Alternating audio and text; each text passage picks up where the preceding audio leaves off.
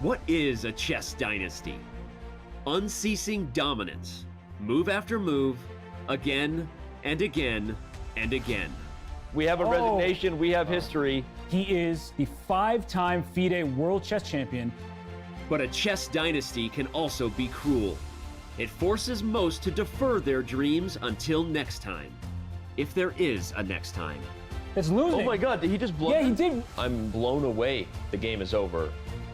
As the chess world turns to Kazakhstan, the Magnus Carlsen dynasty is set to close.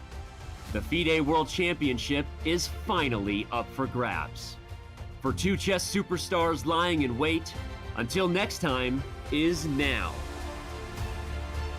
Jan Nepomniachtchi has methodically done what he needed to do to get another shot at the title.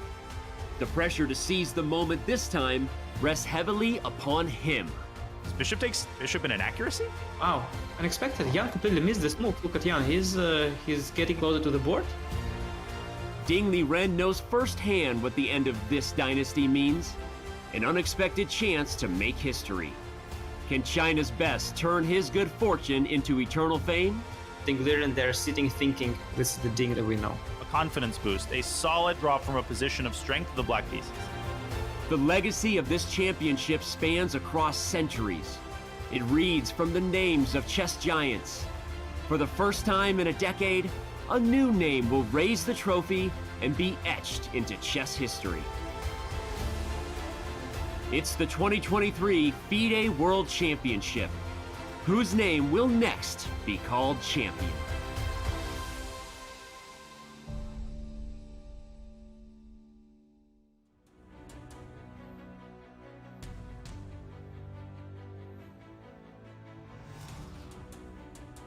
The majestic playing hall, the St. Regis Hotel in Astana, Kazakhstan, where once again, for the fourth time, Jan Nepomniachtchi and Ding Liren will sit in these chairs in exactly 18 minutes at 3 p.m. local time for the 2023 FIDE World Championship. It is an honor to bring you Chess.com's coverage of the FIDE World Championship alongside Grandmaster Anish Giri and Grandmaster David Howell. I'm GM Daniel Naroditsky. Anish, you're here again. How's it been going so far? Every time you say it, I feel at some point you'll have enough. You'll be like, you're here again. I'm done with this. No, but it's great. Great to be back. Happy to deliver the live coverage here. Exciting day as always coming up today. The big question I have, will it be enough confidence booster? That confident draw yesterday.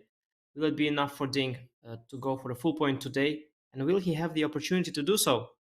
Not so easy. Jan is a very, very well prepared player. Ding will have to find an opening somewhere, a weakness in this tight repertoire that Jan is prepared. We'll see. He most certainly does. David, you're joining us again. It was a pleasure broadcasting with you yesterday. Are you excited for the color switch today? This is the first game where Ding will have white that you'll be joining us for. Yeah, thank you for having me back. You can't get rid of me now, Danya. Of course, yesterday was a draw. It felt, though, like Ding has now steadied the ship. It felt like at least a moral victory for him.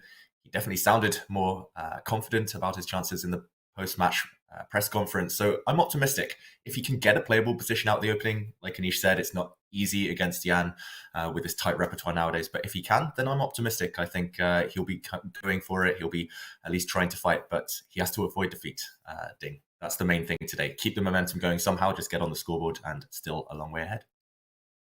And he has managed to avoid defeat with the black pieces thus far as we look at the scoreboard, but not in his only white game to date. The first game, Ding was on the ropes, pulled out a draw. The second game, despite that H3 trickery in the opening, Ding suffered a loss. This is Nepo's only win in a World Championship match so far, and he is determined to not make it his only one. In yesterday's game, as David pointed out, is Ding's only draw thus far from a position of strength. It was good opening preparation. He seemed confident. He was most sitting at the board for most of the game, and he was just incredibly solid. This is the kind of Ding that we are so used to. Anish, this is the kind of Ding that will have to keep showing up. Oh yes, indeed, and he's back at the board as we can see. No, that's a replay of yesterday, in fact. But yeah, Ding. The big question I have for today is what sort of novelty he will bring to the table after the H3 in game 2. I'm wondering if that's the general approach to try to surprise early on, or it was a one-off and we'll be back to the usual deep Ding that goes down long variations of the Catalan, trying to find that small improvement on move 20. We'll find out shortly, I guess. But well, the stage is set for Ding and his comeback. Whether it will happen today, I don't know, David. Yeah, historically, Ding is extremely strong with white. So I think he just needs to go back to basics, whether it is a Catalan, whatever opening it is, just to get a playable position and not to panic too much, not to try to be too flashy. Yes, Jan's repertoire, as we mentioned, is extremely strong with black. Jan's score with black recently is great, but I don't think Ding needs to overthink it. Just get out of the opening. Even if it's a balanced position, if there's life left, there'll be chances. He's got to take confidence from yesterday. He most certainly will, and we've speculated a lot about Ding's frame of mind and his mindset. Our very own FIDE master, Mike Klein, is on site in Astana, delving deep into the players' frames of mind. And once again, Mike came through with an excellent report yesterday on Ding and how he's feeling after that confident draw. Let's listen in to FM Mike Klein. Thanks, guys, in the studio. Never before have I seen a game at a World Championship that ended in a draw feel like a win for a player. You know, they often say that once you have a loss, you should stop the bleeding and play a boring game. But it was actually Ding who was pressing for a win today, and Ding who was disappointed that he wasn't able to play for a little bit more. His body language told the entire story. Yeah, he was a little bit confused after 1d4, and the first 90 seconds were looking like a little bit more of the same from round 2. But then he recovered. He stayed at the board for much longer, and you could just tell he was back into this match. He actually explained that after round 2, he got a lot of help from some friends. And in fact, it was even considered that he go see a doctor. He rejected that idea. But let's hear what he had to say about how his friends helped him get back in this match. Yeah, I would like to thank to my friends, the chairman. They helped me to deal with my some emotional problem. So now I feel more comfortable at this stage.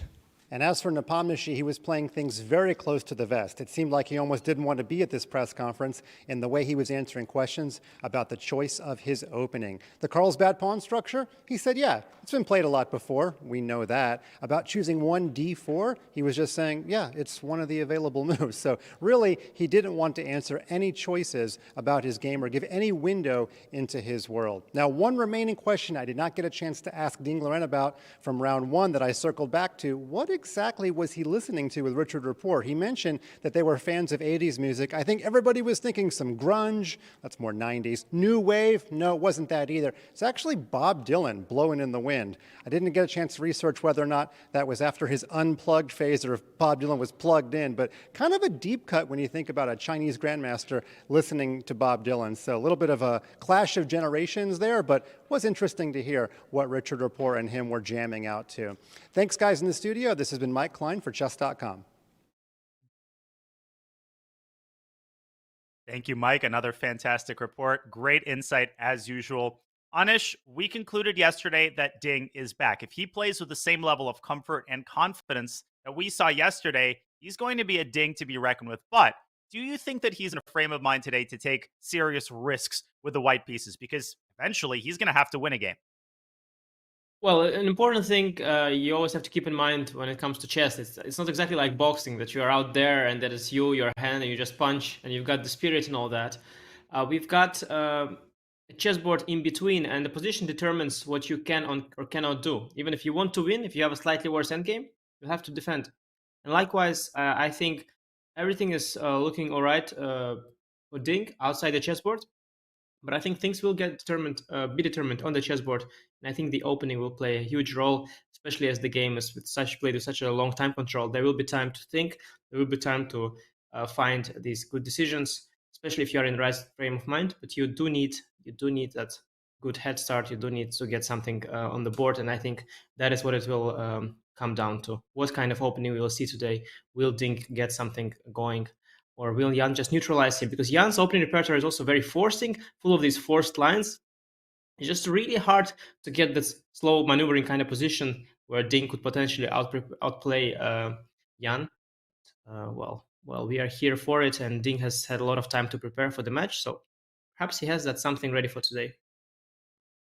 Yeah, I don't think it's the worst thing in the world, Anish, if Ding just is able to test Jan somewhere, just even if it is a forcing line, just test his memory, at least ask a couple of questions and not take too much risk. I want to see him press, but I don't want to see him overpress. It does seem to me that historically in kind of these World Championship matches, if it is close, if it is within 1 or 2 points, they get decided nearer the end of the match anyway. Nerves will kick in. There'll be chances later on. So I do think avoiding defeat is the number one priority. Of course, if you can put pressure on, great, but a draw is not the worst result. If he loses, however, then his chances will really be blowing in the wind. They most certainly will, and a draw certainly isn't the worst result, David, especially because Jan has won his last 3 games. Oh my God, that was a pun, wasn't it? Sorry. Oh my goodness. Couldn't resist. So it could be, my brain works slowly. Come on, it's 4:50 a.m. Not bad. I'll give you an A- for that one. I'll give Jan an A+ for his results with the black pieces. He comes very close to joining a very exclusive club. This is a club that's bigger than you might think.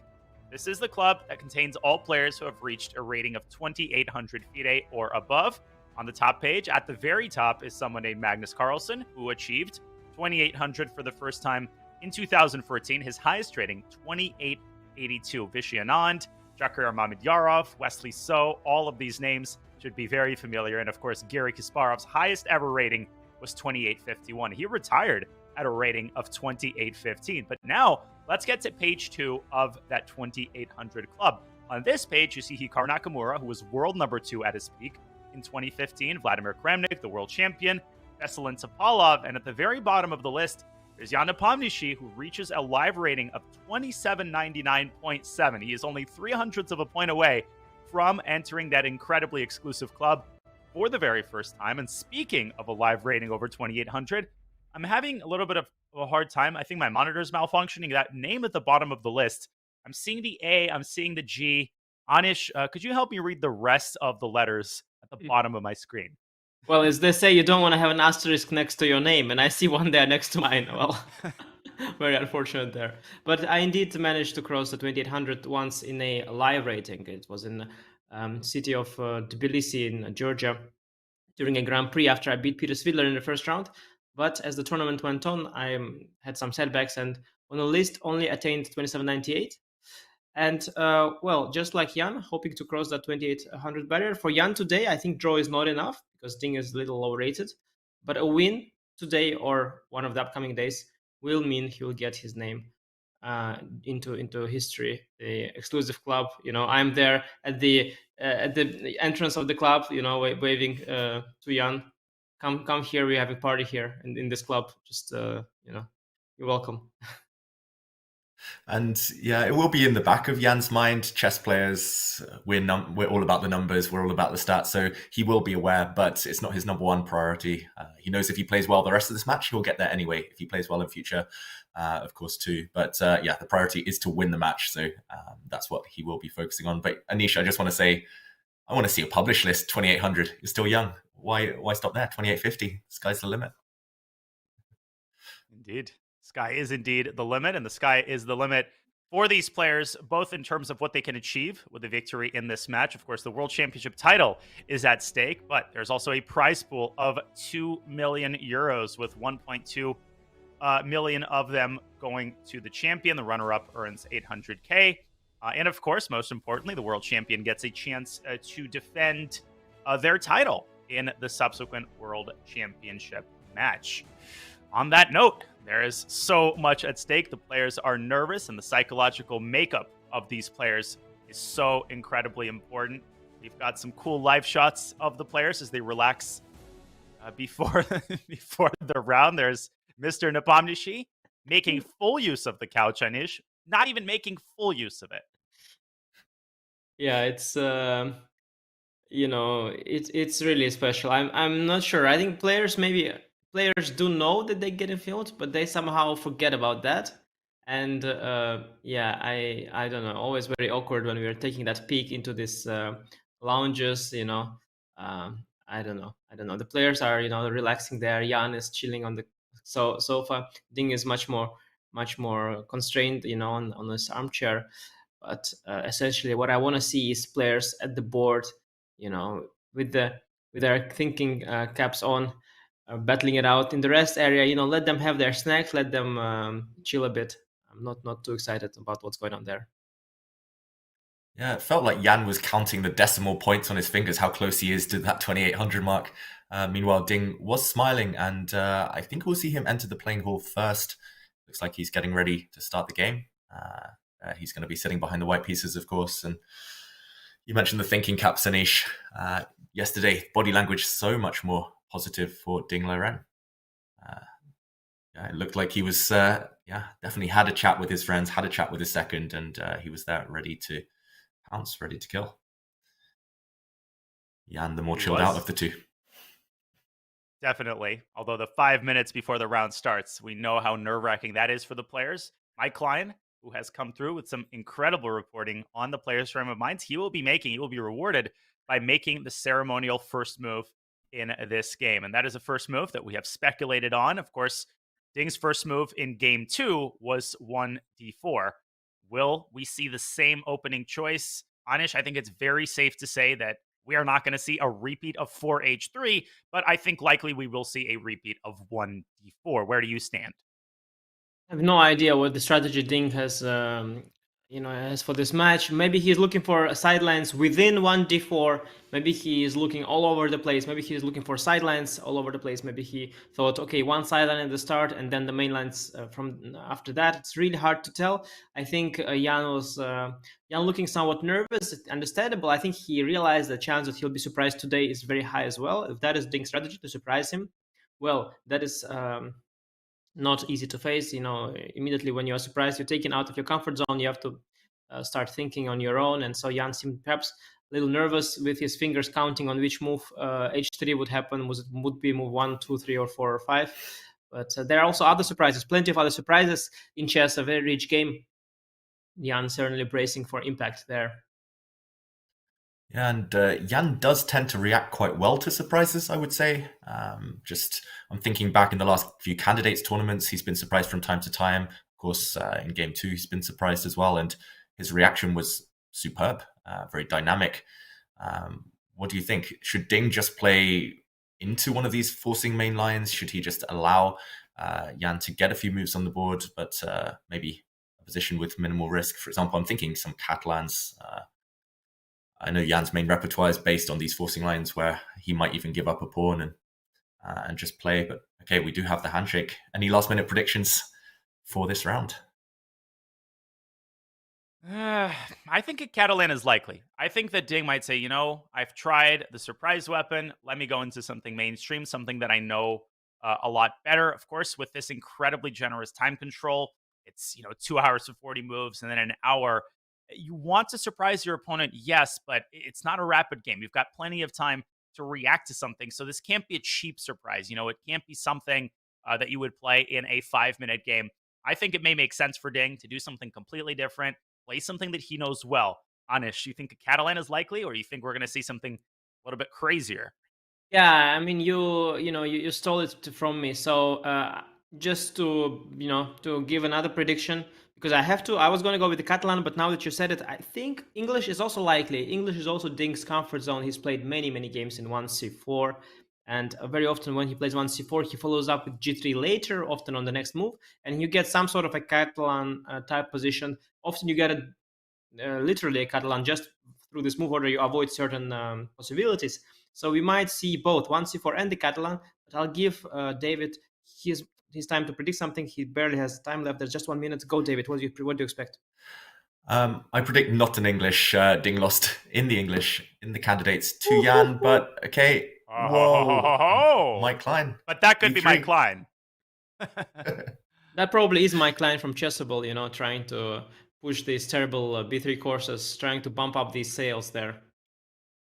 No way he plays b3. No way. I'm leaving the commentary booth if he plays b3 in a good way. I'll love it. We would love it though. Oh, yeah, we'll stay with David and enjoy the rest of the show. I'm sure you will. No, but I'm pretty sure it was Mike. I watched the video about Mike Klein being so excited for this, and I think he had his freedom of choice. He was choosing between 1e4 and 1b3, and I think he went astray there, went for b3. But Ding will not repeat the same mistake. I expect. I also don't expect 1e4, by the way. I think d4 or c4 is likely. Maybe a reti with knight f3 though. Here we go. The clock has been started. 3 p.m. local time in Astana. Ding's clock has started to tick. 10 seconds have already gone by, and a move has not yet been made. And it is, in fact, 1c4. In English. Anish. Spot on. Where can I collect my my winnings? A free chessable course on the English opening for guessing that one correctly. Oh my. And now it's another moment of truth. What will Ding go for? I don't expect him to transpose back into any d4 lines yet, but very flexible for white, of course. Jan will have predicted this. They've had this position against each other before. Ding thinking. 2g3 would be what I suggested before the game, but of course the other main move is knight c3, and there are sidelines like actually even b3 is a possibility. If you're going for the surprise value there, but most likely knight c3, knight f3, or g3 is what you choose from here.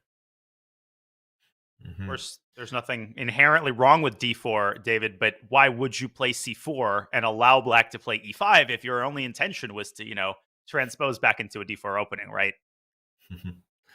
Yeah. And Jan, okay, he plays a very principled move, something he knows a lot about. It's kind of a reverse Sicilian now. We'll see all the knights come out. And here White has a vast selection, a vast choice at his disposal. Push a bunch of different pawns. Anish, which one are you predicting here? Yeah, it's impossible to predict. This is the tabia where White has lots of deviations, and every time they do something different. I maybe e4 is the most trendy one lately. G3 is the old main line, but Black has found multiple different options there, which seem very solid. So e4 maybe.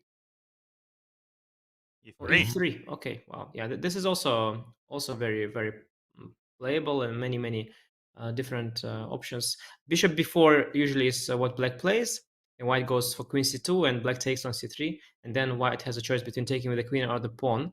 I think once we get a little break there from the players, once they stop blitzing, it would be also interesting to discuss the move order at the very beginning, because many people might wonder why after 1c4 Jan played knight f6 first before going for e5. That's a very interesting question. But I think first let's wait and see, because I think Jan will continue playing quickly. Actually, he played this English against me himself in the German tournament, WR in Dusseldorf, which happened just before the match, just a month before that. And Jan has played a3 against me. But yes, e3 does not come as a surprise. So let's see how the game continues here. Yeah, again, as predicted, bishop b4, and White's main move by far, as you mentioned, Anish, is to bring the queen out just to protect the knight. Okay, he does do this. And Yes, there was a sideline with knight d5, but the play there gets quite forcing, and if black knows what they're doing, it's quite fine. So queen c2 now bishop takes c3, somewhat counterintuitive, but by far the most respected move here, and that is because if black castles first, which is more natural, which is what I did in my first game here when I was surprised with the system by Grishuk many years ago, when this was all very fresh. I castled, which was most natural, and then after knight d5. Suddenly I faced some direct issues with knight g5 coming and bishop on b4 being somewhat out of play. So then I learned that bishop takes c3 is actually the main way of playing, surprisingly taking the knight without being forced to. But it seems that this is the way to go. And there are sidelines, of course. There's also d6 here, but I think Jan will take on c3. Jan usually goes for the most reliable lines, the lines that the computers approve. I think he will take, and then I suspect Ding will take back with a pawn, which leads to much more complicated play, because queen takes allows some forcing variations. In this position myself, I've taken with the queen many times and never really got anywhere, as you say, and it leads to very forcing positions where black is pretty much fine. So you're right, he does take with the pawn. Extra grip now in the center. White often plays e4 next, if possible, and black tries for pawn breaks a bit later on. But yeah, I like this choice. I don't know about you two. It does tend to lead to very dynamic positions. A bit risky for Ding, kind of strategically long term, but very ambitious at the same time. What about e4 here, Anish? Is this over ambitious? Will black end up losing that pawn? And where does white's knight usually jump in the event of e4?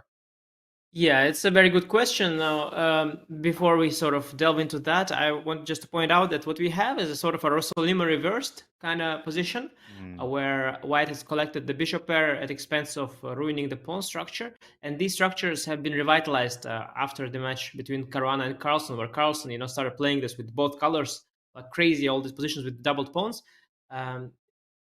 Showing the potential the white has, and indeed here black has a major choice between going for e4, which is very principled. You definitely want to pinpoint that hole on d3, don't you? That's why you play e4 before white goes for d3 or e4.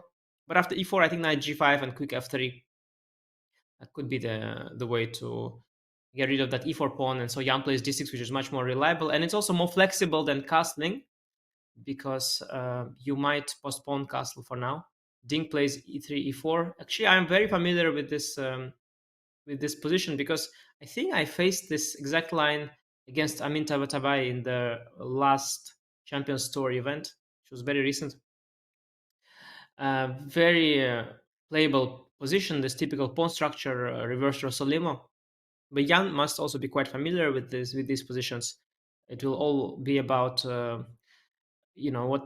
will get the f pawn break with the f pawn. So white usually wants to eventually get f4, but black also wants to get f5. Question is who will be first, and the play revolves around that. And what you often see, white going for setups like g3 knight h4, trying to prevent the f5 break. Black doing some weird things with the knights. Sometimes they even play, okay, not here, but in some positions, knight g8 to e7, opening up the f-pawn. Sometimes they go for knight h5. I went for a knight e7 to g6 plan. And my game, actually, I did a long plan of knight e7, knight g6, and h6, knight h7, and then f5. And I got f5 first before Amin got f4, and so I got a comfortable position with black. But it's all very concrete, and even though it's a positional kind of game, it is sort of a dynamic positional game, which means that although it is slow, the concrete variations are very, very important. And so we'll see how Jan will respond. I think he will take his time, because it's hard to remember the move orders here, but he surely has looked at this stuff, as it is very, very principled, and white with the bishop pair and the pawn center has lots of potential in these positions.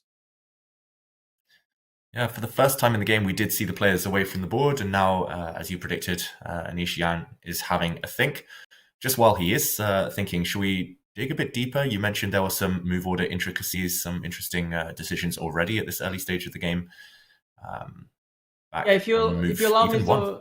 If you allow me to take control of the analysis board now for a second, I will just briefly show the move order at the start, because after c4, yeah, people might wonder why not e5, and I first learned it around the year 2010, where there was a match between Anand and Topalov, and there already c4, knight f6, knight c3, e5 happened, and that kind of puzzled me. I thought, okay, why don't you take the center right away? And so the move order subtleties are very subtle. So after c4, e5, white has the option of going g3, and after knight f6, bishop g2.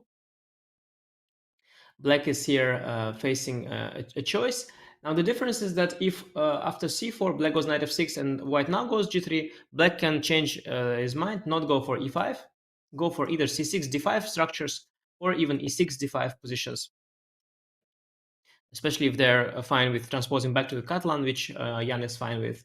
Now after c4, knight f6, knight c3, e5, you'll ask me, what if now g3? But now the knight is already on c3, bishop is not yet on g2, which means that black has this move bishop d4 here, which is a way to develop the pieces and target the knight. Because of course, if you have a position like this one here, bishop d4 hits empty air. So there are some big differences here with that due to that. And so depending on your repertoire, depending largely on what variation you play against the Catalan, you can decide what system you play here. And Jan has actually played both c4, knight f6, and c4, e5. In the previous game after c4, e5, g3, which was played between Jan and Ding, that was in the candidates tournament. That's the one that Jan won quickly with black. This opening happened, c4, e5, g3, c6. But for this game, Jan decided to go back to c4, knight f6, which is a different type of game. I should also note that after c4, e5, white can also play knight c3 here. Of course, at knight f6, we can transpose to the 4 knights, but black here has an extra option of bishop b4 as well. So there are some differences, but one way or the other, we got this tabia. And David, you mentioned that you took here with the queen. Have you ever taken with the pawn? No, I'm a sucker for good pawn structures. I'm always reluctant to break the structure unless I'm really familiar with the ideas. So often I've taken with the queen in the past just to maintain the healthiness of the structure, and because I wasn't so well prepared. So, but yeah, queen e7, as you mentioned, and black strikes very quickly in the center. And then the queen gets targeted, starts to look for a good square. And just before I hand over the mouse to you guys, I'll mention that the Rostolimo structures I was talking about, these arise from this Sicilian, where black intends to play the Sveshnikov. White goes for bishop b5, and now after e6 or g6, e6 even more similar, white can take on c6, b6, and we have this pawn structure. And in fact, if you look at the game, this is the exact same thing, colors reversed. But of course, white having that extra tempo, white has more opportunities here to fight for advantage. And after if e4 that Danya mentioned, I don't even recall exactly, but I think knight to g5 is very tempting. The bar is not sure, but it's essentially this f3 move is possible at some point. And once we get rid of this pawn, then white has this potential of lots of pawns in the center, and it's on black to use the fact that the bishops are not developed. But if white gets everything in, if I one day get d4, e4, f4, e5, I'll just steamroll here with the bishops. So there's definitely these kind of positions are very risky for black, and so it's only natural that Jan played d6, which is also approved by the computer. And then after e4 castles, we have bishop e2, and this is an important juncture here because g3 knight h4 is another way of developing, but bishop e2 is the move chosen by Ding, and Jan is in deep thought here. What you think, David, here? What are the black's possibilities? Yeah, I think, as you mentioned, the key plan is perhaps just moving the knight out of the way, move the knight from f6 and play for a quick f5. I'm noticing the body language of Jan as well. He's definitely in recall mode. He's trying to remember what he's analyzed in this position. As you mentioned, Anish Magnus has played this as well, so it might have formed part of his preparation for the last match in 2021. I'm not sure how seriously he predicted this one in the match against Ding. But, wonderful point. Wonderful point, David. Yes, indeed. Yes, he prepared for a match against Magnus. He must have studied the ins and outs of these kind of positions. Mm-hmm. Yeah, are we surprised, therefore, that he's thinking? For Jan, this is quite significant because he tends to be very, very quick in the opening, in the early stages. Yeah, he does, doesn't he? And he's already 8 minutes behind on the clock, which we've really never had. I also have a fun historical fact. The first time that the Four Knights English with E3 was played was in 1883 by George Henry Mackenzie, who was one of the top players of the late 19th century. And then the second time it was played was 80 years later in 1963. The first time that pawn takes c3 was played was 1976 by one of the top experts of the English opening, Mihai Shuba, who is still alive. He's a Romanian grandmaster, and he stands behind. He was a lifelong English player. He stands behind a lot of the modern ideas that we take for granted in the English. So that game ended in a draw, and in that game, Black did indeed take up the gauntlet with e5, e4. But to get back to the matter at hand, it is interesting that Jan, he's shifting seating positions. His head was on the table. Now he looks more like the Jan Nepomniachtchi that we are used to. And I think it's very, very clear. Anish, you can start. David, you can pitch in. The idea of f7, f5 is very, very obvious. So knight e8 would be a move that I think would occur to the uninitiated player. But of course, there's also the prospect of developing the bishop to g4. So how deep, Anish, are we still in theory? Is there a choice here? What do you make of Jan taking now right about 3 minutes on this move? Well, as we have discussed already, Jan must have prepared this, and I am absolutely convinced he has this worked out in his file. This is one of the most critical positions for his entire opening repertoire, even though it's somewhat of a sideline kind of situation. In fact, it's very, very critical. White has the bishop at the center, so Black has to know what they're doing. But I understand Jan very well. All these lines are so confusing. You should realize that it's not only this. Now, first of all, there are similar structures in the other lines, but also here already, White can start with d3, White can start with e4, White can start with bishop e2. Here, White can go for g3. And against all of these similar positions, Black has a slightly different approach, and it's very hard to remember what you do where. I should add one thing to what I mentioned. So this f move f5, it's not the end of the world for White. In some cases, White, even after f5, is able to benefit from the bishop pair, open the position. Potentially goes this move c5 is nice somewhere, maybe d4, maybe even here remove the knight and then push f4, still open the position somewhat. So f5 is not like if Black plays f5, Black is winning. That's not the case, but it is a plan, definitely an idea. I think often as well, knight h5 is a thing, though here I do wonder about knight e5, but certainly not a position where Jan is thinking on his own. He is trying to remember. I'm sure he has a lot of different ideas in his head. He remembers somewhere was knight h5, maybe somewhere was maybe knight e8, maybe somewhere was knight e7, maybe somewhere was something else. And all these ideas in his head, he's trying to make sense of them and trying to memorize what exactly he plays where. And yes, he plays knight h5. And I know this move, that it is good in some positions. I just wonder what happens if knight e5 here. Maybe knight takes and queen g5. That's the... Yeah. This probably the... Yeah, this is... So knight e5 is not an issue. And yes, knight h5 is... It is a move somewhere. I'm not sure it is good here. But, you know, you can see that I am as confused as Jan. These positions are so complicated and confusing. Now d4 comes at once. You guys, I think you should hear this. This happened in a Richard Report game from 2013. Report Naroditsky, and Report played d4 in this position. Wow, fire on the board.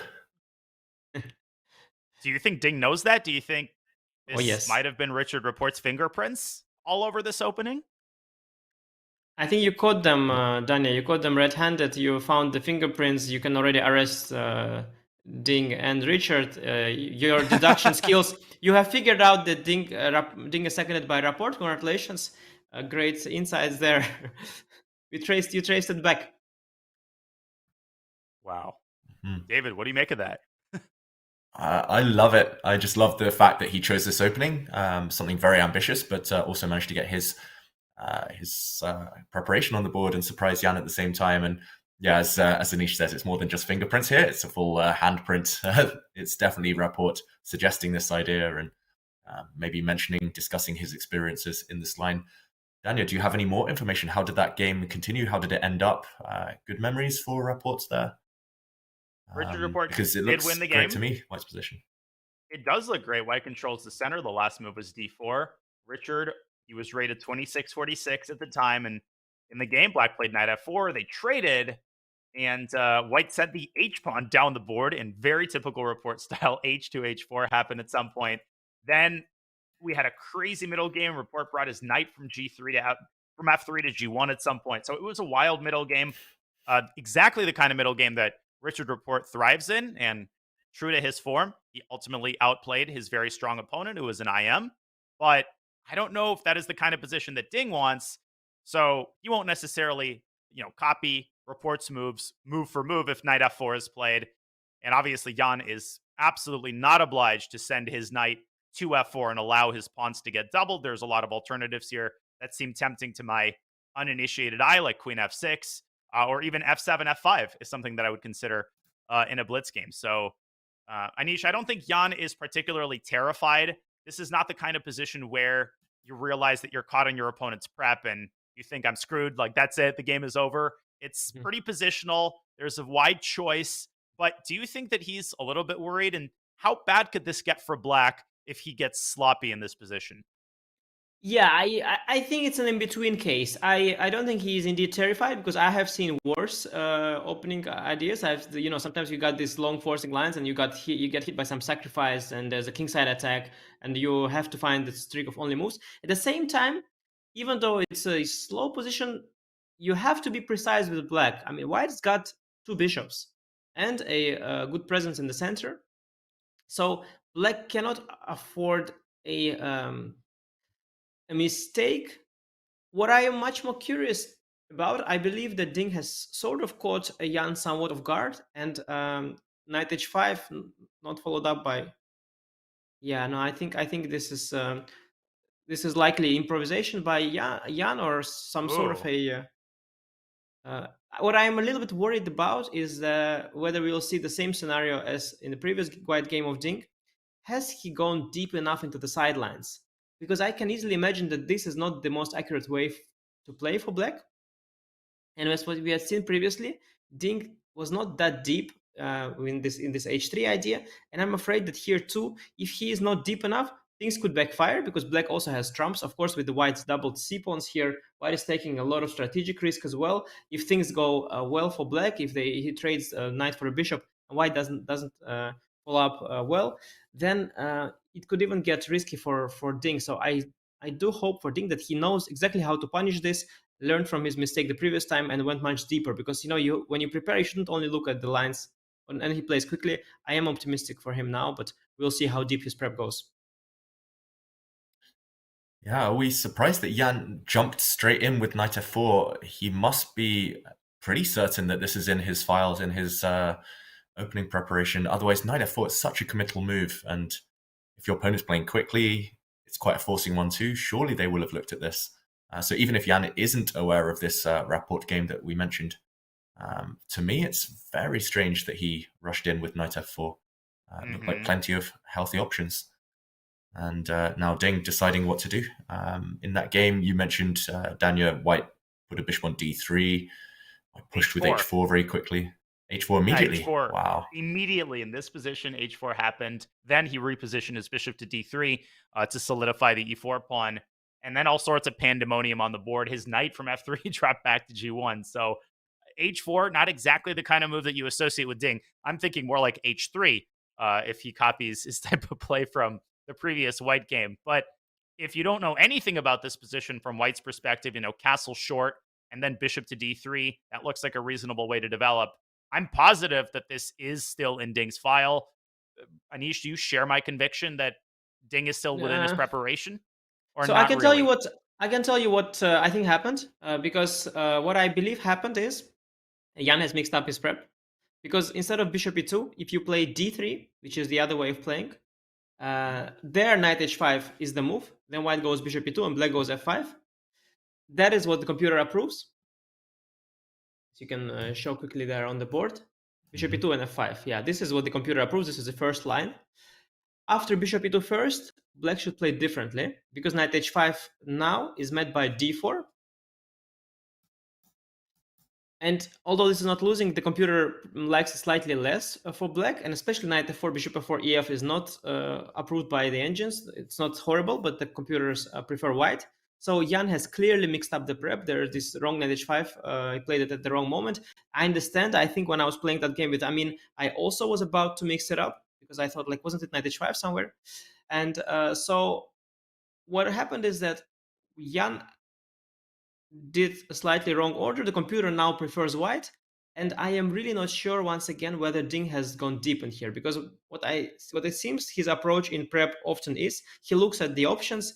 If the position is unclear or good for black, he keeps digging further. As long as he gets an advantage with white, he stops the analysis right there and thinks, okay, that's enough. I'll play on my own now. And it seems that this has happened. Ding knows that Jan mixed up. He knows the computer gives an advantage. He doesn't make a move just yet.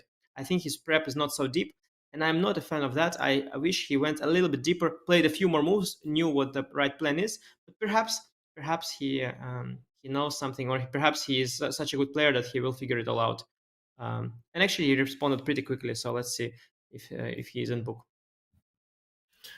Yeah, it could be a case a bit similar to yesterday where he's aware of a game. For example, this Rapport game, he knew that Richard played h4, but he doesn't know the evaluation. And sometimes that happens. I can name countless times in my career. I know a game happened, but I haven't looked deeper. I haven't checked it with an engine. And especially if the opponent's playing quite quickly, you start to doubt yourself. But okay, Ding does castle after not that much thought. Castle kingside. I'm a bit disappointed. I wanted to see him go the other way, or at least kind of float the idea, keep the option open of castling queenside if necessary.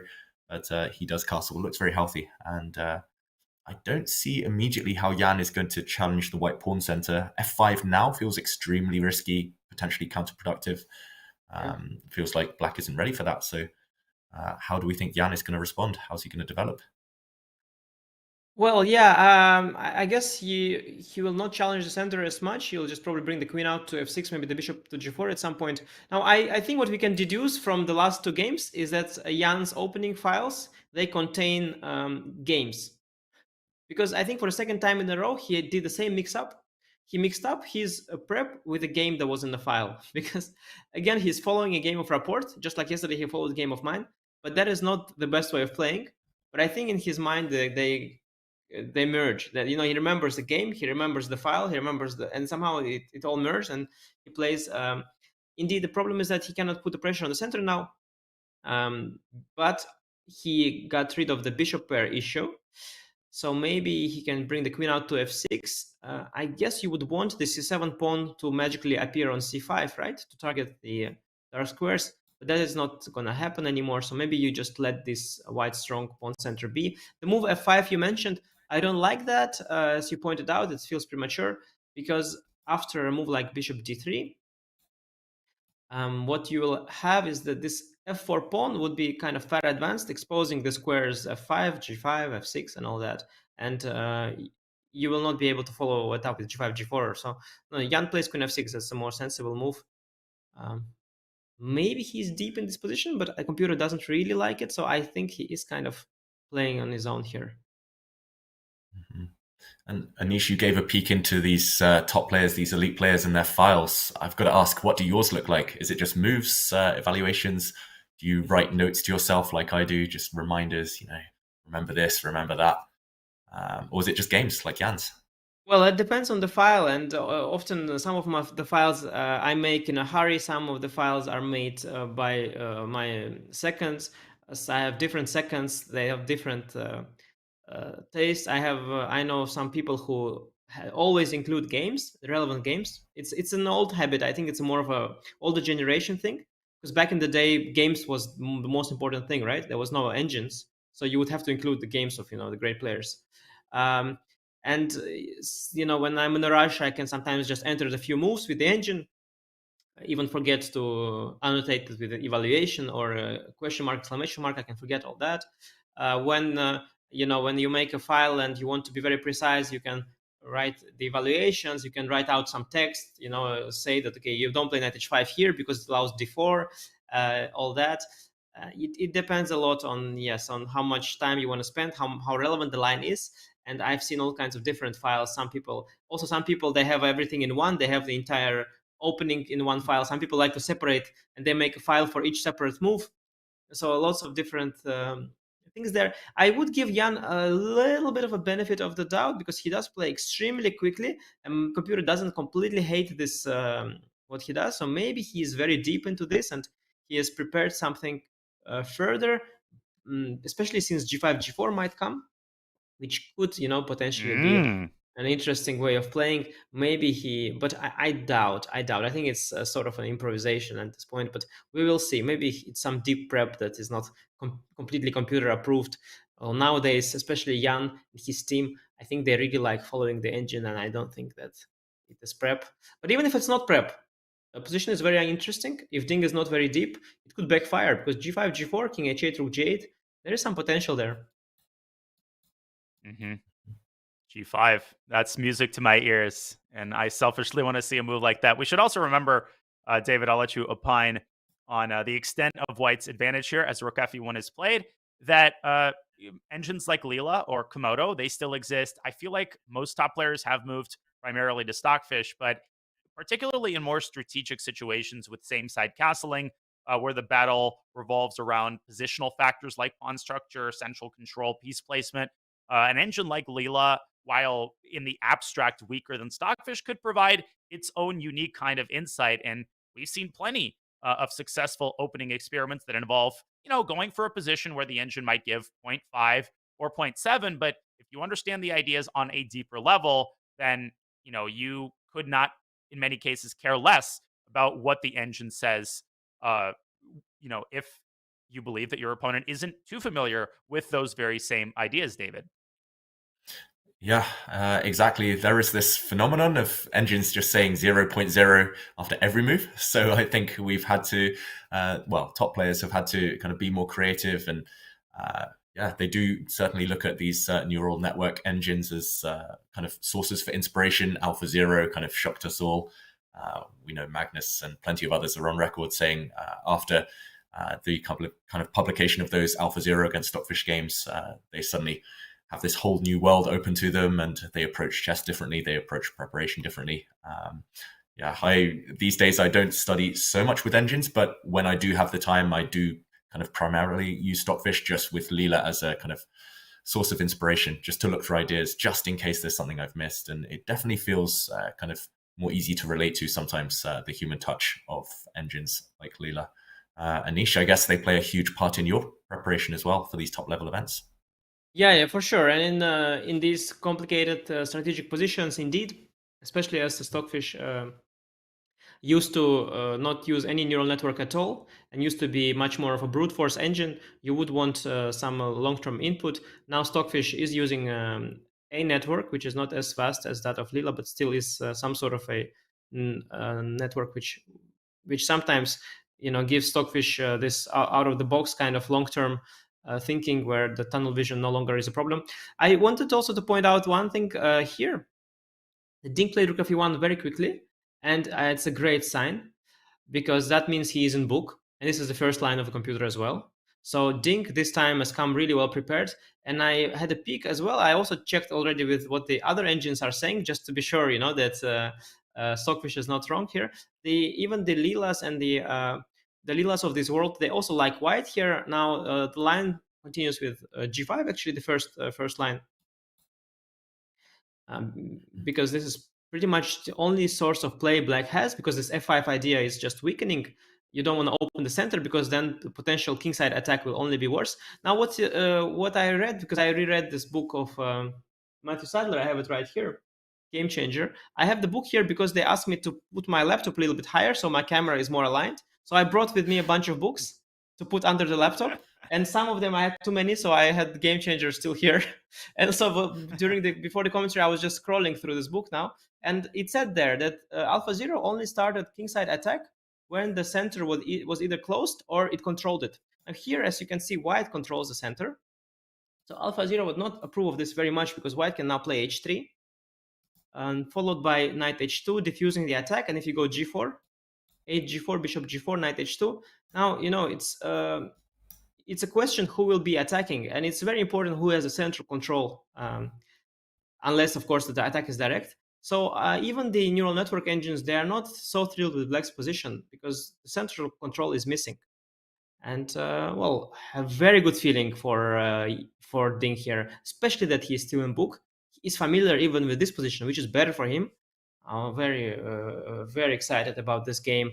Giannis was trying to be pretty quick, pretending he's in book, but I think he's pretending. I don't believe this. Mm-hmm. So if Ding isn't in preparation, we think he is. If he wasn't, then G5 might be a scary move, right? I mean, even that line you showed, Anish, to me, it looked very unclear, kind of just aesthetically. But yeah, it feels like Jan, he's pausing, he's hesitating. G5 is a very Jan type of move. But yeah, he must be sensing something's up. He must be realizing that he's up against not just Ding, but potentially one of these engines we've been talking about as well, that he would have studied this position with. Scary times for Jan. Yes, and of course Jan can also start with King H8. There's no, but well, it's a question. I mean, if you postpone G5, maybe White will be ready to hit with E5, which is even a bigger issue. Also, I believe the reason Ding is in book is because, okay, if he's not in book, of course, then he sees G5 anyways, is an idea. Then he could consider a move like H3 first, for example, which against G5 is a better response. But after H3, the computer likes it less because then computer plays Bishop G7, Queen G6, and says that H3 maybe is premature. Computer doesn't see G5 as such a big threat. So also, instead of Rook E1, you could consider options like Rook A B1. I think it's more natural to start with Rook B1. If I'm to think on my own, let's say, I would consider. I spend some time on C5 as well. Simply a little bit of time to DC5, then I get this strong pawn center. I can push E5. So I would never play Rook E1 so fast. And if I would play something fast, it would not be Rook E1. So I am absolutely convinced that Ding is Rook E1 is written down in his notes. But maybe this is the last move of his notes. That's also possible. But so far, he is definitely in book. And Jan doesn't have to go G5. He can also try to just develop pieces, brace for impact, maybe like H6, B6, Bishop D7, Rook A8 kind of plan. Trying to be solid. Again, I don't like that black is not able to challenge the d4 square, d4 pawn. Doesn't. But maybe if you just brace for impact, you could even play g5 from a defensive viewpoint, just to give your f6 queen space on g7, not necessarily to go for g4. But yeah, this g5 from being played defensively, it's usually not a great sign. It's somewhat weakening. So a lot to think about for Jan, and a good start of the game for Ding. A very unbalanced position, but the computers like it, and he seems to be comfortable. So, well, yeah, exciting times. And he's down 17 minutes on the clock. Of course, Jan has won 3 games in a row with the black pieces, but the way that this game is going, it's way too early to make any hard and fast conclusions. But I mean, Ding's center would survive, a nuclear apocalypse. That d4 pawn is so well protected, and it just shows us that we can't look at a pawn structure and conclude everything on the basis of visual appearance. Yes, White's got isolated A pawn, doubled C pawns. That's not the important thing. The important factor is that the D and E pawns are so well protected. But my question, Anish, David, is, to me, the most natural move for black appears to be Bishop G4. I would play G5 in a bullet game, but probably in a classical game, I would play Bishop to G4, just trying to complete my development, then try to put a Rook on E8.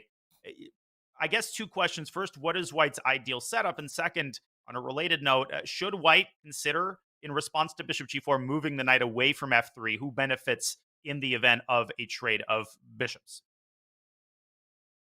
Yeah, Daniel, I think the Bishop G4 instinct you have is based on the fact that knight on C6 and queen on F6, they all put pressure on the D4 pawn. And if your pawn has already been on C5, let's say my rook on D1, where you could apply a realistic pressure on D4, I think Bishop G4 would be the move, the money move for sure. But here, I wonder if it doesn't really hit the empty air after Bishop G4. Now, I think I'd be happy with White to trade the bishops. I think potentially I have a worse bishop, in the event of a bunch of trades. I think even before moving the knight, not giving you a chance to go back to D7, I could even start with H3, try to get the extra tempo. I'm also really happy after H3 if you take on F3, because then I can take Bishop F3 and E5 is looming. I don't need to rush that move, but it's always there in the air. And again, I think this it's a crucial difference whether you had the pawn on c5 or e5, putting pressure on the d4 pawn. Now that you don't, e5 is hanging above your head. And if you go h3, bishop h5, then I go knight d2. Your bishop is kind of cornered there. And if we trade, I think I'm very happy with the trade. Also, I get a lot of time with that because I already ready to double the rooks. Rook a1 coming next. Knight f3 comes back. E5 is in the air. Maybe queen a4, queen b5 first as well. I don't know. I think bishop g4 would probably be welcomed by white. I think the trade of bishops is good. And again, this d4 pawn, it's so firm.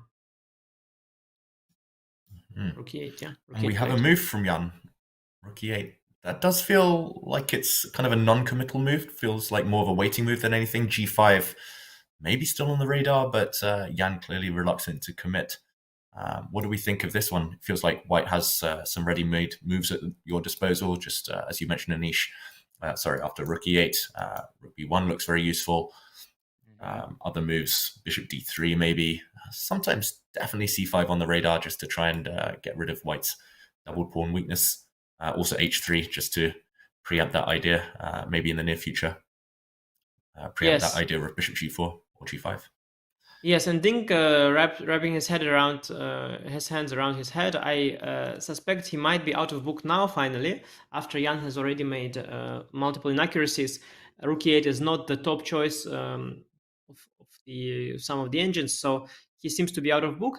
I think what the position revolves around, as far as I'm concerned, is white will eventually go for a pawn push. I suspect that will be c5. Because e5 is too hard to prepare, so I think c5 at the right moment is dc5 and then e5 or bishop b5. The sort of a pawn sack kind of idea where you remove the d6 pawn from the center and free your central pawns. Now you see even immediately c5 dc5, the bar is quite happy with white. It doesn't hate this. I think this is very beautiful. You guys probably agree with me. It looks very, very nice for white.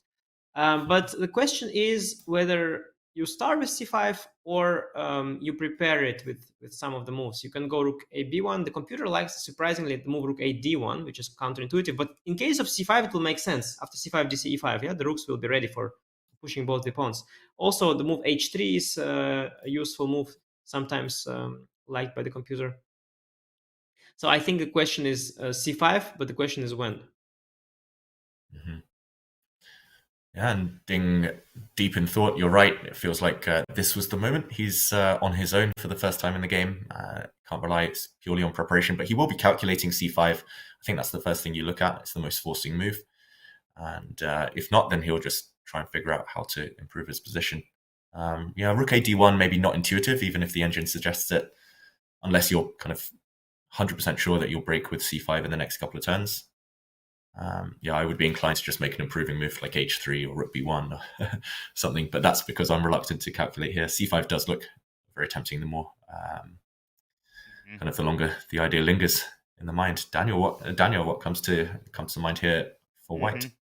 Yeah, Anish, I know you have a point. I'll be brief. Just there is always the meta question when you have a move like c5, a candidate move that transforms your advantage from positional to more concrete / tactical. There's the meta question of how long you want to spend calculating a move like c5. My coach would always recommend literally giving yourself a deadline, giving yourself 10, 15 minutes. And if you don't have any clear conclusions to make after that time has elapsed, then you resort back to a stock improving move like, h3 or rook a b1. So I'm curious not only whether Ding will play c5, but how long he's going to spend calculating the ramifications.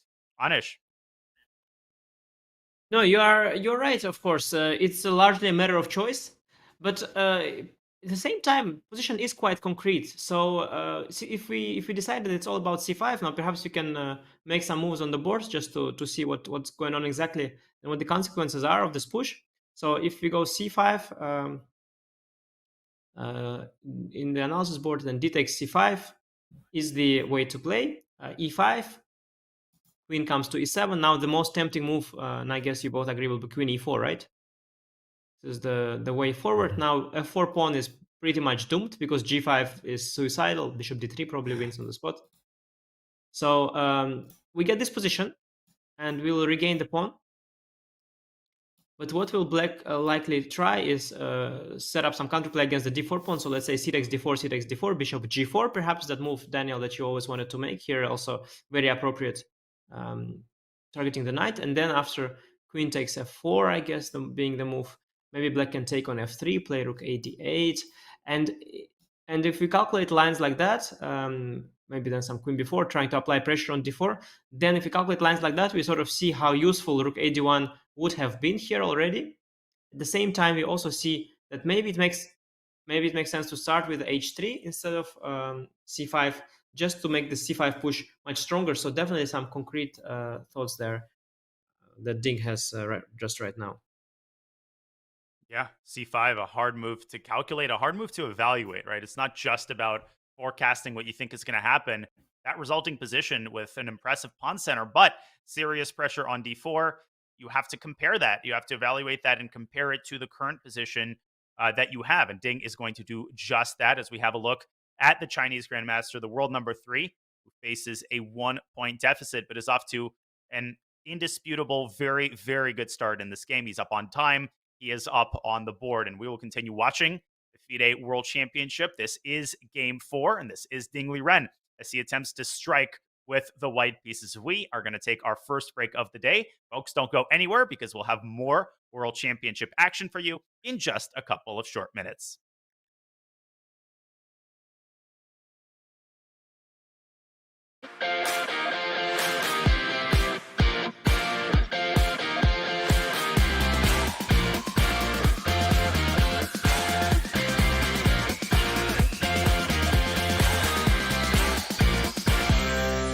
Imagine an ultimate quant challenge where your unique way of thinking could propel you further while competing against some of the best.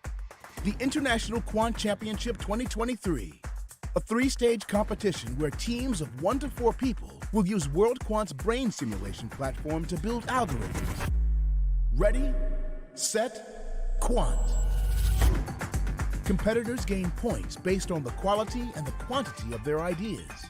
Those who perform well may be considered for internship or full-time employment opportunities at World Quant. Winners could receive cash prizes and attend the live global finals in the Bahamas.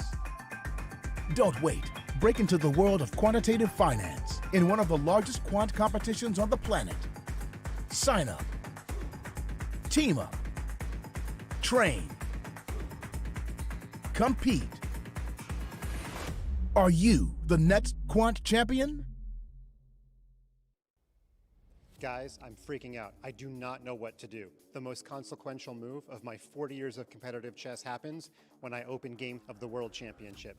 The entire match rests in my hands. I think I know where to start. Chess.com and Chessable were both built on the strength of CrossFit. I've got to get my workout in. 1, 2, 3, 78, 79, 80. 81, 237, Peshka 1, Peshka 2, Peshka 3, Peshka 4. Good job, faster. You can do this. I can't get it. 10 more.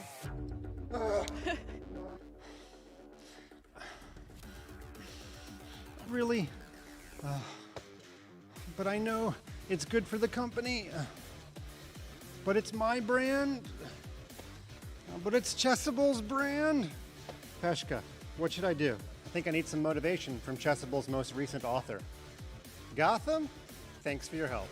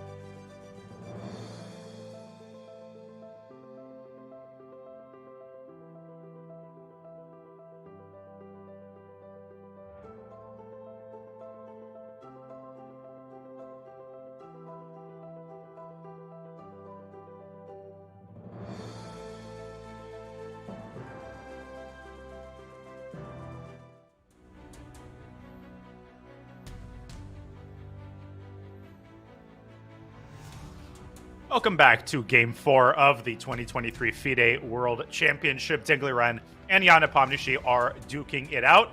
And I'm Grandmaster Daniel Naroditsky, joined once again by Grandmaster Giri and Grandmaster David Howell. We hope you've been enjoying our coverage of the World Championship. And if that's inspired you to play a World Championship of your own, well, chess.com is making your dreams come true, kind of. You can now challenge both World Championship contenders in bot form.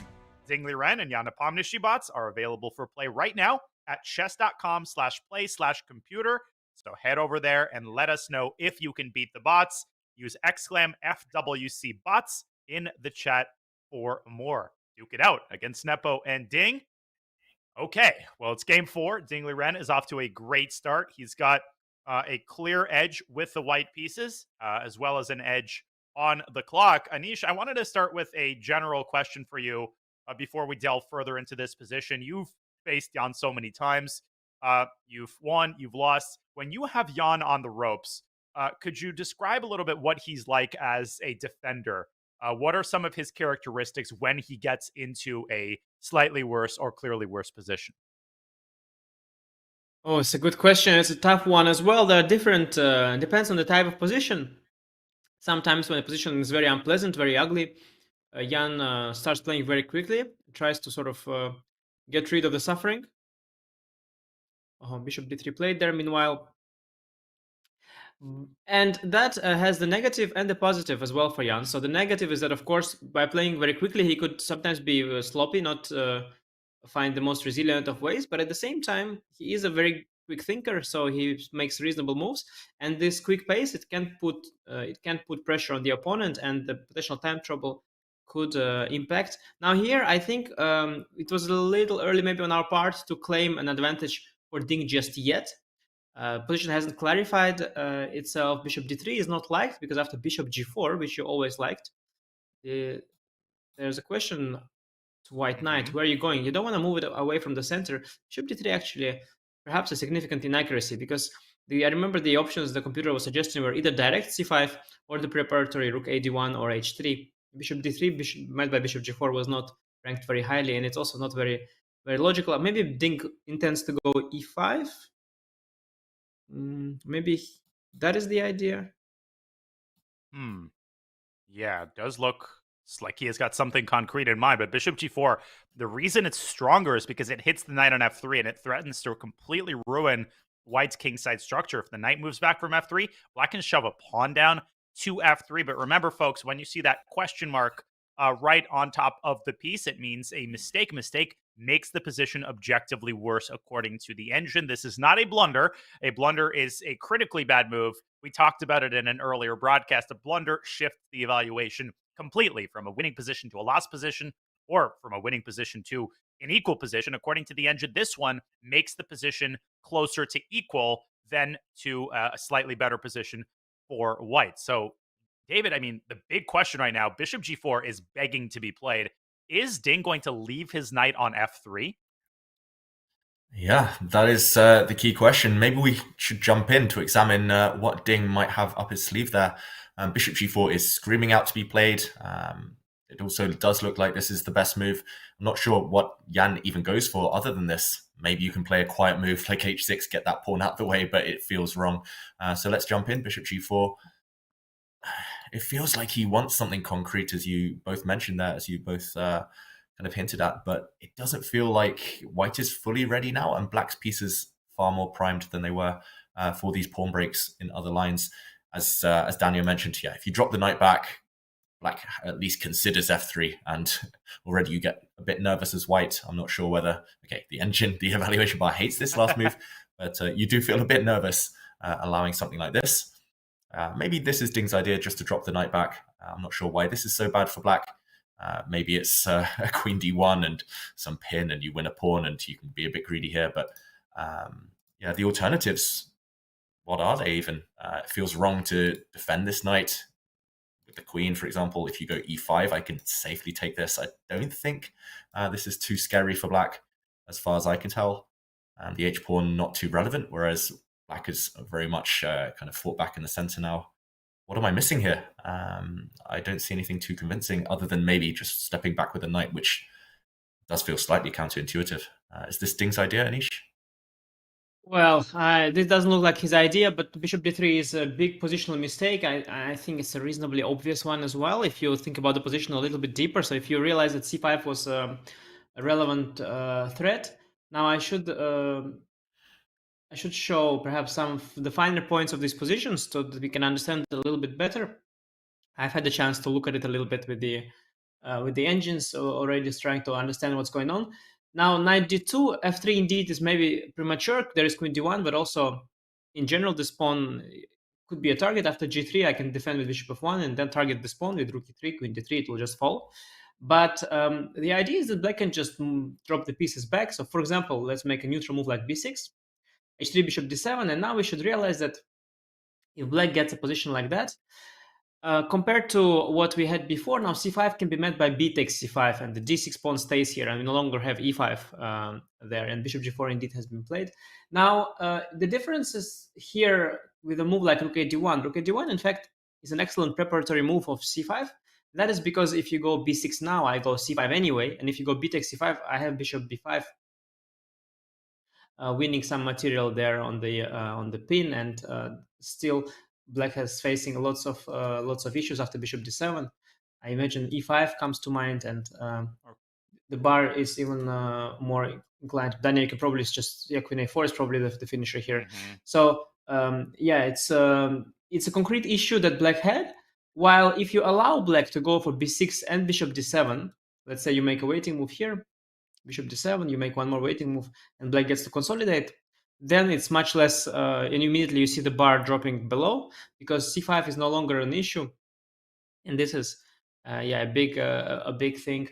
And with this inaccurate move, bishop d3, Ding allows bishop g4 when he's losing a lot of time. And yeah, it's just, the advantage is gone. And as I mentioned earlier, long term, if black gets to prevent all of white's ideas, of course, these double pawns are not pretty, and it will at some point not be clear why is white better at all. And not good news for Ding fans. Bishop d3 definitely gave it away, and Jan already used it with bishop g4.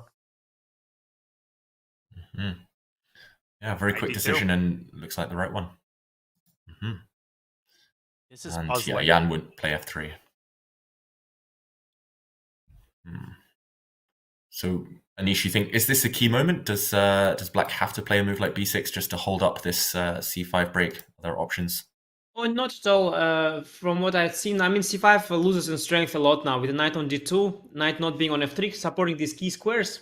After dc, pressure on d4 will be huge. So in fact, b6 is not even the best move. I think the computer likes rook a to d8 or rook e7 or bishop d7. I think black has many ways to reach that. Basically, at some point you have to prevent c5. So you need b6 and bishop d7 and rook d8 or rook e7 in some combination. But there are ways to play here. That is why also I am somewhat surprised by Ding's mistake, because it's not a direct miscalculation. It is sort of a positional mistake, because now you just get a better version. You lose a lot of time with white on this knight d2 and coming back. You lose the momentum. Bishop is not better on d3 than it's on e2, because bishop on d3, it only supports the move e5, but e5 is always met by de, bishop h7, and the king just moving somewhere. So I'm not quite sure what the point is. I think Ding has looked at some positions where bishop d3 is the idea, followed by e5.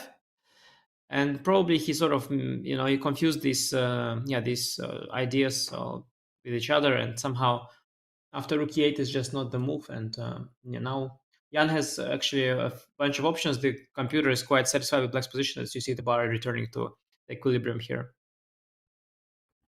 Yeah, I just don't get it, David. I mean, I don't want to be primitive in my criticism, because obviously these players have very concrete considerations. They put their blood, sweat, and tears into each and every idea. But the bishop on e2 was also taking the sting out of the move bishop g4. And from the opposite perspective, when black would play bishop g4 with the white bishop still on e2, knight d2 would also be stronger, because as Anish so astutely established, the bishop trade in most positions favors white. So no matter how you slice it, this seems to be counterproductive. Yeah, as Anish mentioned, something must have been confused there. It feels like he's going for the wrong pawn break. It feels like he should have been going for c5 rather than e5. And okay, we see another move. Ooh. Jan putting his knight on the side of the board. We mentioned this yesterday, Anish. Knights on the rim are normally pretty dim, pretty grim. What is the idea there? I mean, it must be to do with pushing the pawn to c5. He wants to fight against the white center. We talked about the stronghold on d4, but another question mark, as the engine points out. This feels like it's heading into something concrete, potentially. Yeah, I think we have. I mean, I've already looked at the position with the computer a little bit, so I kind of know the essence of it as computers has explained it to me. But Jan, of course, he wants to have it all. He wants to get the pawn to c5, as I had always mentioned earlier, with discussing this bishop g4 idea. Once you get c5, then you put pressure on the d4 pawn, which is really very helpful. So Jan is being very idealistic here, but at the same time, of course, he gives the opportunity for white to play c5 once again. Maybe he thinks that if Ding didn't take it, he's not going to take it now. Now, I was trying to understand why Ding played bishop d3, and I can show you one variation where it would be a best move. So after rook f1, perhaps that was maybe in his prep. So if you look at the move to rook f1 back in that moment, of course, the question is also what if black starts with b6, trying to prevent c5. And now after b6, the move bishop d3 is the best move. And the reason for that is that if bishop d3, you go bishop g4, then actually the computer really likes the move e5, bishop g4 is just e5, yeah, and then knight is, this is obvious. So rook e8 instead is, of course, what black would play. And now you go e5, d e5, bishop h7, king h8, and bishop e4 back. And because of the circumstances and the fact that there's all kinds of pins and back rank issues, this position is very good for white. So perhaps Ding has seen this idea of bishop d3 after b6, and he sort of applied it in a different version. Now, Jan's mistake is much more understandable to me. It's not accurate, but he has a very strong, clear human idea. Of course, if he gets the time for c5, he will have it all. Like, he will have a tremendous position. Like, if you force white to push d5, you get everything. But of course, he gives white a chance to go for c5. Also, queen a4 is an option after b6, knight b3, knight b3 ab. We get some weird pawn structure. I don't know if that's I don't know if it's good or bad. It's just weird. Ding should definitely play concrete now. Like, let's say if Ding after knight a5, if he makes a nothing move like a3, and I'm sure the bar will take a big swing, because now black plays c5, and yes, and just to be sure, let's give black one more move. Let's say rook ac1 b6. If black gets to completely stabilize, just to demonstrate the point. Now, if black gets to completely stabilize these dark squares, then I think white is in serious trouble. And if black gets one more move with knight c6, then it's all over, because d5, knight e5, you get just everything that you ever dream of. Yeah. And this has to be completely lost for white strategically. So Jan, he has a good strategic idea in mind. He wanted to make this move c7 to c5, and he wants to accommodate for it with knight a5. But this gives Ding some concrete opportunity, as the bar suggests. I don't know if Ding will exploit it. c5, d c5, yes, it's very unclear. What is e5, queen h6, I guess? Mm-hmm. I don't know. Looks like the key position, right? If Ding is trying to play c5 himself to prevent Jan from doing so, he needs something here. What could it be? d5, just to keep this knight offside, potentially. A bit risky. h3, can you sack on h3 or not? If you cannot, I'm probably happy to kick your bishop away, because I think that it doesn't have to be something immediate. But I do want to get my knight back into the game, maybe to f3 if possible, bishop to e4. If I have knight f3, bishop e4, d5, that would be quite a pretty setup, I guess. Mm-hmm. Yeah, central control. These are very complicated positions. I guess black can try to go for c6 at some point.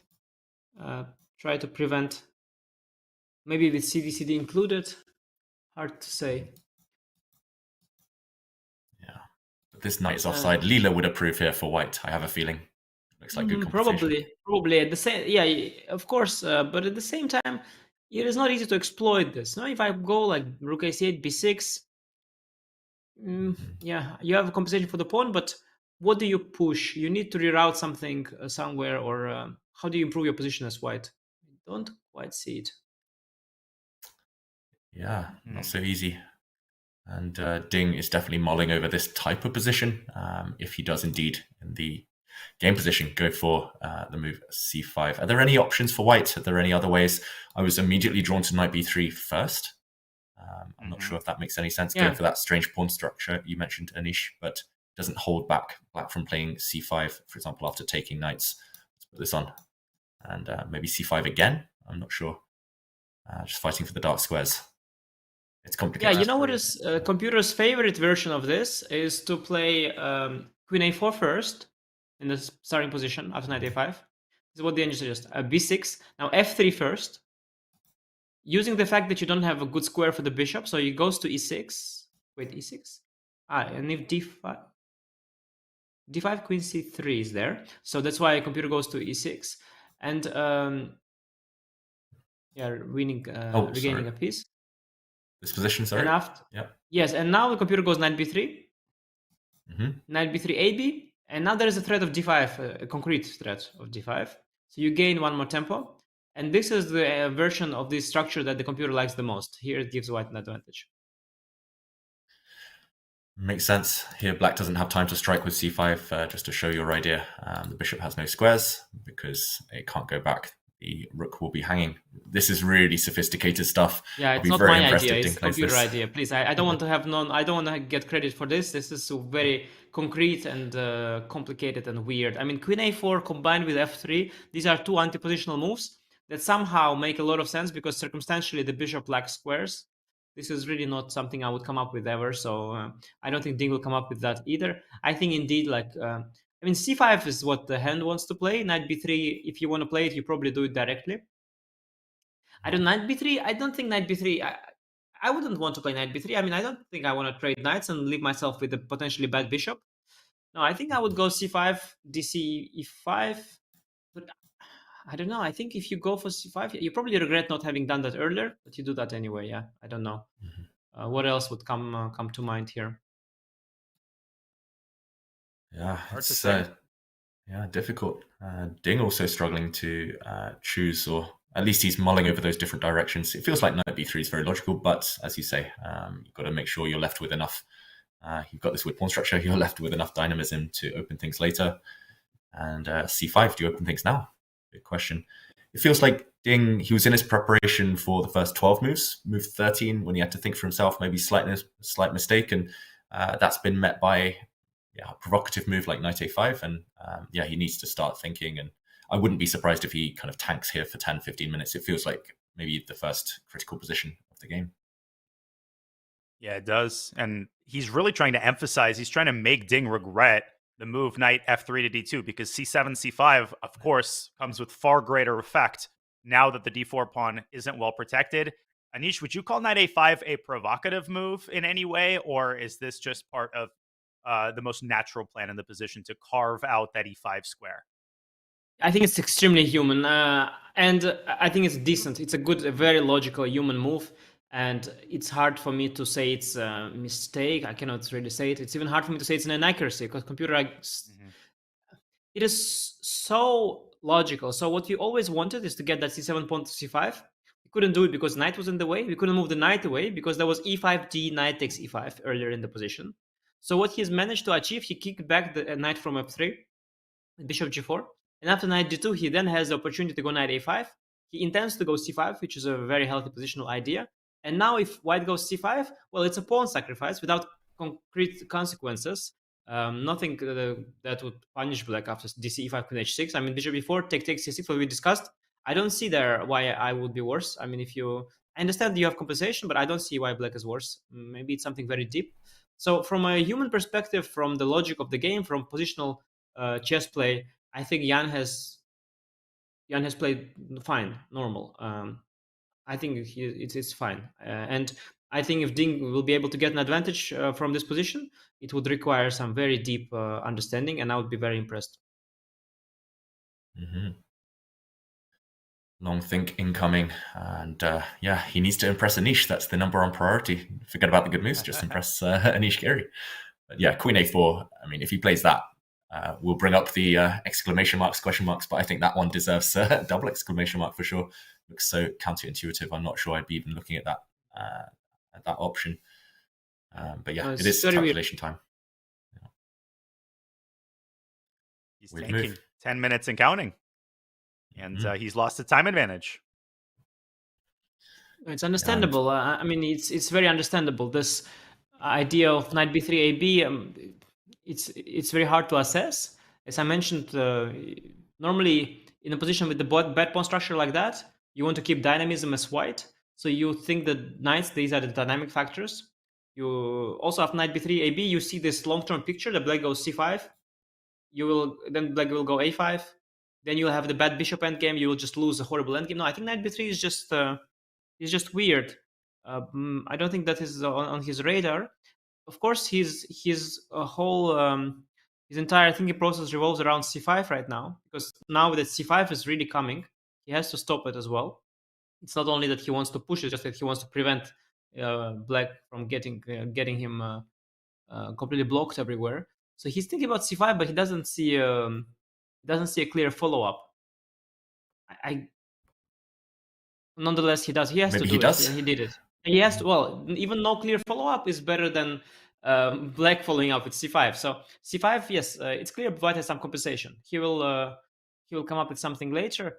But c5, it was positionally speaking, it looked like a must. If you don't have the engine running that says queen a4 is the best move, I think if you're a cultured player like Ding is, you go for c5. Yeah, and queen a4, people must understand, it's very easy when you look with the engine to retrospectively say, well, of course, I mean, this attacks the knight and it makes contact with the rook.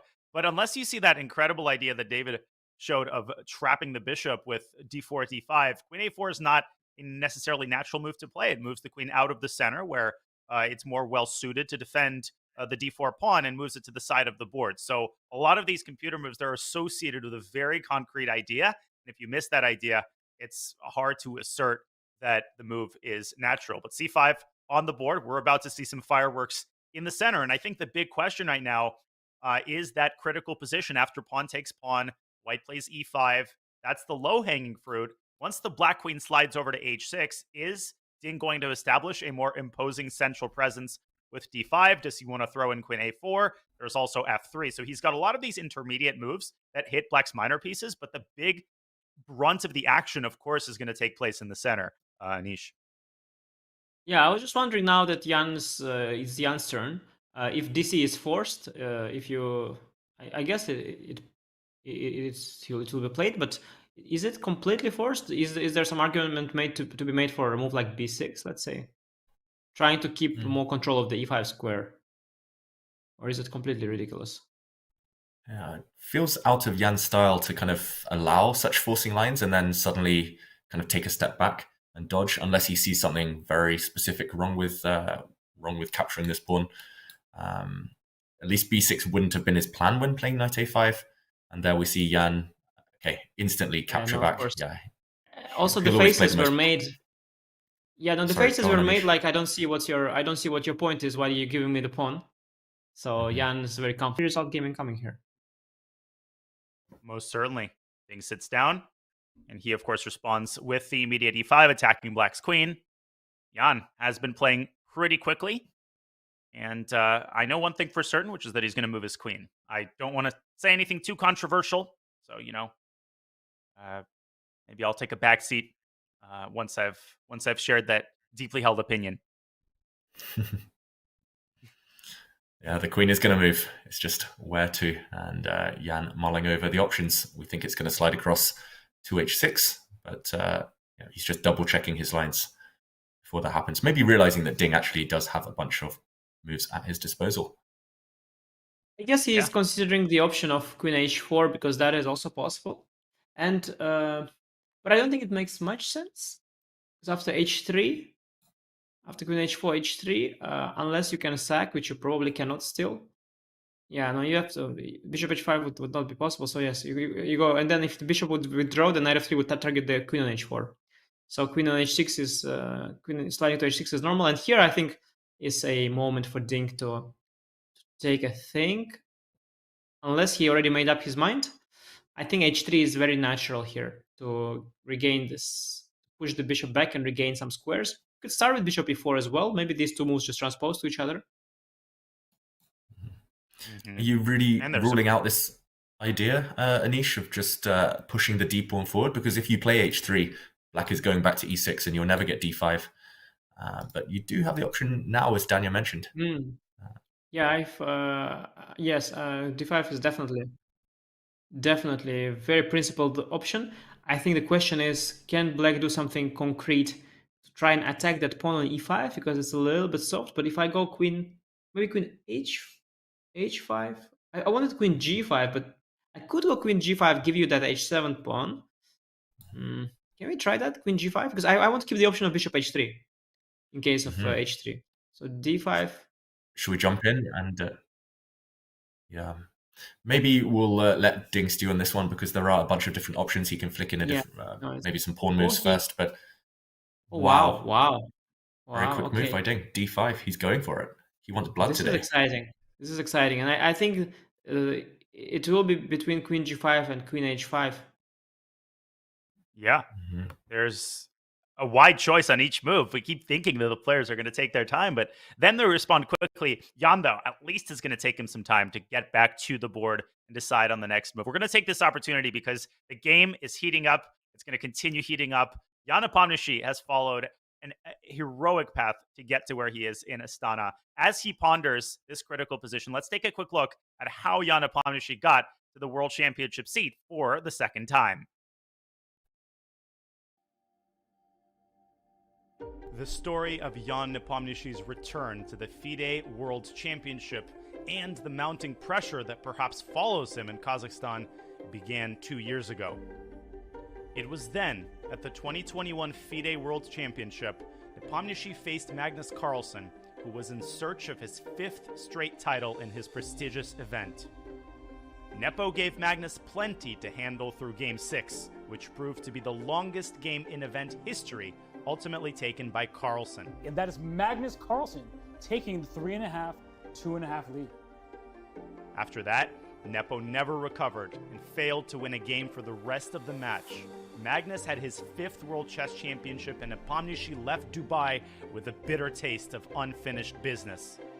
His loss to Magnus behind him, Nepomniachtchi entered the 2022 Candidates Tournament last summer in Madrid with a renewed sense of purpose. With rumors bouncing about Magnus not wanting to defend, Nepo managed a steady and at times dominant performance. We have a massive victory for Jan Nepomniachtchi. What did you say, Almira? Catch me if you can. With 4 wins under his belt from the first half, Nepomniachtchi cruised through the second half with another win over Firouzja and a string of useful draws to secure the bid as challenger. Undefeated in Madrid, Nepomniachtchi had earned his return trip to the World Championship without truly knowing who he would face or prepare for. Who do you want to play in the World Chess Championship? Literally, I don't care, yeah. But... The question of who his opponent would be was answered later that summer when Magnus decided to step down as world champion. The door was now open for Nepomniachtchi to capture the most coveted title in classical chess. At the Candidates, in a foreshadow of things to come, Nepomniachtchi squared off twice with Ding Liren, drawing as white and winning in a dominant 32-move fashion as black. Nepomniachtchi has given Ding little to prepare off of. Nepo has played sparingly over the board since Madrid, dropping just 1 game at the Singfield Cup and playing in only 1 other major tournament. Fresh, rested, and with World Championship experience from his clash with Magnus 2 years ago, Nepomniachtchi is considered by many to be poised to become the first FIDE World Champion, not named Carlsen, in over a decade. Only time will tell.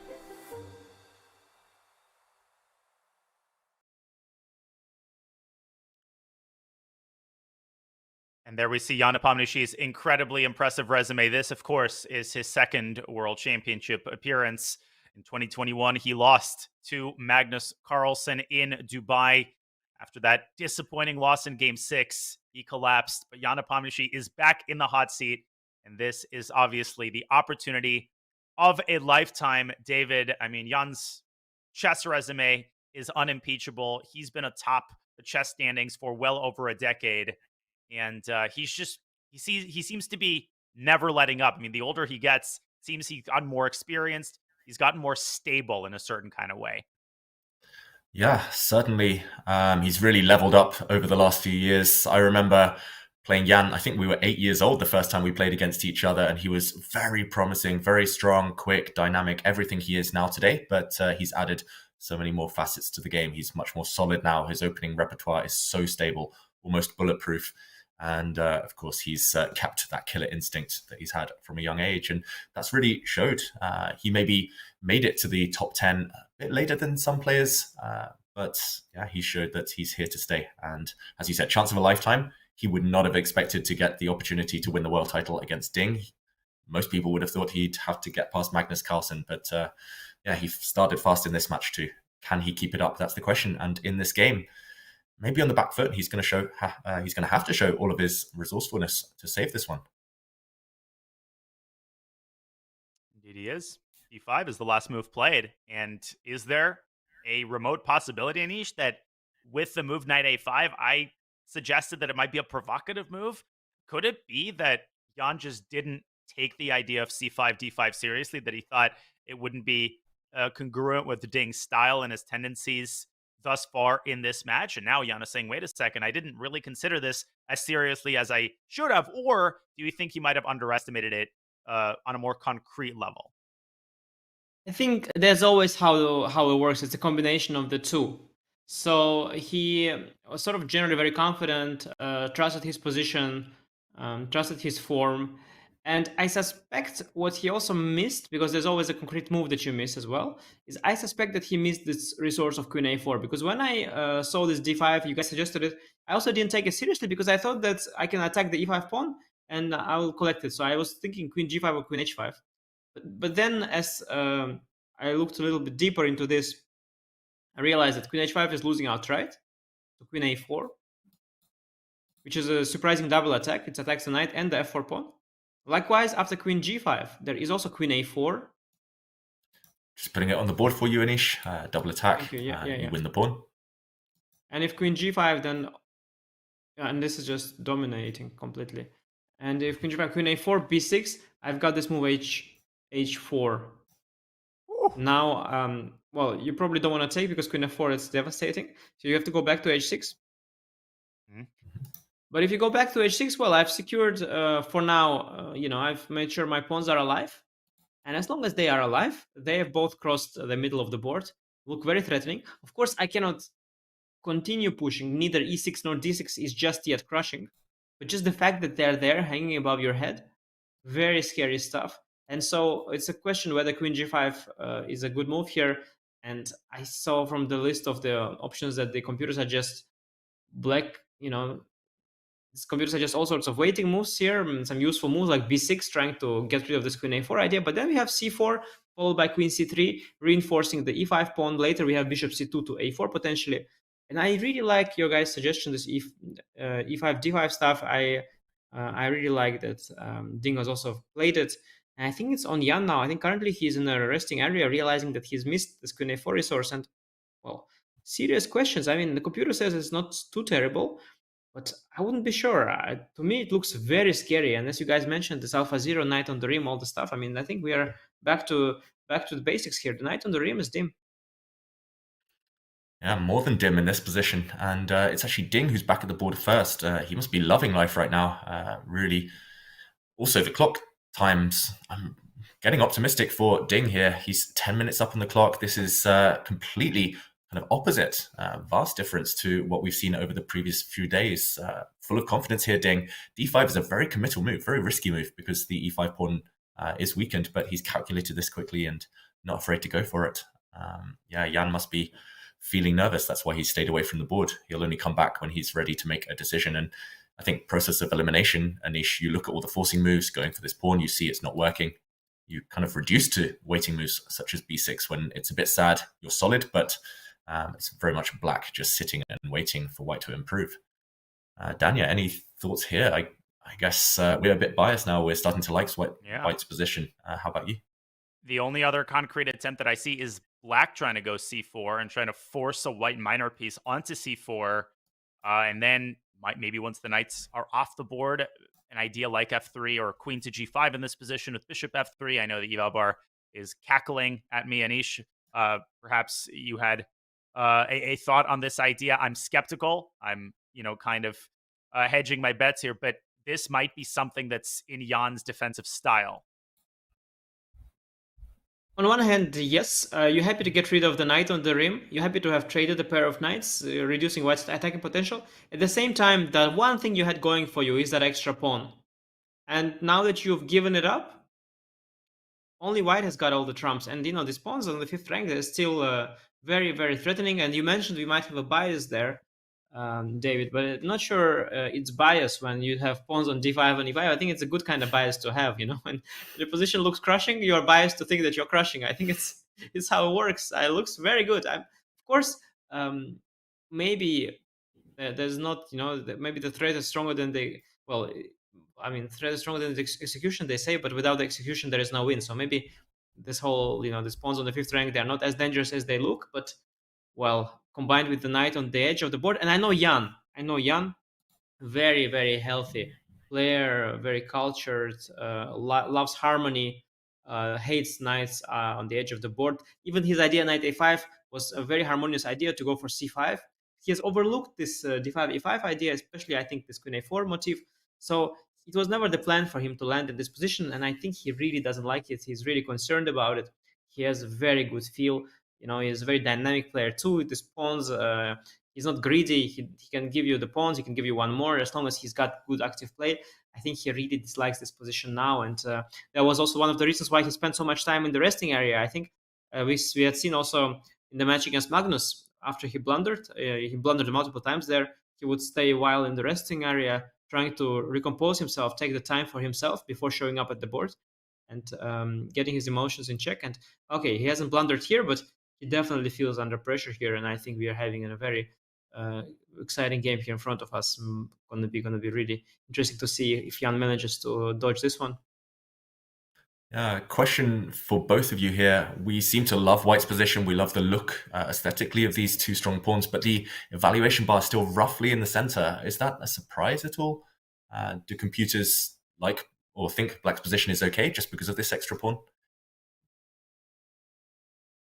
Yeah, I guess so. It's always different factors that you have to combine, and then eventually here, I guess the fact that Black is up a pawn, it almost compensates for White's strategic advantage.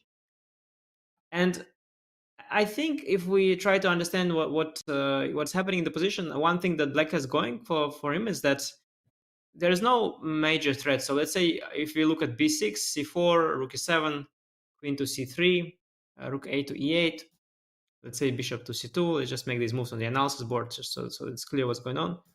Let's say bishop to d7, maybe. Although I was happy with Black to keep control of these squares f3 and d1, but okay, let's go bishop d7 to prevent this bishop a4. So here in this position, Black sort of is bracing for impact. Knight on a5 is pretty bad. There's no concrete idea that Black has here. At the same time, White doesn't have a clear breakthrough here either, and that's something Black can sort of feel comfortable about. At least there is no clear breakthrough. Maybe White can improve further with rook e2, rook a1. I guess that's the most natural thing to do here. But usually, though, as we had seen somehow in these pretty games, when White has one side has a beautiful position, somehow eventually ideas appear. Something will come up there, I feel. But maybe it's not there yet. Yeah, I'm not really one with the bar here. I would give White a little bit more than what it gives, but I guess maybe Black has some. Okay, rook 88. But how does this help? Didn't I want to play c4 anyway? Right. White wants to play c4 anyway. Could he want b5? Maybe b5? He wants b5. Yeah. That's Jan. That's Jan. That's Jan. Very healthy player, Jan. Oh, I love it. Oh, Jan is very cultured. This is a nice human attempt to. I don't know. Well, wait a minute. There might be tactical flaws with this move. First question, what if queen c3 here? Knight takes And if 4, knight at least b7? I want to then take on knight c4. takes. Then I thought knight takes and bishop takes, and what do we make of this trade? Still looks pretty good for white, doesn't it? Yeah, but I feel, as you know, from a human perspective, Black would think that they've eased their task somewhat because they got rid of a pair of knights. Knights is away from the, from the edge of the board. Position is simplified somewhat. You are still nominally up a pawn, but I think that's the problem. You really are not going to be up a pawn for very much longer. Bishop b3 is always there. c5 pawn is collapsing. I think this position, like, I would think that this is better than a position we had before for Black. That this is a good start to a good defense, but the engine doesn't seem to agree. But I think basically what is happening is that the position that we had after, let's say, b6 and rook e7, it looked really, really bad. And so Jan is in somewhat of a desperate mode here. He's quite desperate, and rook d8, b5, it's a very human way of trying to solve the problem. And if that doesn't solve the problem, it just means the position was just bad. What can you do? When it's a bad position, all moves are bad, as they say. So this was a little bit of the case, I think. Yeah, so prediction, b5 incoming. Of course, Ding plays c4. Very logical move. Just controlling the center here, defending everything. And yeah, I'm still inclined to think b6 might happen if Jan has a longer think. But if he's feeling impulsive, if he's hating his position that much, then maybe b5. It just feels so loose. Feels like long-term you'll be suffering anyway. So you might as well suffer kind of with this bad knight, with the extra pawn, but at least everything defended. Mm-hmm. I don't know, b5, I would be so reluctant to play. But of course, I'm a very different player to Jan. So you know him better, Anish. Yeah, I actually don't know. I saw the engine, how much it hates b5, because you can even play rook a b1 and get an extra tempo compared to what we had seen. b5 is a horrendous move, actually. But yeah, it depends how desperate you are. I myself, I'm also I'm maybe the most sensitive of all of these players. I'm even more sensitive than Jan to ugly positions, so I could easily see myself kind of panicking a little bit, worried for that long-term situation. Here he goes. But Jan so his idea of rook a d8 was just to force c4. He didn't want any of this crazy b5 stuff. He just wanted to force c4, b6, and now he's trying to brace for impact and just keep this position together this way. And the facial expression he made, it shows that he shows as if he's not too concerned with the position. And that's a good sign for his fans. Means that he understands that it's not the end of the world, these central pawns, and they look scary, but he's not too impressed. But I would be. I think Dink will find a way to create some ideas here, pose some problems, and in this position, any problem can be unsolvable. And Ding is just so good at patiently accumulating his advantage. He's got a lot of ways to do that. He can play queen c3. We talked about the long-term idea of doubling on the e-file, and eventually, as Anish indicated, a central breakthrough, whether d6 or e6 or something tactical, may ultimately manifest itself. So Jan, he most certainly has his defensive work cut out for him. Ding has kept a 15 or so minute time advantage on the clock as well. So as the Chinese Grandmaster ponders his next course of action, we have another look at the playing hall. These two world champion contenders locked in battle. You're watching round 4, the 2023 FIDE World Championship, and we will be back with more action from Ding Nepo in just a couple of minutes.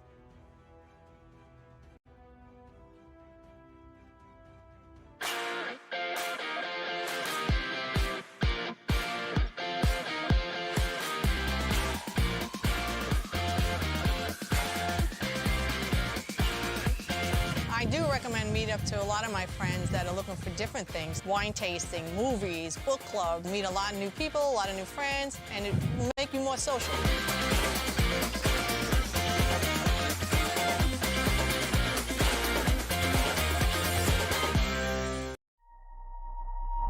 Chess.com's game review recently got a major update. Here are 4 key notes. At the end of each game review, you will now see a summary of the game from your coach, your performance rating for that game, and a quick grade for you and your opponent in the opening, middle game, and end game. We've added a new classification called miss for when a move fails to take advantage of an opportunity but it is otherwise a sound move. We've also changed the definition of blunder. Now a move will only be considered a blunder if it loses material or allows a checkmate. Coach will now draw arrows and highlight squares when you hover over or click on the highlighted words in the move explanations. This should make move explanations easier to follow. Finally, Coach's explanations will now reference specific pieces and threats in explanations, making move explanations much more intuitive. The new game review experience is available on chess.com right now.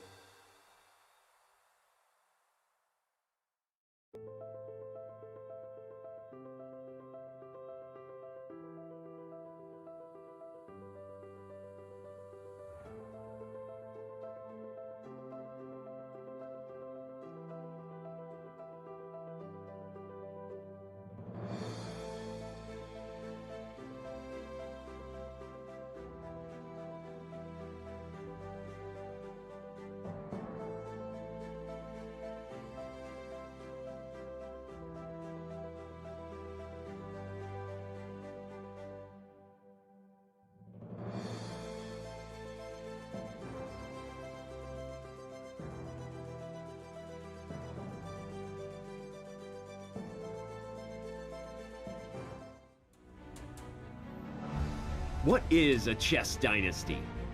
Unceasing dominance, move after move, again and again and again. We have a resignation, we have history. He is the 5-time FIDE World Chess Champion.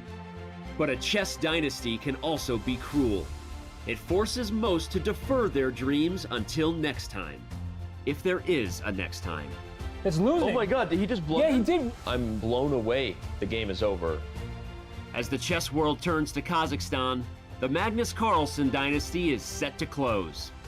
The FIDE World Championship is finally up for grabs. For two chess superstars lying in wait, until next time is now.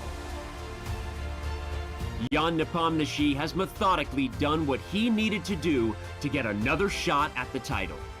The pressure to seize the moment this time rests heavily upon him. Bishop takes bishop in inaccuracy? Wow, unexpected. Jan completely missed this move. Look at Jan, he's getting closer to the board. Ding Liren knows firsthand what the end of this dynasty means. An unexpected chance to make history. Can China's best turn his good fortune into eternal fame? Ding Liren there sitting thinking, this is the Ding that we know. A confidence boost, a solid drop from a position of strength of the black pieces. The legacy of this championship spans across centuries. It reads from the names of chess giants. For the first time in a decade, a new name will raise the trophy and be etched into chess history. It's the 2023 FIDE World Championship. Whose name will next be called champion?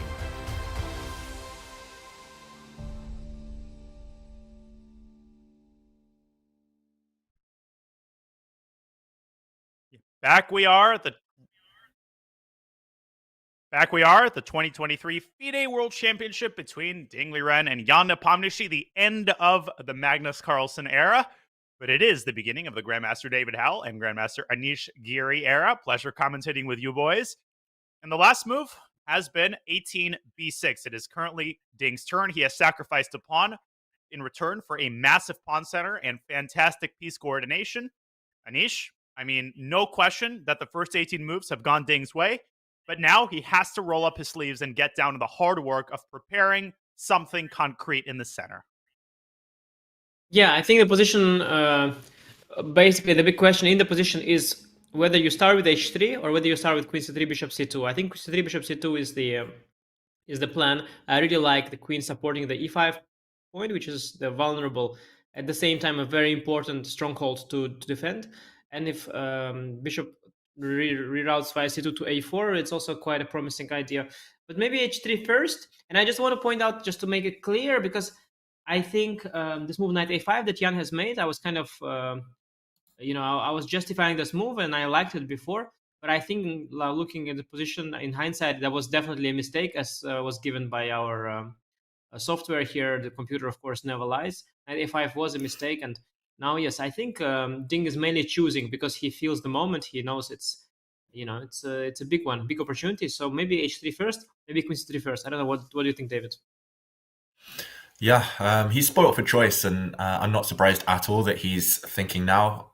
Probably if it were me here, I'd be spending 20, 30 minutes choosing between all these different plans at White's disposal. Maybe we jump in, Anish. You mentioned a few ideas there. Plenty others as well, potentially for White. The main move that comes to my mind is queen c3, just to keep the options open. As you say, h3 could be useful. I'm not sure whether we need to rush with that. Is it going away anytime soon? Queen c3, I would be stuck a bit as black here. I kind of want to reroute this knight, but the question is where to? You can step back, but from there, it's not clear where you're going. So earlier you mentioned a very logical move, rook e7, just to double up against the potentially, the more vulnerable of the two kind of spearheads of the white center here. But again, that feels inconsistent for Jan. He's put his rook on d8 for a reason. Is he really going to move it again in the next couple of turns? And yeah, bishop c2. I kind of want to get these rooks into the game. Maybe that's one argument for h3 to gain the access to the d1 square. Which direction is the black bishop going? I thought perhaps this way, but then it does feel a bit clumsy blocking in the black queen. If it goes the other way, maybe now we centralize, put a knight on a square like f3. Yeah, bishop c2 at some point, as you mentioned. And it's domination, but I don't see the next step, I've got to admit. I'm trying to look at.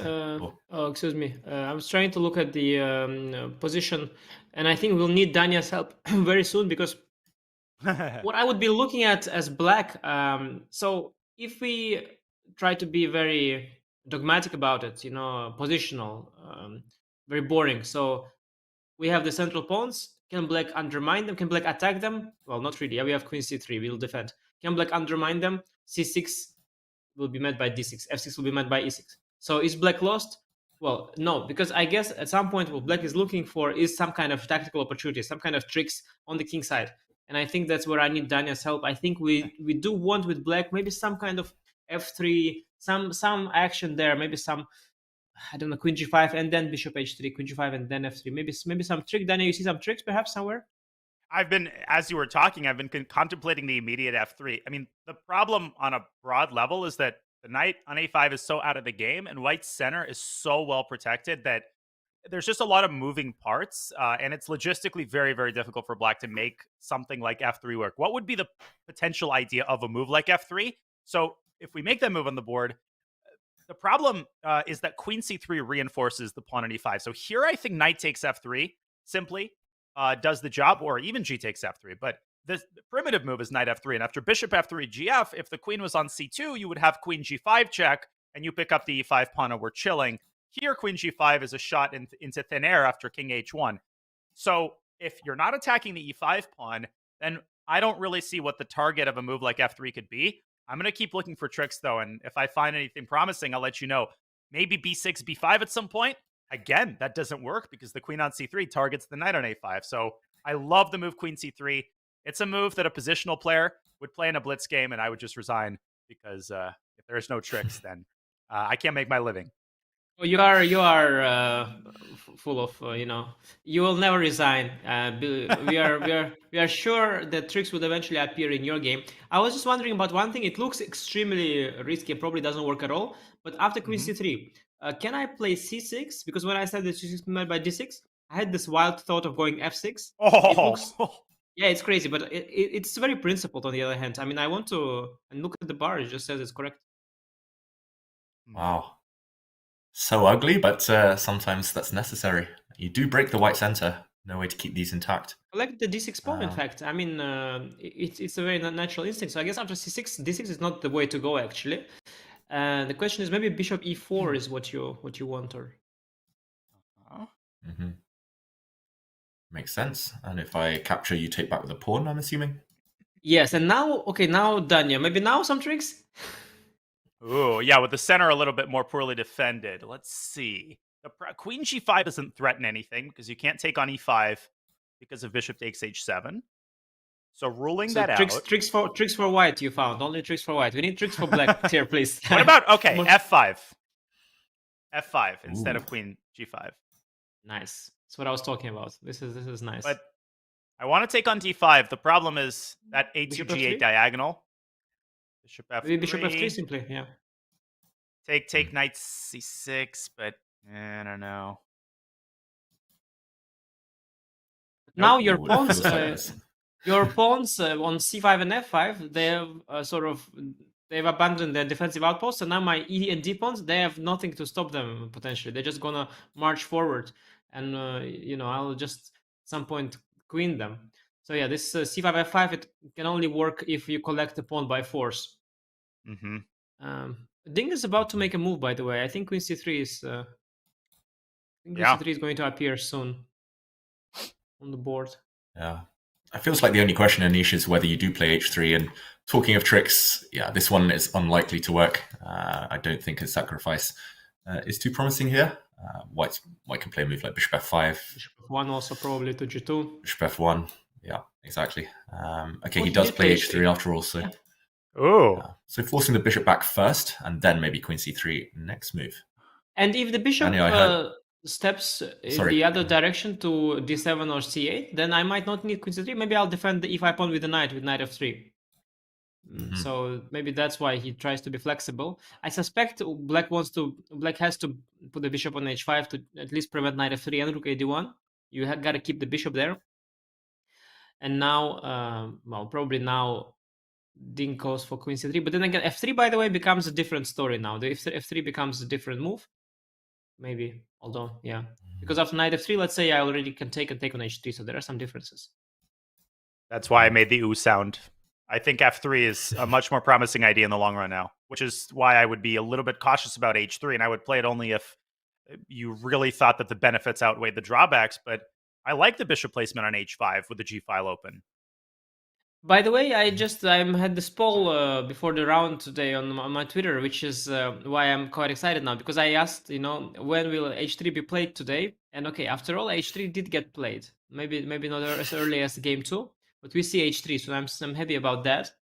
But yeah, whether it has contributed to the white's position or not, we'll see. I mean, we have to see after bishop h5. Maybe there is also some other option than queen c3.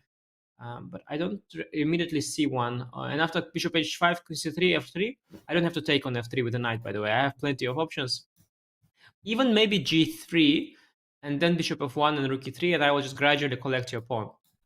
Possibly. Possibly, I don't know. Very committal stuff. f3. Also knight h3. c6 somewhere, yeah, maybe somewhere knight c6. Ooh. After bishop g6. I thought Danya's the one with the tricks, Anish. But I stole this one from him. I already saw this. I already saw this knight c6 resource. I'm stealing it. Okay, whereabouts? Where are you thinking? Around here? No, f3, g3, bishop. No, I can't get it right. Sorry, I can't get it right. Let me think. How do I do it? Yeah, can't quite figure out something the way. along this file. maybe we should leave it to Jan to figure out the way. This one is still looking tricky. That's always the thing commentator can do. There's a big difference between commentator and a player. And at some point, if the commentator is stuck, he can always hand it over to the player. When the player is stuck, there's no one to hand it over to. That's why I prefer sitting in the commentator's chair these days. Too stressful as a player, especially, at this level where so much is at stake. But yeah, bishop h5 at least looks like a simple decision for Jan. You don't really want to allow white, as we saw, to plant a knight on f3. Got to see, kind of keep some counterplay up your sleeve. And once he returns from his rest area, I'm pretty sure, there we go, Jan will make a quick decision here. Bishop h5 and roughly balanced on the clock, almost at move 20. Do we think time will play an issue a bit later on? Feels like 100%. Ding's really upped the pace today. But 100%. I think the time will play a role at some point. So because we are now only at move 19. And I think the next few moves, like let's say white plays queen c3, black will now have to invest some time. I mean, I cannot imagine that Jan will play quickly after queen c3. And I think this upcoming phase, the coming 5 moves, are going to be very, very important. And they will require a lot of energy and time from the players. And I'm absolutely convinced that sooner or later, the time will be a factor in this game. Yeah. And it's a sunk cost type of situation where, by definition, each player has to spend a certain amount of time just looking for the tricks, just basically doing the maintenance work. White has to do it to make sure that you're not blundering any of your pawns in the center. Black has to do it to check each of the pawn breakthroughs in every position. You're going to have to check f3, c6, f6, b5. That's 4 pawn breakthroughs that you really have to look at, because if one of them works, David, it basically solves the problems of your position. So you have to invest a little time in them. Yeah, for sure. And every single move you'll have to check 3 or 4, especially this f3 move, 3 or 4 pawn breaks. So yeah, that's what Ding will be spending his time on, not just preventing black's counterplay, but also improving his pieces, maybe looking for ways to advance his pawns in the meantime. And yeah, for black, it's purely either looking for a way to survive, to cling on, to stay solid, or to look for those tricks, look for something. It is very much Jan's style as well to try and solve this tactically. I do wonder whether Ding played this h3 move as well, because he was slightly concerned about these central pawn breaks. We mentioned c6, for example, which maybe looks less tempting now. But either way, I'm expecting queen c3 from Ding very shortly, and only then will he start to invest a bit of time later on. Well, as Ding ponders the ways to improve his position, and as we wait for queen c3, let's take a look at Ding talking about how he's handling all of the psychological pressure that faces him in the World Championship. Here's Ding Liren. Would like to thanks to my friends, the chairman. They help me to deal with my some emotional problem. So now I feel more comfortable at this stage. At some point, I thought I may have some problem with my with my mind, but in the end, it's not so serious as I expected. He talks to me and even suggests if I need a doctor, but in the end, maybe it's not that serious. It's maybe can be concluded as a pressure before the match. I'm getting better and better. You can see I spend more time on the stage than just hide in the restroom.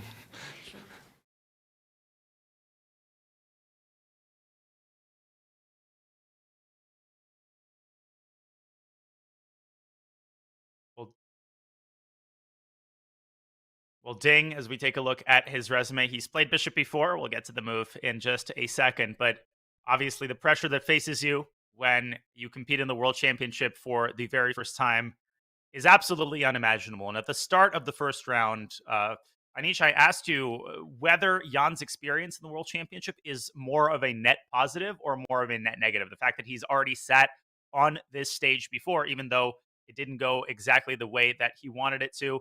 And as far as I remember, you believed that it was a net positive. The fact that Ding is doing this for the very first time brings to the table pressure that Jan isn't feeling in quite the same way. Would you say that that's accurate? Yes, but if he loses today, that's going to be a net negative because then it's a flashback of losing a game at a World Championship match, and it didn't end well after that. So I think it all depends. I tend to like all these psychological factors. It's of course all very important, and it really is. But at the end of the day, like all comes down to we have a position now on the board. What is your move? I mean, you have match, you didn't have the match. Make the move.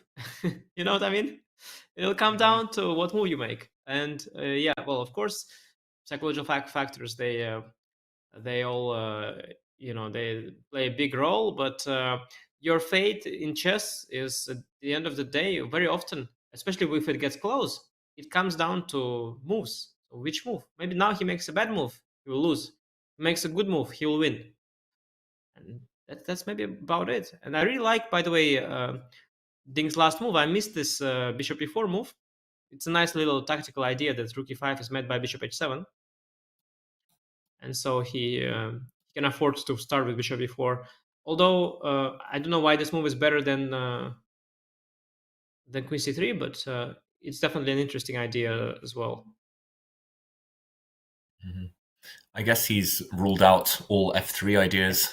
At least the white king now is super safe. You don't have to calculate any counterplay for black there. Maybe slightly less appealing as well for black to play c6 because there wouldn't be any immediate threat there. It would just help white kind of accelerate the process of creating a passed pawn. Also potentially just stopping knight b7, any drop back ideas, because then white would be able to push d6 immediately and hit the knight. So it feels like a multi-purpose move. Again, I'm not sure the pros and cons compared to a waiting move like queen c3, but makes some sense. And Jan probably didn't expect it either. I know we're surprised, and it's just very hard to find a move for black, gotta say. Yeah, I think move, that is. I think you hate to face a move like this. So already the position, you didn't like it. You already didn't like it. You already felt that it was dodgy. You were already concerned about queen c3. Maybe you had some kind of plan against that, but you're already kind of concerned. And then comes bishop e4. And it's always nasty, these moves that have little tactical justifications behind them. Because when you see bishop e4, you see rook e5, bishop h7, and that is losing for you, right? So you already see a way to lose. And I think that's... No, but I think it's a thing. Hear me out. I'm not sure if it's I think it's a thing. I think when you see in a game a way to lose, literally, it plants that seed in your head, that you like the idea of losing is already getting planted. And I'm not sure Jan's happy, and he look at him, he's concerned. And when David was describing all these pros of the move bishop e4 and how it anticipates every natural idea, every logical idea that black has, I started to really like it. However, the bar is at the equilibrium, which means that there is probably a very, very, very strong idea that everybody is missing here. I had some ideas, David. I'm sure you do as well. My big candidate moves here, bishop g6 and queen g5, were the thoughts. But queen g5 can be met with queen c3. So just directly attacking the e5 pawn, I don't know if that's the recipe for success. I do like the look of bishop g6 conceptually to soften up white's control over the center. But David, I'll hand it over to you for your candidate moves. Yeah, let's jump into the board. Those were two of my candidate moves, as you mentioned there, Dania, as well. I'm really struggling, I've got to be honest, to find anything else for black. I still keep coming back to this idea of kind of doubling up rooks, trying to put extra pressure on this e5 pawn, but it feels inconsistent with Jan's previous play. In that case, it feels like he's wasted a very important tempo with rook a d8 earlier. Other than that, I mean, we can't move the knight, process of elimination. I really don't want to touch these pawns now because the white pawns will simply step forward. Bishop g6, it is my kind of natural instinct, especially when I'm cramped, to try and trade pieces, your pawn up as well. But it does give white this really beautiful square for the knight on f3. And I'm worried as well that this black queen is just going to be stuck offside for the rest of the game. Ooh. And queen g5, just to show your idea, Dania. Taking the pawn is possible, potentially, but you have to calculate queen c3 just to defend.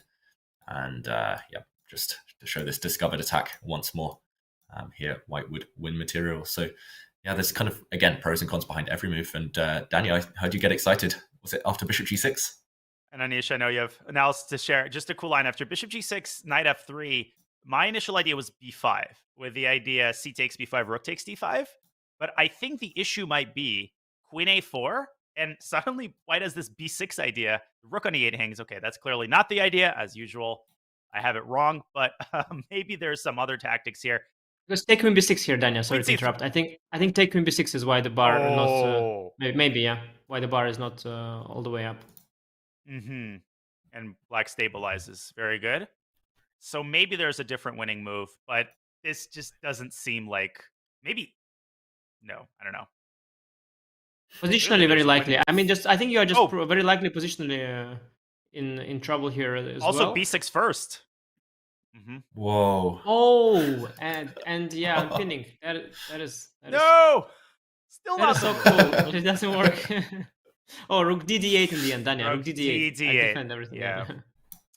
But clearly, this is just. I don't think this is something Jan is going to go for. No, bishop g6 is actually. I feel it's actually helping white in a sense, because what I think what position is revolving around is what I would think is the e5 pawn. It's of course a huge is the main asset white has. If white didn't have the e5 pawn, white would have a disaster position. Knight would come to d6 via b7, and white would have nothing. So white's pride in the position is the e5 pawn, and unlike the d5 pawn, it's not too well supported. So I think black has to bank on somehow trying to attack it by all means at all cost. So doubling on the e file, queen g5, g6, queen g7, even anything, or even f6. F6 though, e6 you have to have a follow up because you don't want to have this massive pawn on e6. But anything to attack that e5 pawn, and in that context, going bishop g6, well, you removing the bishop from e4, white gets a free look from the e1 rook to the e5 pawn, and also knight f3. I get that square on the knight on f3 for the knight. Even after taking so I think even a trade of bishops followed by knight f3, it's just very beneficial for white. Of course, I understand that you want to trade pieces, but I think that it comes down to somehow targeting that e5 pawn. So I'm thinking, yeah, in the starting position we have here on the board,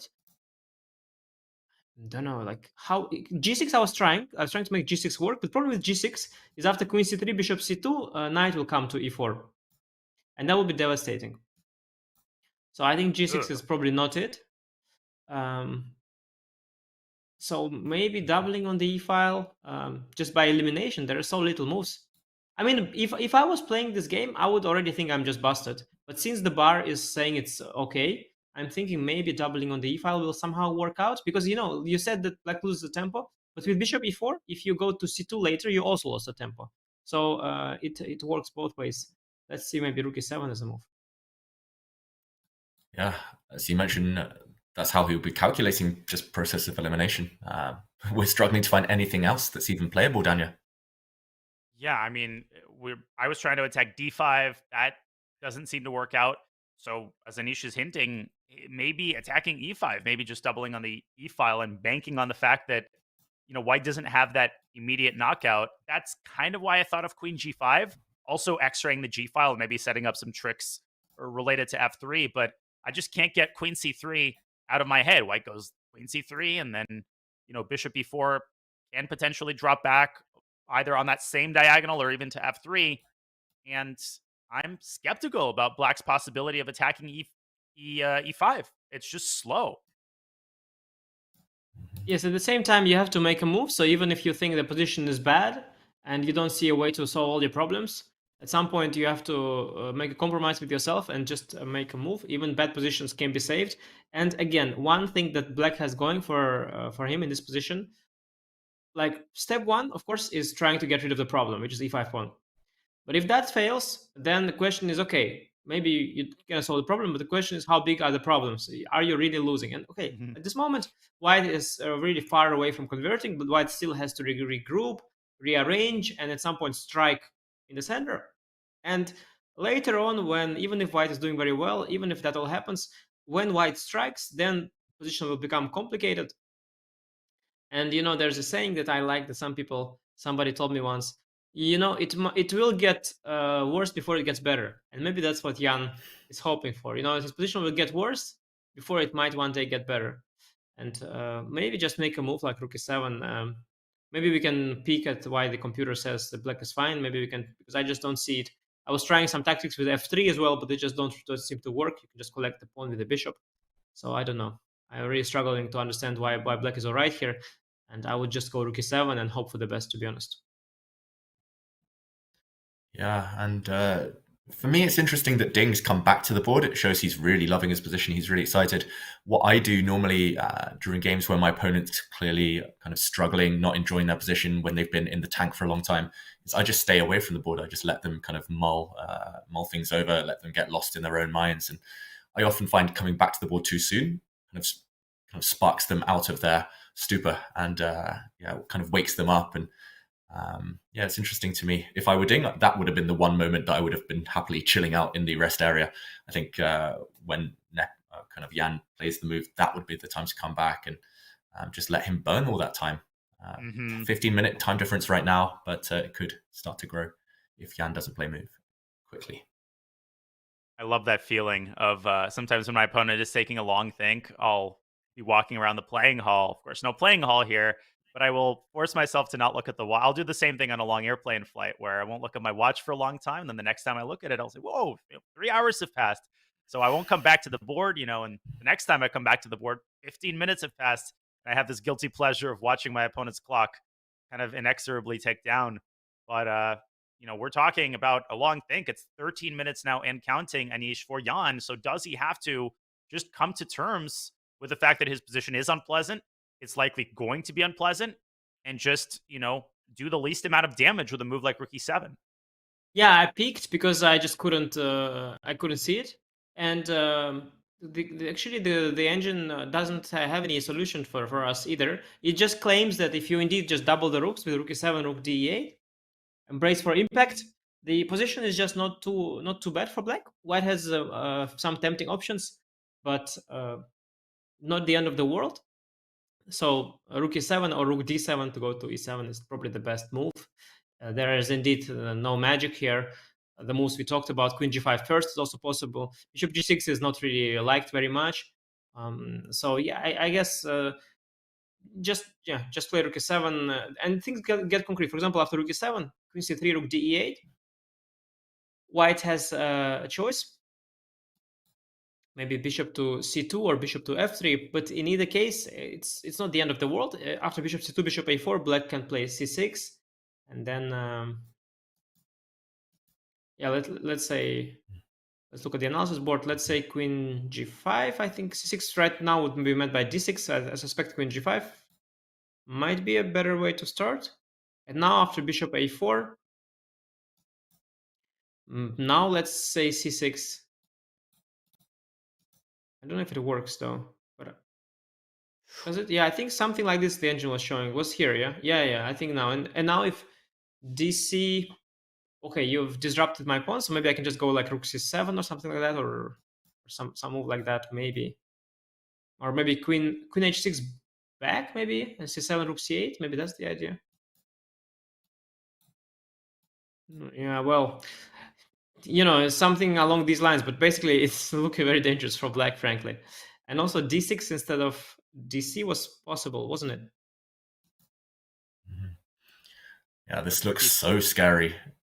Yeah, you maybe are okay, but it's just barely. So rook e5, you have rook e5, because if you can take with the queen and then go knight b7, but you probably take d7 with the rook. Queen takes d7 right away. That's the way to go exactly. So rook e5, and maybe you're okay actually, because everything is quite protected.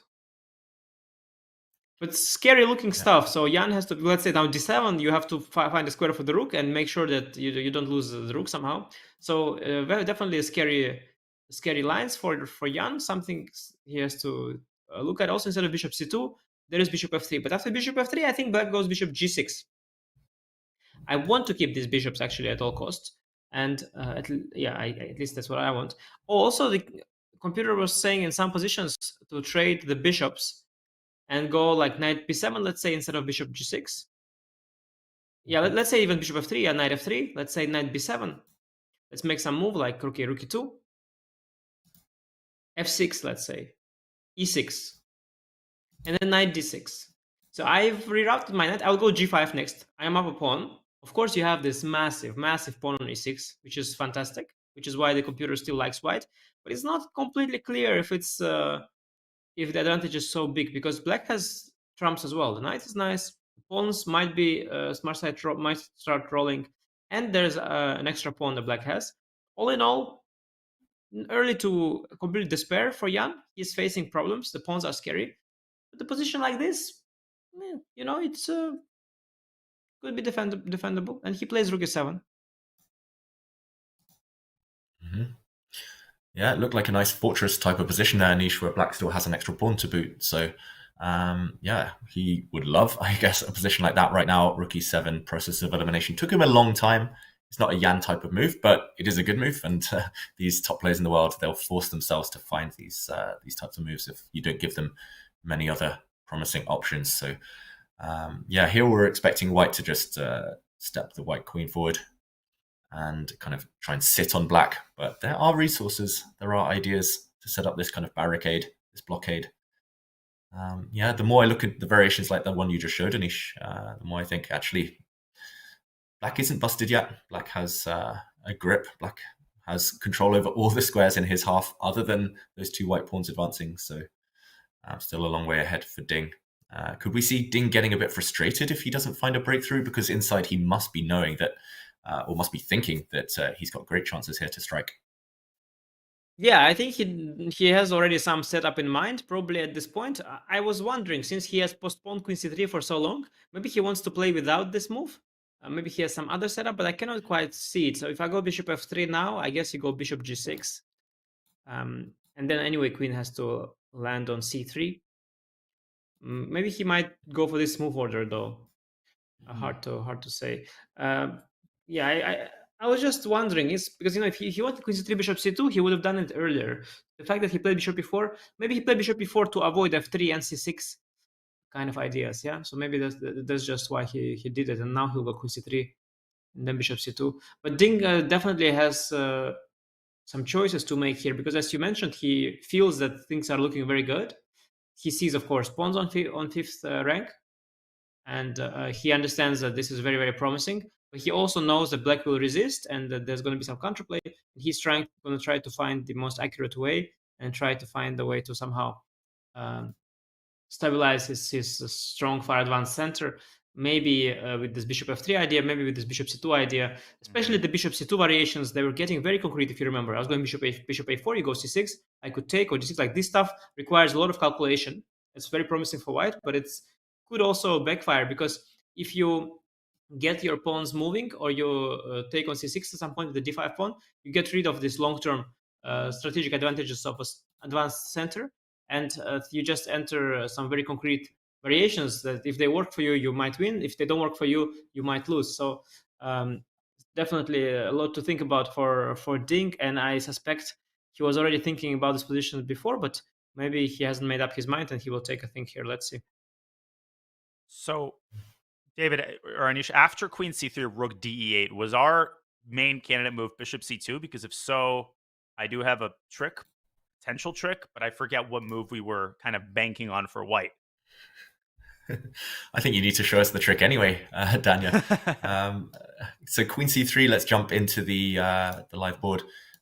Okay, hitting this pawn kind of for black, not an immediate threat, but let's say white retreats, reacts to that. Where is the trick? Now, the trick is f3. I keep trying to... I've been testing that move for what feels like hours, but finally I think f3 has a chance to succeed, of course. Sibel Bar laughs at bishop the a4, idea. but Daniel, maybe bishop a4 is the problem. I'm thinking bishop a4 could be very annoying. Bishop a4, and if I move the rook from e8? Then I'll just collect. Oh, okay, not so simple, because c4 is hanging, yeah? Maybe with a pawn, but... Then I thought it could get... I guess the situation is not desperate enough for black to warrant a move like that. So... Yeah, GF is just opening the king. And when the bishop was closer to f1, it was okay. But now the bishop is far from f1. I don't like GF. Let's think. Also, you don't have a killing threat with black here. So I might have some time. Queen g5 is probably what you want next, though. Yeah. If I take with the knight, bishop takes, queen takes, you take knight c4. That's probably not what I want. Yeah, that's the idea. And the knight joins into the action, and suddenly white center is under fire from all sides. Yes. Yeah, this is not easy. Not easy. Maybe bishop c2 is not the cleanest way forward. I was wondering about this bishop f3 positions. I mean, where we stopped analysis with the pawn on e6 and the knight on d6. I thought it could still be promising for white. Even I thought maybe to trade the knight with knight d2, knight e4. This Go for position with, Anish? yeah, like I have some I don't know, alpha zero type of vibes. Yeah, as I mentioned earlier, the book is here, so I was reading too much, and I could even imagine somehow this long termness of this pawn on e6. It will always be there, like a thing in your throat. Maybe just knight d2, knight e4. Maybe I just trade the knight even, and then I will somehow enter with some heavy pieces somewhere, penetrate, and exploit this far advanced, heavily protected e6 pawn. Maybe bishop f3, just trying to keep more control of the position is the way to go instead of bishop c2. But first, Ding has to settle on queen c3 because he's thinking, and he might start with bishop f3 now actually. As black, I would try to go bishop g6. I think I want to keep light squared bishops, and I want, what's happening? Both white pieces are fighting for the f3 square, and I want to keep them. I want to keep both of them on the board as black. Yeah, and a lot of these lines, the white knight is struggling to get in the game, actually. It needs Exactly. f3 or it needs e4, but it can't use either of them right now. So this is the current position. Maybe that's what Ding wants to do, but just where's this knight go? And of course, the urgent priority here is to defend e5 in the next couple of moves. So rook e7, very nice move. And maybe we let Ding think about all these different maneuvers. It feels like queen c3. It's coming, but is it just now? Yeah, or on the and next after move? queen c3, rook d8, bishop f3, I think bishop g6 is the move, the main move. And this is what I would be. This is the position. You can get it through both move orders. I think this is the position I would be mostly contemplating. Maybe bishop g4 actually looks. Bishop g4 looks juicy. Yeah. This queen is almost trapped on h6. No squares, no good squares to go to. Yeah, and if you try to activate it, I'll send it back home with knight f3. Bye queen. Well, guys, I'm getting good vibes here for white. I'm sorry. You can tell me all what you want with the bar and robust and passive and solid, but I mean, I'm having very good vibes here for Ding. You just need to play it right, But the stage is set. That's clear. Yeah, the stage is set indeed, and still a time advantage. Still 10 minutes up on the clock. Ding. Feels like a good moment to pause. We're halfway towards the first time control. 20 moves down now. And yeah, he will be feeling, I think all of us here with this position would be feeling that great instinct. Just this is the type of position I would tell my coach afterwards, I was winning. I might have blown it later on, but I was definitely winning with those pawns on d5 and e5. But of course, black, solid for now. Very much so. This is the best position that Ding has had all match long. I think there's no question about it. And, I'm sure he realizes it. Ultimately, evaluating this position isn't all that important. I think Ding knows he's got good chances. Whether he's clearly better or slightly better, I don't think that actually impacts his course of action, which I think is quite clear. Solidify the e5 pawn, try to engineer the trade of light squared bishops, and wait for tactical opportunities. I think as Nepo gets lower and lower on the clock, it's going to be particularly crucial for Ding to start testing the position for concrete tactics, whether they're d6 or e6 or something against black's minor pieces. And as we discuss, queen c3 is indeed on the board. As expected. And now, again, it's back to Jan. I guess he plays rook de8 just because, well, nothing else. Again, same question as earlier. Process of elimination, nothing else sensible. Anish, you mentioned bishop g6, but I think not here, only when white's bishop moves, decides. And yeah, the game's going to take a slow pace. It's a bit of kind of guessing here and there, but yeah, very tense. Pace I'm loving white. until it explodes. So guys, if you have some time now, go to a nearest supermarket, buy yourself some popcorn, because you will use it later on today. Plenty of action ahead of us. Now slightly build-up phase of the game here. Indeed. The build-up phase is well underway. Get your coffee, get your popcorn, because we are in for an amazing second half of this middle game. Folks, we will take a break, but before we do, we wanted to remind you that World Quant is an official partner of the Chess.com broadcast of the FIDE World Championship. They are a global firm that builds complex mathematical models to identify market inefficiencies. Now, World Quant Brain is bringing together its International Quant Championship and the chess community to hunt down the next generation of quant finance specialists, because nobody knows how to analyze a position better than a chess player, right? If you think you have what it takes, register for the International Quant Championship. Head over to go.chess.com/IQC, not XQC, IQC, or exclam IQC in the chat. Ladies and gentlemen, you're watching Game 4 of the 2023 World Championship match between Ding and Nepo. We will be back with more of this fascinating middle game on the other side of this break.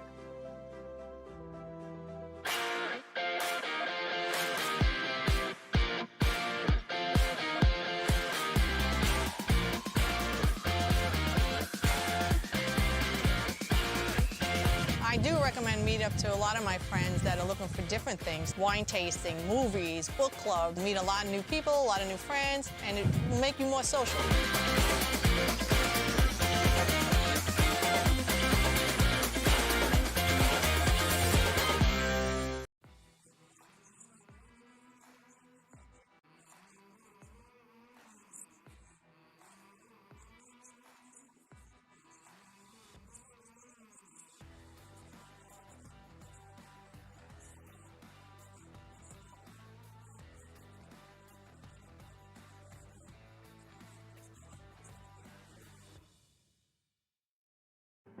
Introducing WorldQuant, the partner of the Champions Chess Tour and Chess.com. WorldQuant is a global firm in the field of quantitative asset management. If you don't know what that is, it's the job of building complex mathematical models that seek to identify market inefficiency. For 2023, WorldQuant Brain is bringing together its International Quant Championship and the award-winning Champions Chess Tour to hunt down the next generation of quant finance specialists. It sounds very exciting. You put your skills in practice in a case competition where you get a real challenge. And I signed up. WorldQuant is seeking new talent and new energy, and it's looking at the world of chess to help. Because nobody knows how to analyze a position better than a chess player, right? No quant experience? No problem. So, do you think you have what it takes to compete in the International Quant Championship? Sign up and be the next quant champion.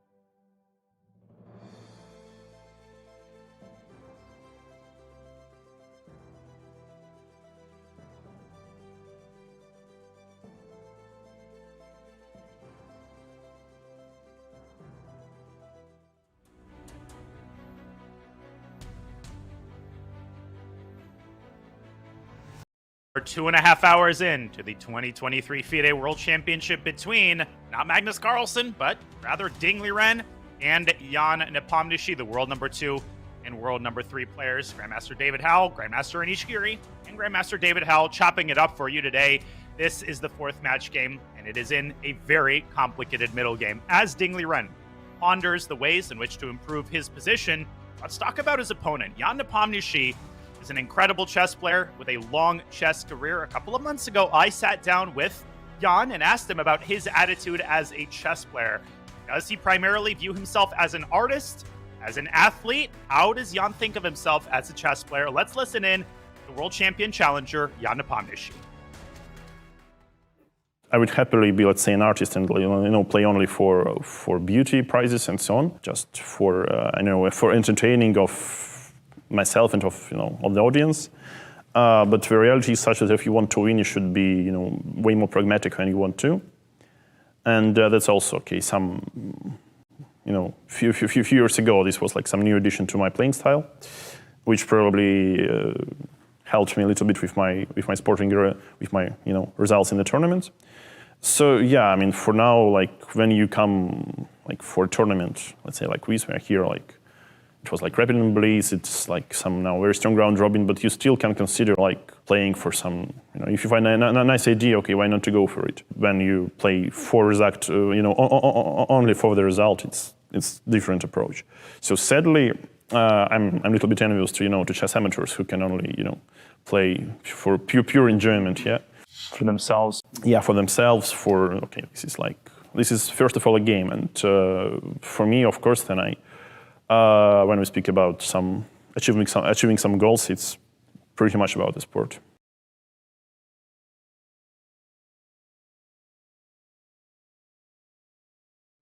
Well, Jan Nepomniachtchi has played plenty of brilliant games, and the second match game, his first world championship win, that is probably going to make its way into his memoirs, into his best game collection. Now the question is, will this game make its way into Ding's best game collection? Anish, I think we're all on the same page. We are fans of Anish Giri's position, of Ding Liren's position, and of White's pawns in the center. I'm always a fan of Anish Giri's position, but how does he convert his incredibly impressive pawn center into something specific? Yes, while we were talking about choosing between bishop c2 and bishop f3, actually, I realized you can have maybe best of both worlds. So what about bishop f3 first? And then after bishop g6, maybe then bishop to d1. Rerouting to a4, at the same time doing so in a much more harmonious way, because now if you ever go queen g5, I have knight f3 directly. And your bishop on g6 is less well placed than it is on h5, so maybe a nice way to do things. So perhaps after bishop f3, maybe these lines where you get the bishops off the board, it's just very hard to assess these positions, well, the ones where you trade the bishops and the knight gets rerouted to d6. But yeah, I think the long-term factor of this e6 pawn, it has me liking White's position a lot. So yeah, I believe this is maybe the best way to play. Maybe bishop c2 is even more ambitious now. Perhaps that's what Ding is also contemplating. Also, bishop d1 is a very difficult move to spot. So yeah, I don't think I'd see this in a game myself, Anish, bishop d1, unless I was fixated on this idea of bishop c2 last move, to kind of cut back and change angles now. This would be bishop really g4 was also pretty, right? Bishop g4 was also quite a pretty move, wasn't it? We didn't see any downsides to this one, if I recall correctly. We did look for them, but I'm also not sure if there are. Just one question I had is maybe okay, let's just see why f6 is bad. Let me put it this way. Now the point being, wait, what was my point? The point was knight f3, f5, but actually I can just play e6 probably.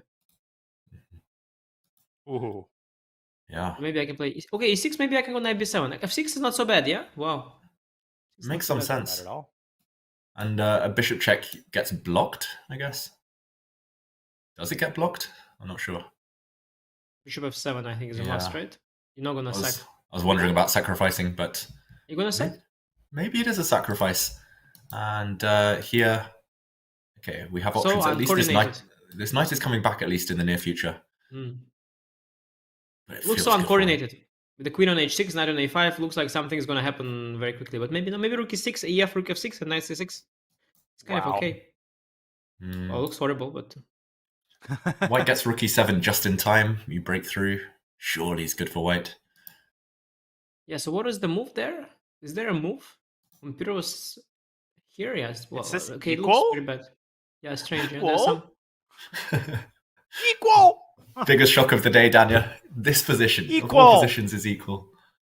Wow. Get me out of here, man. 5 or I no, miss the 5 or 60s. Bishop. Is it 5? What? It is a 5. Wow. It is a 5? Is Take it this equal? pawn, get the knight back. We level material, so it makes some sense. Well, of course, but just the circumstances. You have the queen and bishop stuck there, the knight stuck there. I currently have the pawn e6. The circumstances are very unfortunate for you, but maybe it's somehow I'm not able to exploit all that. And once you get rook e6, knight c6, of course, and bishop h5, of course you will be doing great. Maybe you just in time to get all that, yeah? Knight c6 now, maybe. Ooh. Oh, so knight f6, knight f6, bishop h5. Oh, bishop h5 and queen e6. Maybe that's the idea. That's the idea. Wow. What a regrouping. Yeah, it's unfindable, the stuff anyway. Irrelevant completely as well. Let's talk about the beauty of chess, guys. What about beauty of chess? Do you think that because I had that thought, I don't know if it's a good thought, I'm still not sure, it was just a thought, that I think when something doesn't work and is beautiful, is no longer beautiful. Doesn't make any sense? But it used to be beautiful, so I don't know. But I think disagree. the beauty is because maybe I'm too much of a player, you know, of a practical professional player. But I feel the beauty has to work, because if you have a beautiful move that doesn't work, what makes a move beautiful is that it actually works. Isn't or is that not right? You know, that's what I was wondering. So this position to you is only beautiful with the white central pawns if Ding goes on to win it. Is that? No, not if Ding goes on to win it. If it is actually good for white. Mm-hmm. Okay. Whether Ding goes on to win, it also has to do with the Ding's conversion skills and all that stuff. So this we don't take into account. But let's say when you have a beautiful pawn center, but you are worse, something is not beautiful about it. You know what I mean? I think beauty, like the closer you approach to scientific truth, the more beautiful something becomes. I would also add that to me, beauty stems a lot from exclusivity. That's partially why I think some of the games from the 1800s, they're beautiful. The combinations are justified, but they can be overrated because in some of those positions, white's already up a rook to begin with. There are 6 different wins. And the more wins that there are in a position, I think the less beautiful a particular combination is. When it's the only way to convert a particular position, I think that lends it a beauty of its own kind. It's exactly my point. It's also what I feel. And when I saw indeed these beautiful, there are these 2 games, the Evergreen and the Immortal. And I always thought they were very beautiful. But recently, at some point, I had to give a lecture or something like that. So I looked up these games. I checked them with the modern computers, and I no longer found them beautiful because it was just wrong. Like there were a lot of mistakes. But maybe this is not the right way to think about it. But that's certainly how I feel, and I agree with Daniel that it is more beautiful when it works. And I would even go as far as to say that if it doesn't work, it's not beautiful. Yeah, never check these games with engines, Anish. That's the moral of the story. Takes all the fun out of it. Yeah, but there are many beautiful games that are actually also proven to be correct by the engine. For example, the games like the Alpha Zero, or some of the games like the one that Jan played against Ding that he won, it was not like overly spectacular. It was quite pretty, and all the combinations in the final rook takes g5 sacrifice, for example, the game 2 of the match.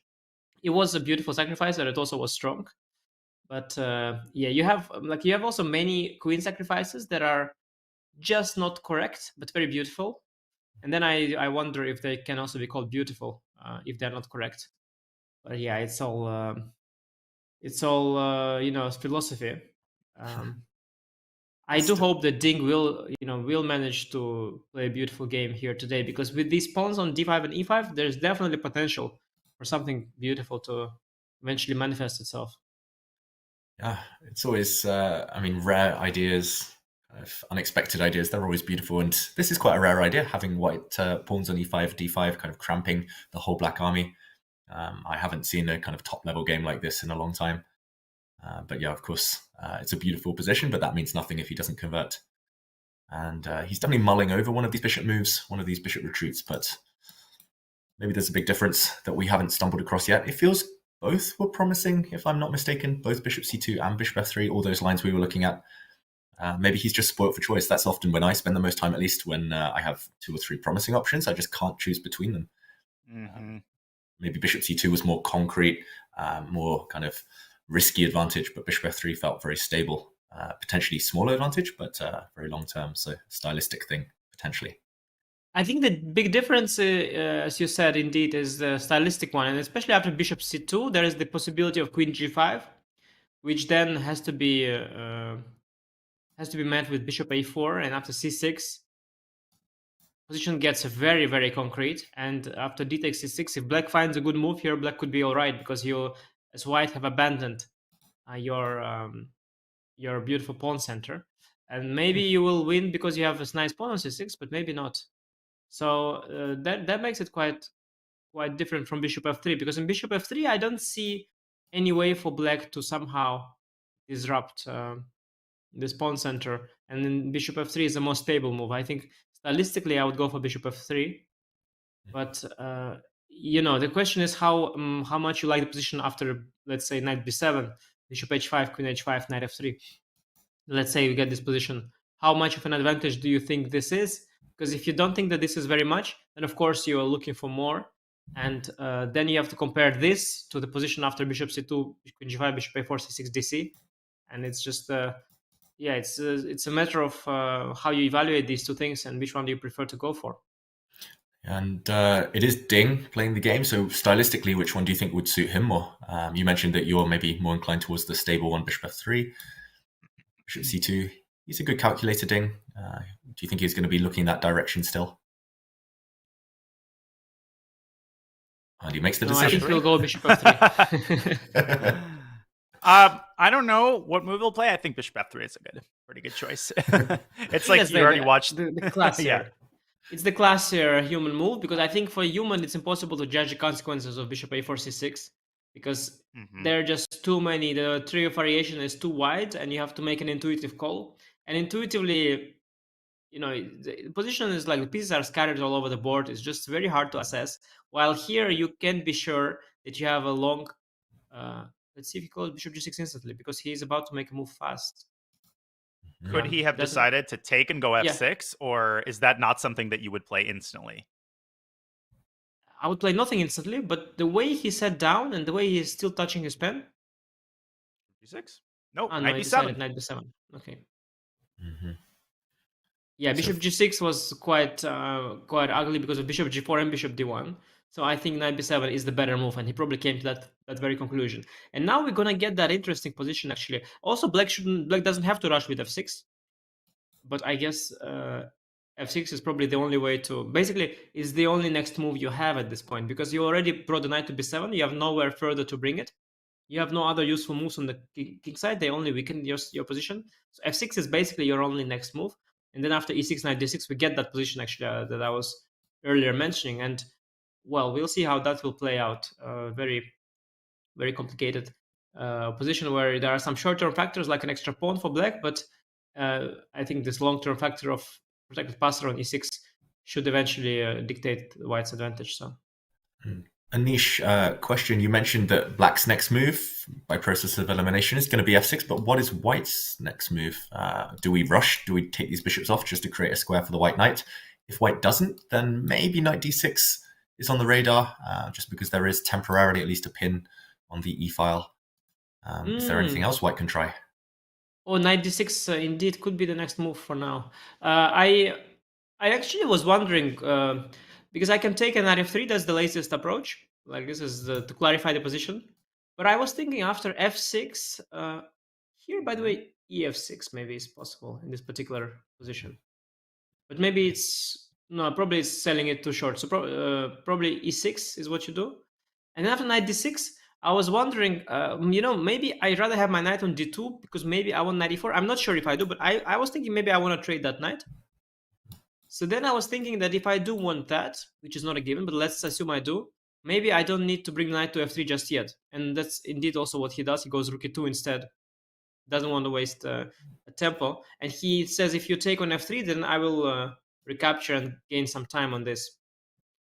But does he allow knight d6 or not? That is the question. Doesn't he allow knight d6? Knight in this position? Or when? Or after trade? Or now? Or I don't know where. Ooh, maybe after trade? The ominous question mark did appear, hinting that this is a mistake. Maybe there was better. I don't think it's a blunder. No, but I mean, picky chess.com engine, I don't know, like so picky. I just checked the evaluation that it changed so little. Very picky, very strict coach there by chess.com. Okay, Ding, of course, playing at this stage of the World Championship match, so I understand the high expectations, but Rook e2 doesn't blunder anything, I think, so it's a possible move.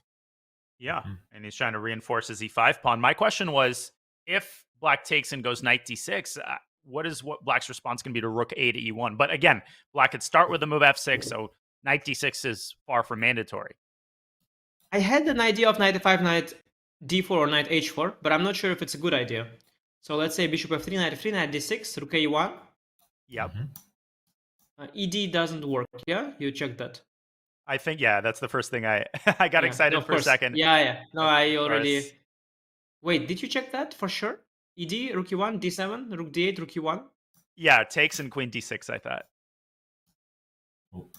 Queen e8, queen f8. Okay, you already calculated everything. Okay, fine. Wow. Trust you, of Probably course. wrong. No, you so quick, Daniel. I trust. Yeah, I also had king f8 and all sorts of moves. Yeah, no, this doesn't work, of course. Yes, so rook e1 instead. And now I thought knight f5. I thought queen d3 maybe, just to force the knight to make a decision. Yes, and what if I go to h4? I thought takes like and d6. I like the prospects of simplifying the position, but is it such a big deal? Maybe rook d7, maybe even. Is cd also losing is a question. Rook d7 I like. I want queen d8, indeed rook e6. That's a great move. I feel if we trade a pair of knights, like in general, I would assume before I had established my pawn on e6, yeah, I would assume that Black is very close to solving the problems. But of course, if you are able to protect the e5 pawn enough, maybe you still have all the same advantages as you had before. But I like the hope that Black has here. I like the position with f6, e6, where my pawn on e6 is forever protected. I like that here Black has a hope of still attacking that e5 pawn. The hope that maybe you... Because here, okay, this is clear. Position clarified. You have this long-term issue. I just don't like it in general for Black, but maybe you'll survive. But this is like, let's say, okay, this very clarified situation. If you don't go f6 and you just try to trade knights, I would have hope with Black that maybe I'll be able to, I will not have to suffer against this e6 pawn, but maybe I'll somehow attack the e5 pawn enough times and, I don't know, escape somehow.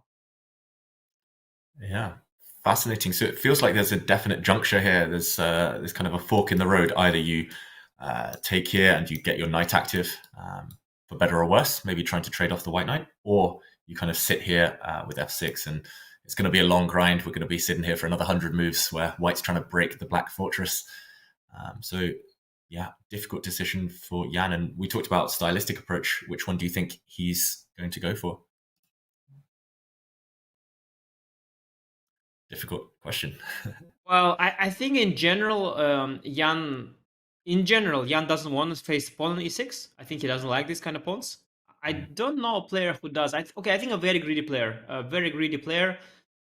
Maybe Duda, let's say. Who is the greediest of all? Wesley? No. Yeah, Wesley, Duda. These are the greediest of the guys. Oh, well, he goes f6. But I wanted to say that I think at this point, he already accepted the idea that and the fact that in this game, White got some beautiful position. White got this dominant pawn center, and in this game he has to play some ugly moves. He has to defend, and Jan, he's a objective player. He doesn't like it, but I think he thinks that at this point this is the best he has. So he does it, goes for it.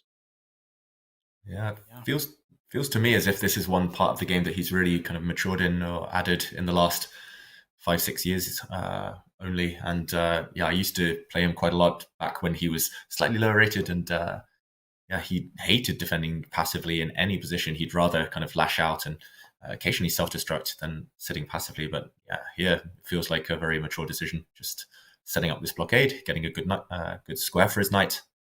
And it's definitely difficult to foresee how either side are going to improve in that position. As Anish mentioned, you would love to trade off this black knight now, which didn't seem likely just a few moves ago. It's coming into d6. It's going to sit on an outpost. For sure. Who would you prefer here, Daniel? I mean, definitely my heart prefers White, but the silver lining to this kind of Wesley style defensive approach is that after knight d6, Black can really potentially, you can envision a scenario where Black channels his kingside pawn majority. Maybe in some future universe, g5 and h5 is not entirely out of the question with the e4 square controlled by Black's knight. So I would argue that it isn't entirely a two-result game, particularly if at some point Ding overpresses. The second thought, and Anish, I definitely want your thoughts on the extent to which White has chances here, but rook a e1, I would imagine, should at least be calculated, trying to keep the e-file open.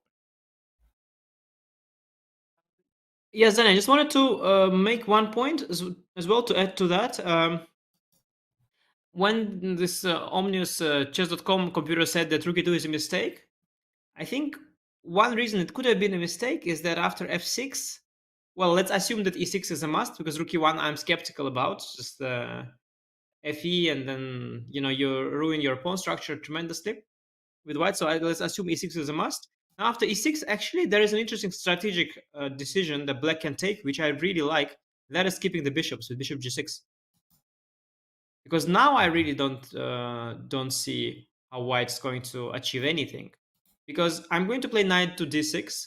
Whenever you go knight e4, I take with the bishop, of course. I keep that beautiful knight. e6 on the board. And I think, if you keep the bishops... So I think instead of rook e2, maybe Dink had to trade on h5. Queen h5, play knight f3, and then go for this position.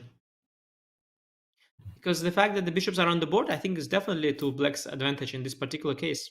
After bishop g6, I would already think that maybe White should start running after bishop back. But of course, if you want to be more ambitious, then I wouldn't know how to do it, because I don't see White's idea now that the bishop on g6 prevents this move knight e4. Anish, I'm not predicting the draw just because I don't want to jinx it, but if that happens, we're all going to be gutted, right? It's such a rich position, but if that's the best White can do, repeat moves, try and get the bishops off, Ding's going to be hating himself for that. Yeah. I don't know. The pawn on e6, it's beautiful, but a4 can also be met with a5. I think some people might feel, oh, well, White has queenside pressure, no such luck. And again, I feel very much that if White stumbles on his own feed here and doesn't produce anything, eventually, bishop g6 to f5, and then suddenly Black could start thinking about some sort of kingside expansion. So it's not like this is a game for two results. Anish, would you kind of agree with that? If that Ding could definitely potentially lose this if he doesn't produce anything? Oh yeah. Actually, Jan didn't like this sophisticated approach with bishop g6, and I mean, I peeked at the computer, so I don't think it's an obvious move at all, by no means. This bishop g6 idea was certainly very clever, but even now with the bishops being traded, it's certainly a position for 3 results. Now, of course, White has this long-term strength of the e6 pawn, but it is it doesn't guarantee you anything. It doesn't mean that you will win the game, because let's say in a potential endgame, if your c4 pawn falls, then d5 pawn might fall, then e6 pawn might fall. So it's not there forever. Also, black might just play around it, and maybe we'll get some opportunity along the g file at some point. So of course there is a 3-result game here, and nobody is safe. I don't think Ding wants to be safe. I think he wants to win today. And a big question I have is also, okay, let's say I'll get knight e4 somewhere. If black will meet knight e4 with knight f5 at that point. Because I think I want that trade of knights. If I have it, I'm much better. This is what I would think. But if I don't manage that, then am I much better? That is my question. Interesting that they're leaving the bishops on the board, and Jan yet again has this option of dropping back, and maybe even more promising than it was on the last move, because now it's going to be difficult for Ding to clarify things. And where's he going next? No pawn breaks for white. We always talk about pawn breaks as kind of the currency for opening positions, especially when you've got more space, more centralized pieces, as Ding does here. But I don't see it. I don't really see a plan for white after bishop g6. Really nice move you mentioned, Anish, on the last turn as well. I think I still have bishop e4, in fact. I think I don't mind trading the knight for the bishop if it's the way around. I think I'll be happy to trade off your blockader. Wow, knight f5 instantly. Wow. Interesting move. Whoa. Question mark briefly appeared Wait there. a second, but takes in rook e4? I mean, I'd be very careful about leaving the f4 pawn unattended like that. I feel like Jan... e5. Oh, queen f6, okay. Yeah. Is he just trying to hustle on the clock? He played that so quickly, but it's such a committal move, and he had this more strategic option. Strange. Maybe he's getting optimistic about his chances. I'm worried about the f4 pawn. That's all I'm going to say for now. Yeah, maybe we can show this, Danya, why you're worried about this pawn, because you can attack it instantly, right? As you mentioned. Yeah, bishop takes, queen takes, rook e4, and you cannot play g5 because f6 hangs. Now you can defend it tactically with knight f5 to d4, but first of all, the positional exchange sack has to be very, very seriously evaluated, and those rooks have seen better days. So is this a little bit of Jan-esque impulsivity? That's going to be the question. Oh, it certainly is, and you know, I was just trying to make sense of this position and see why the computer doesn't like knight f5, and it's actually beautiful here. The move is bishop to g4, the best move. Wow! And it's a wonderful move because if you play knight d6 back, I now have knight e4. And remember earlier I said that knight e4 can be met with knight f5. That no longer is the case. And that is a serious issue. And if you, instead of knight d6, go for d4, then oh, there's some beautiful stuff is awaiting you. With rook e4 and rook takes d4 potentially, sacrificing in exchange. Bishop g4, a very nice opportunity there. But Ding instead takes on h5, probably going for this rook e4 idea that you guys mentioned. But after rook e4, I think there's queen h6. And how bad is it? Next move, g5 is now available. Queen f3, g5, g3 maybe? h3 is hanging though. Yeah. Holds everything together for now. Jan instantly takes back this bishop, of course. I think we'll see rook e4. And it's so crazy to me that Jan played instantly knight f5, because after rook e4, retreating with the black queen, okay, it's on the board, retreating with the black queen now to defend f4. It's not obvious, it's not instinctive. And is this really his plan? Feels like he could have had this, but with a knight on d6. And okay, he's prevented any trade of knights for now, but surprising to me. Impulsive, I think, is the right word, Danya. Strange. Yeah, just queen h6, is a move that would have to be very seriously evaluated, because white has all sorts of ways to intensify the pressure. Even the maneuver, knight d2, f1, h2, g4 has to be considered. Queen c3 to f3. You have to assess whether g7, g5 is a move that hurts or harms your position. So for Jan to do all of this intuitively, kind of alarms me, to be completely honest. And I'm very curious how he will defend the f4 pawn. And I do like queen h6 here. I think that might be the quote-unquote lesser evil. And knight d4, rook takes d4. The more I look at that, the more nasty that prospect seems. I think this bishop g4 idea that pointed out earlier, I think that was a huge opportunity there actually, because I was really struggling to find the response for black. Whereas here after Queen H6, okay, of course it's still strange that Jan has allowed this because there are some tempting options there, but I don't quite see what is wrong with black's position immediately. And if I get the rook to be sent back with knight d6 and then get my usual g5 play and all, I think it might be all right. I should also be careful with g5. Basically, I think what the position is kind of about, don't get me wrong, but I think it's mainly about black trying to dodge the knight trade. Because I think that if we get to trade knights, it's bad.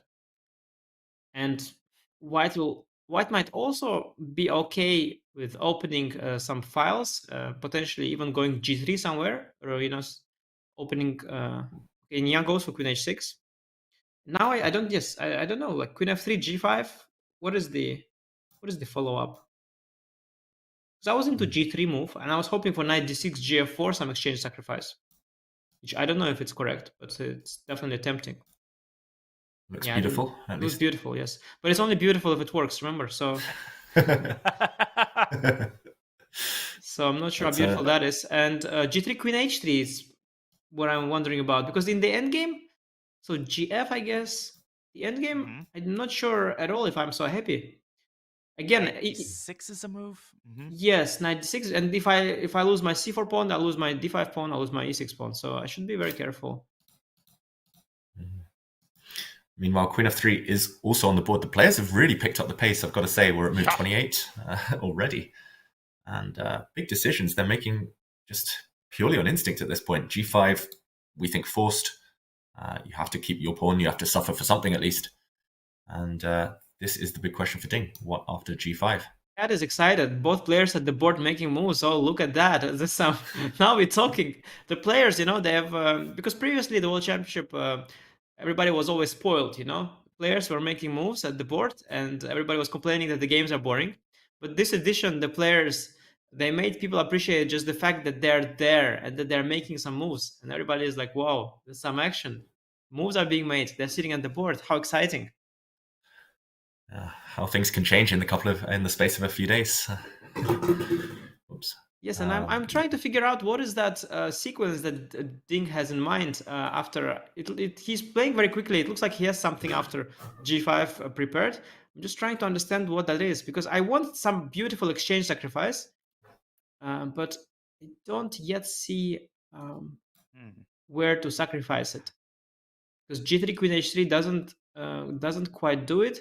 Maybe he wants to go g4. Yeah, I was thinking that too. Wow, really? Looks so committal, giving away squares. Yeah, I was thinking maybe try to trade the knights.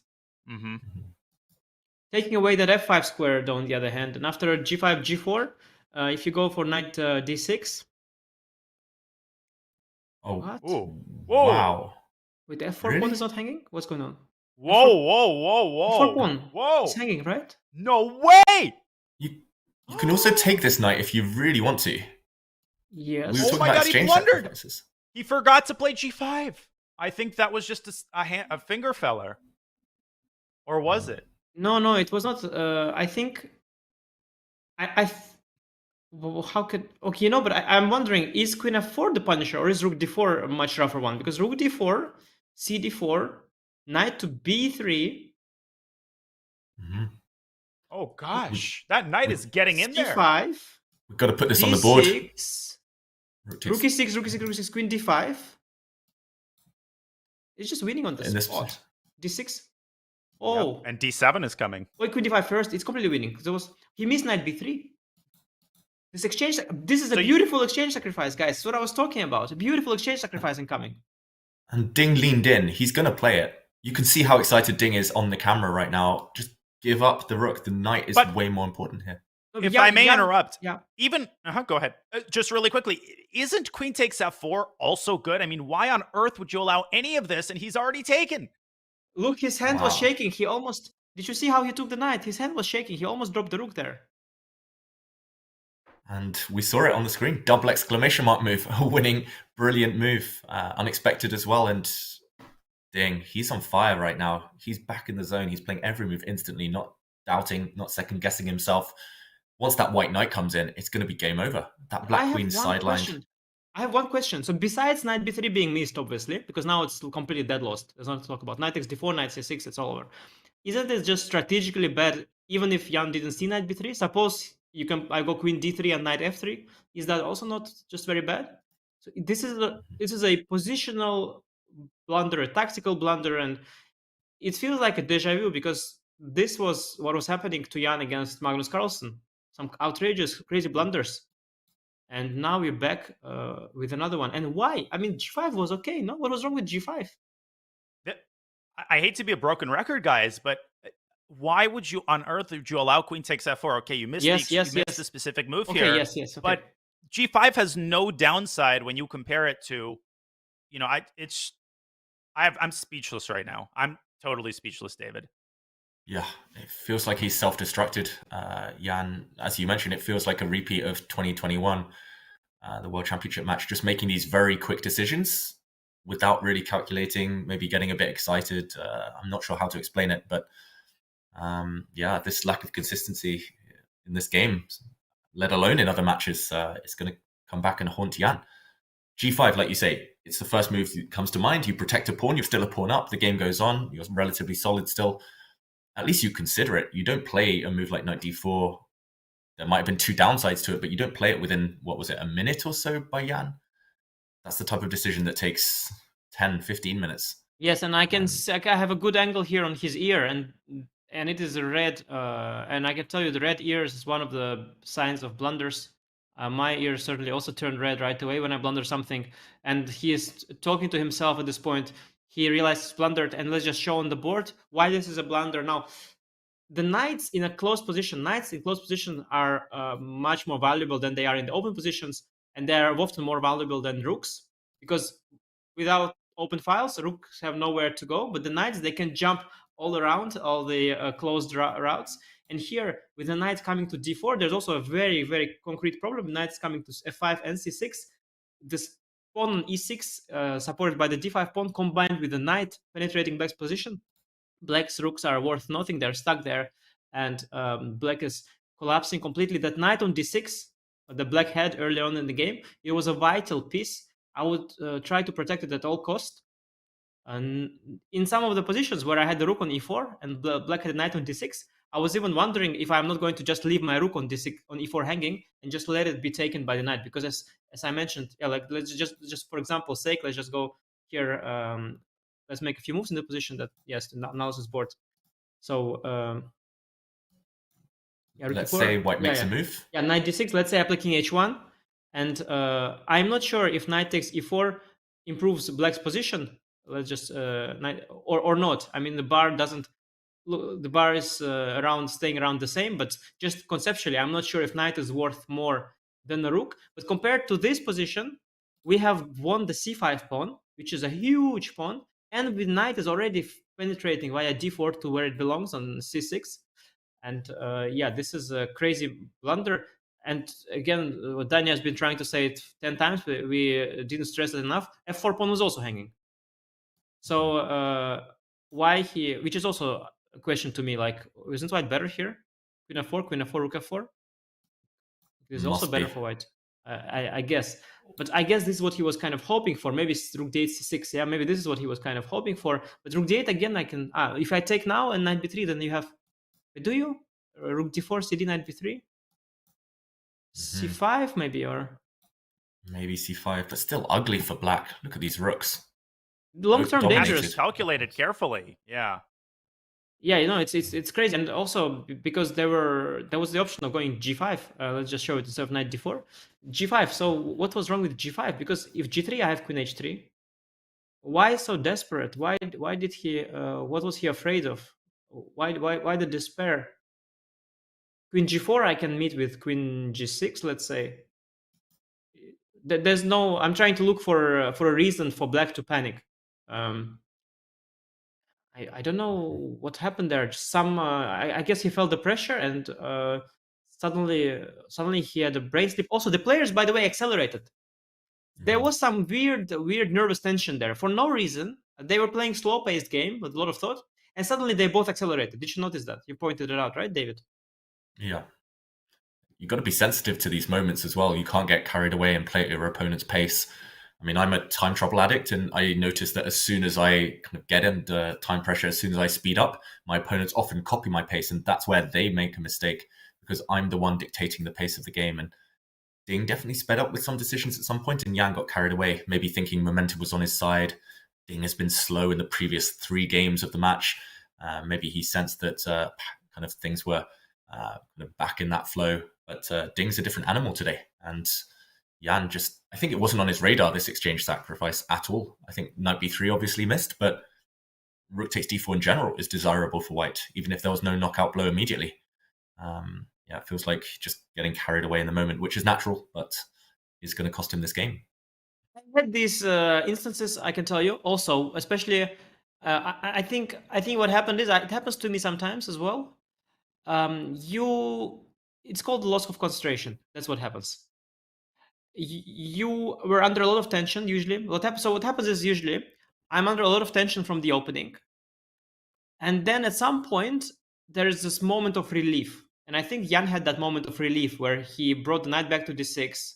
He was about to stabilize his position. He had a few options. He could keep the bishops. He could not keep the bishops. And that's like, and then there comes a moment of relief, and you were under so much tension before that somehow you relax, lose concentration, and make a move without properly thinking about it. It's just a loss of concentration. That's what happened to him.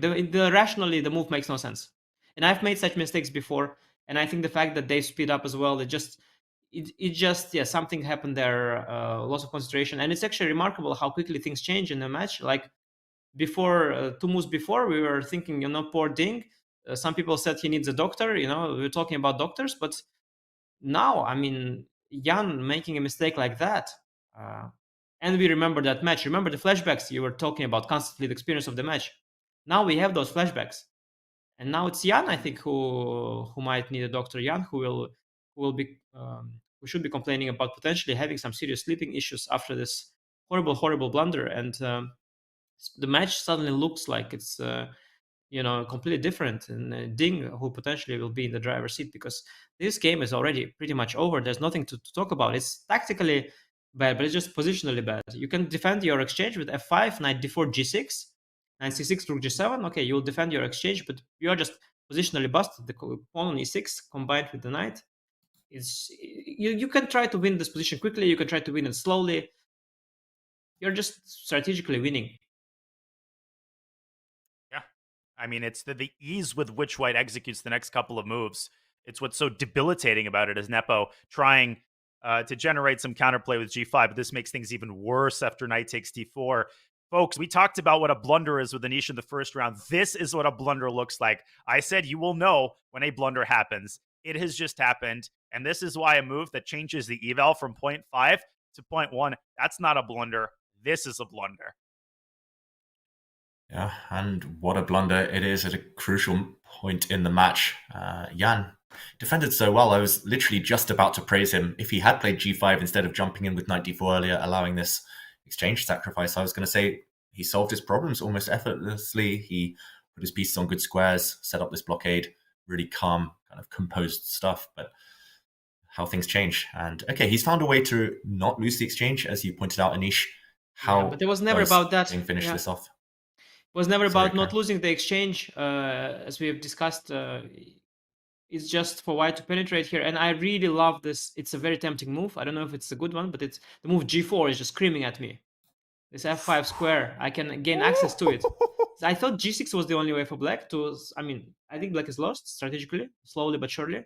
But g6 would at least keep the f5 square in check. Here, this move g4 is just screaming at me, and I cannot stop looking at it. It looks so tempting.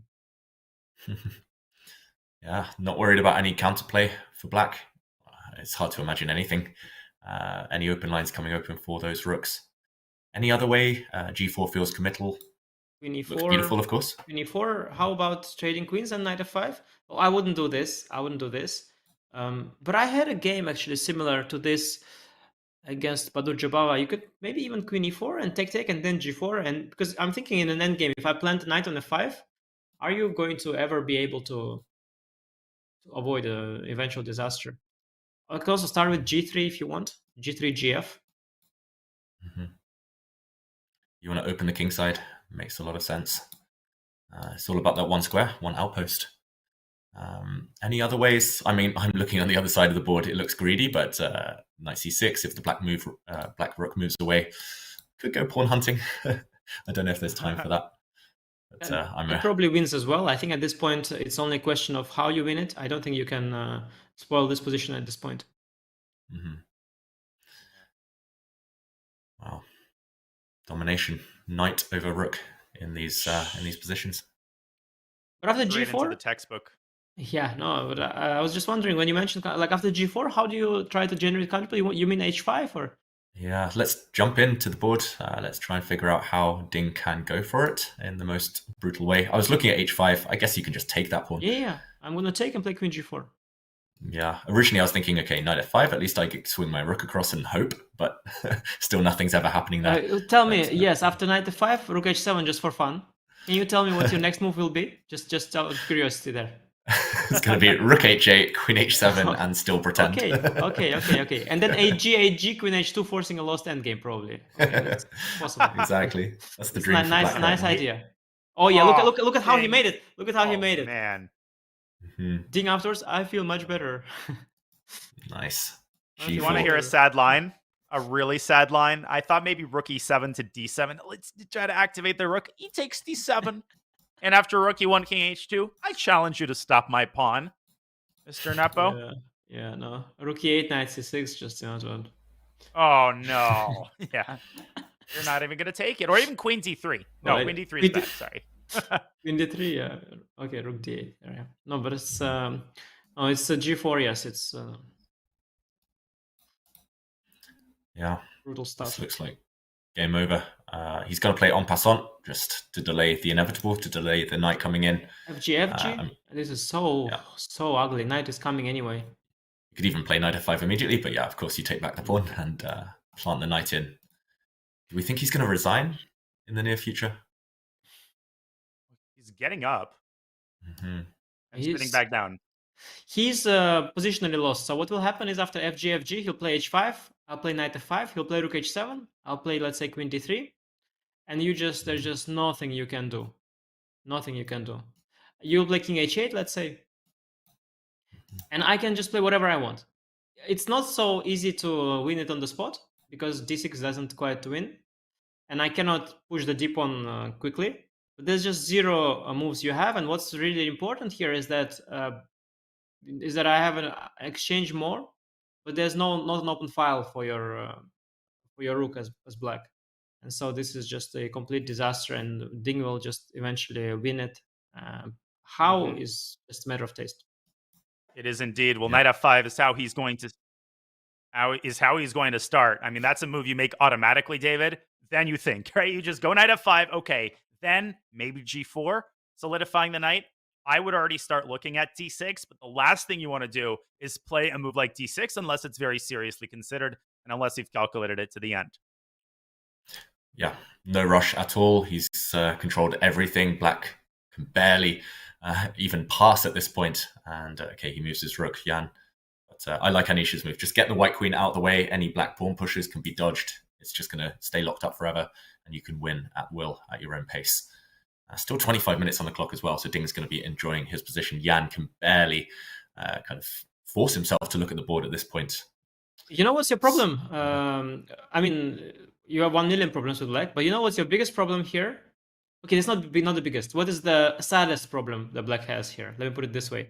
The saddest problem for black is that in order for the black queen to even like look out the window, if you know what I mean, like even if you go g4 and I go 8, let's play queen d3, g4, h4, let's say. You try to create some open files for the diagonals for the queen. You cannot play queen h6 ever. So your queen, the only way for it to like take a look at something is to go king h8 and then queen g8 and then probably queen f8. But yeah, this is so incredibly sad. And Black's completely busted here. And yeah, it's such a pleasure for Ding. I mean, it's really amazing. You're playing a World Championship match, and you have this position which looks like position from a simultaneous exhibition. You know, it's. I mean, I don't know how much I would give for having this position at the World Championship match. That is such a pleasure. Yeah, Ding couldn't have dreamed it better. And I mean, it's better than any doctor. When you play a game like that, it's like swallowing 5,000 pills against your depression or whatever you have. I mean, this is it. You're back. A prescription for a knight on f5 and a pawn on e6. I was thinking of d6, c takes d6, and then e7, and stick a queen on c6. That might be totally unnecessary. I think that does win, because once the queen lands on c6, that's it. Black's position is like frozen like Pompeii. Like none of the pieces can move. Yeah, you are trying to win by force, which is my weakness. My weakness is that in a position like this, I so much love it that sometimes I forget that I have to win it. I forget that. Yeah, and you are right. Maybe it's time to win it. But I don't know. D6 is. I would never play D6. I mean, giving Black some hope of something. I mean, I would first sit on this position for 10 moves and then try to get D6 in the best possible version. Yeah, it's of course you are right in that at some point, actually, these positions you have to probably. This one you really don't have to rush. You can win it whatever you want, but at some point you should probably win it because it's all nice. But okay, you know, people have to move on with their lives, and at some point you have to end this game. I would start with a move like Queen E4. You can also start with E7 before you go for D6. I mean, even like first you can play A4, King G2, Rook E2, whatever you want, and then maybe somewhere you can break through with E7, D6. Yeah. Anish, you were philosophizing about the definition of beauty, I think, or chess beauty. If we have a chess dictionary, you just need to print out this position and put it in there, and that's pretty much, just too beautiful, and it definitely works. You don't need to rush. Just depends on how sadistic Ding is feeling right now. But he looks focused. He probably wants to finish it off as quickly as possible. He actually wants to win. Yeah, that's it might be a problem that he wants to win, but okay, he will probably manage. Because you don't have to you don't have to be stressed about it. I think position should win itself, to be honest. And I think that easier is to just play Queen D3 or Queen E4. Because I think if you try this D6 business, let's see, is it for sure? Is it clear cut? Well, because I think this is how it could this is how it could go wrong. Like you go D6 in the wrong moment, and then somehow you misconvert it. Yeah, I mean, my idea was to play D6, CD, E7, and then just pre-move basically Queen C6. But conceptually, I totally agree that this might, that this involves more concrete calculation. Yeah, probably this is how chess should be played. D6, CD, E7. I give it to you. Yeah, I'm just too much of I like sitting on my position, especially when it's so good. But probably this is better. Yeah. Any counterplay here? G4. D5 check, I guess, or check. I'll move. Okay, I have the urge to go H4. I have the urge to go H4 always. Yeah. Oh yeah. Okay, thank you. We are in agreement here. Yeah. And again, this knight on f5 dominates, and the pawn on h4 they dominate the queen. There's not a single square it can go to. Yeah, control. Queen f7, guys. Queen f7, guys. Please rule by rook e6. Oh yeah. Paralyzed completely. And then you bring the king in. And if you want, you bring whatever you want, or you can take knight d6 or whatever you want. It's up to you how you prefer to win. So he might well go for d6. He might. Would really go queen e4 and e7 first, probably, but it doesn't matter. Yeah, queen e4. Queen e4. King h8 and e7, isn't that also like extremely clean? So king h8 only move, probably e7, yeah. Is this not very clean? And what do you do? And then I can go d6. Everything's clean at this point, Anish. That's the problem, right? Oh, it's overwhelming. I mean, just yes. This is all by winning by force. Also, I think it's completely overwhelming. Mm-hmm. Next queen e6. I mean, just that the fact that after g4 h4 you cannot play queen g5 even. Like I've never seen a position this winning at this level. Well, I'm exaggerating, but at the World Championship, like this is so winning. It's just disturbing how winning this is. Mm-hmm. Queen f7, d6, cd, knight d6 will collect a full rook. Not even close. Exactly. I also don't need knight d6. Like after d6 cd. Okay, after queen f7, you didn't create a queen f7. Okay, let's not play d6. You don't have a threat. You cannot create it. Even if I give you 20 moves, you have no way to regroup to somehow create a threat. You have Great just minds no. think There's alike. Yeah, queen e4 on the board, as you predicted, Anish. Oh, this position, if you look at it, actually, the fact that after e7 you have no way to ever attack me and do anything, there is just, you can indeed just go like rook 2 and bring the king to a4 or whatever, like if you want. You can win the position if you want. You can go rook 2, bring the king to b3, and then go like c5, bc, king c4, and win it with the king if you want. Oh my gosh. Like if you're really savage, like if you... Nepo's in the rest area. I mean, at this point, I'm not going to speculate. I think it's time to get back to the board and do something that starts with an R pretty soon. Regret your decisions, but also resign the game. Smooth. Wow. Yeah. Poor Jan. Yeah. And we've all been there, right? We've all blundered like this. We've all kind of taken our eye off the ball just for a second, and then it's suddenly too late. Chess is cruel like that, but it will be about how he recovers. Maybe it's a good thing, just like for Ding, losing the last game, there was a rest day immediately afterwards. Jan, after this devastating defeat, he will get tomorrow to reset and recharge and go again with white. I think, look, for Ding, it's like upwards.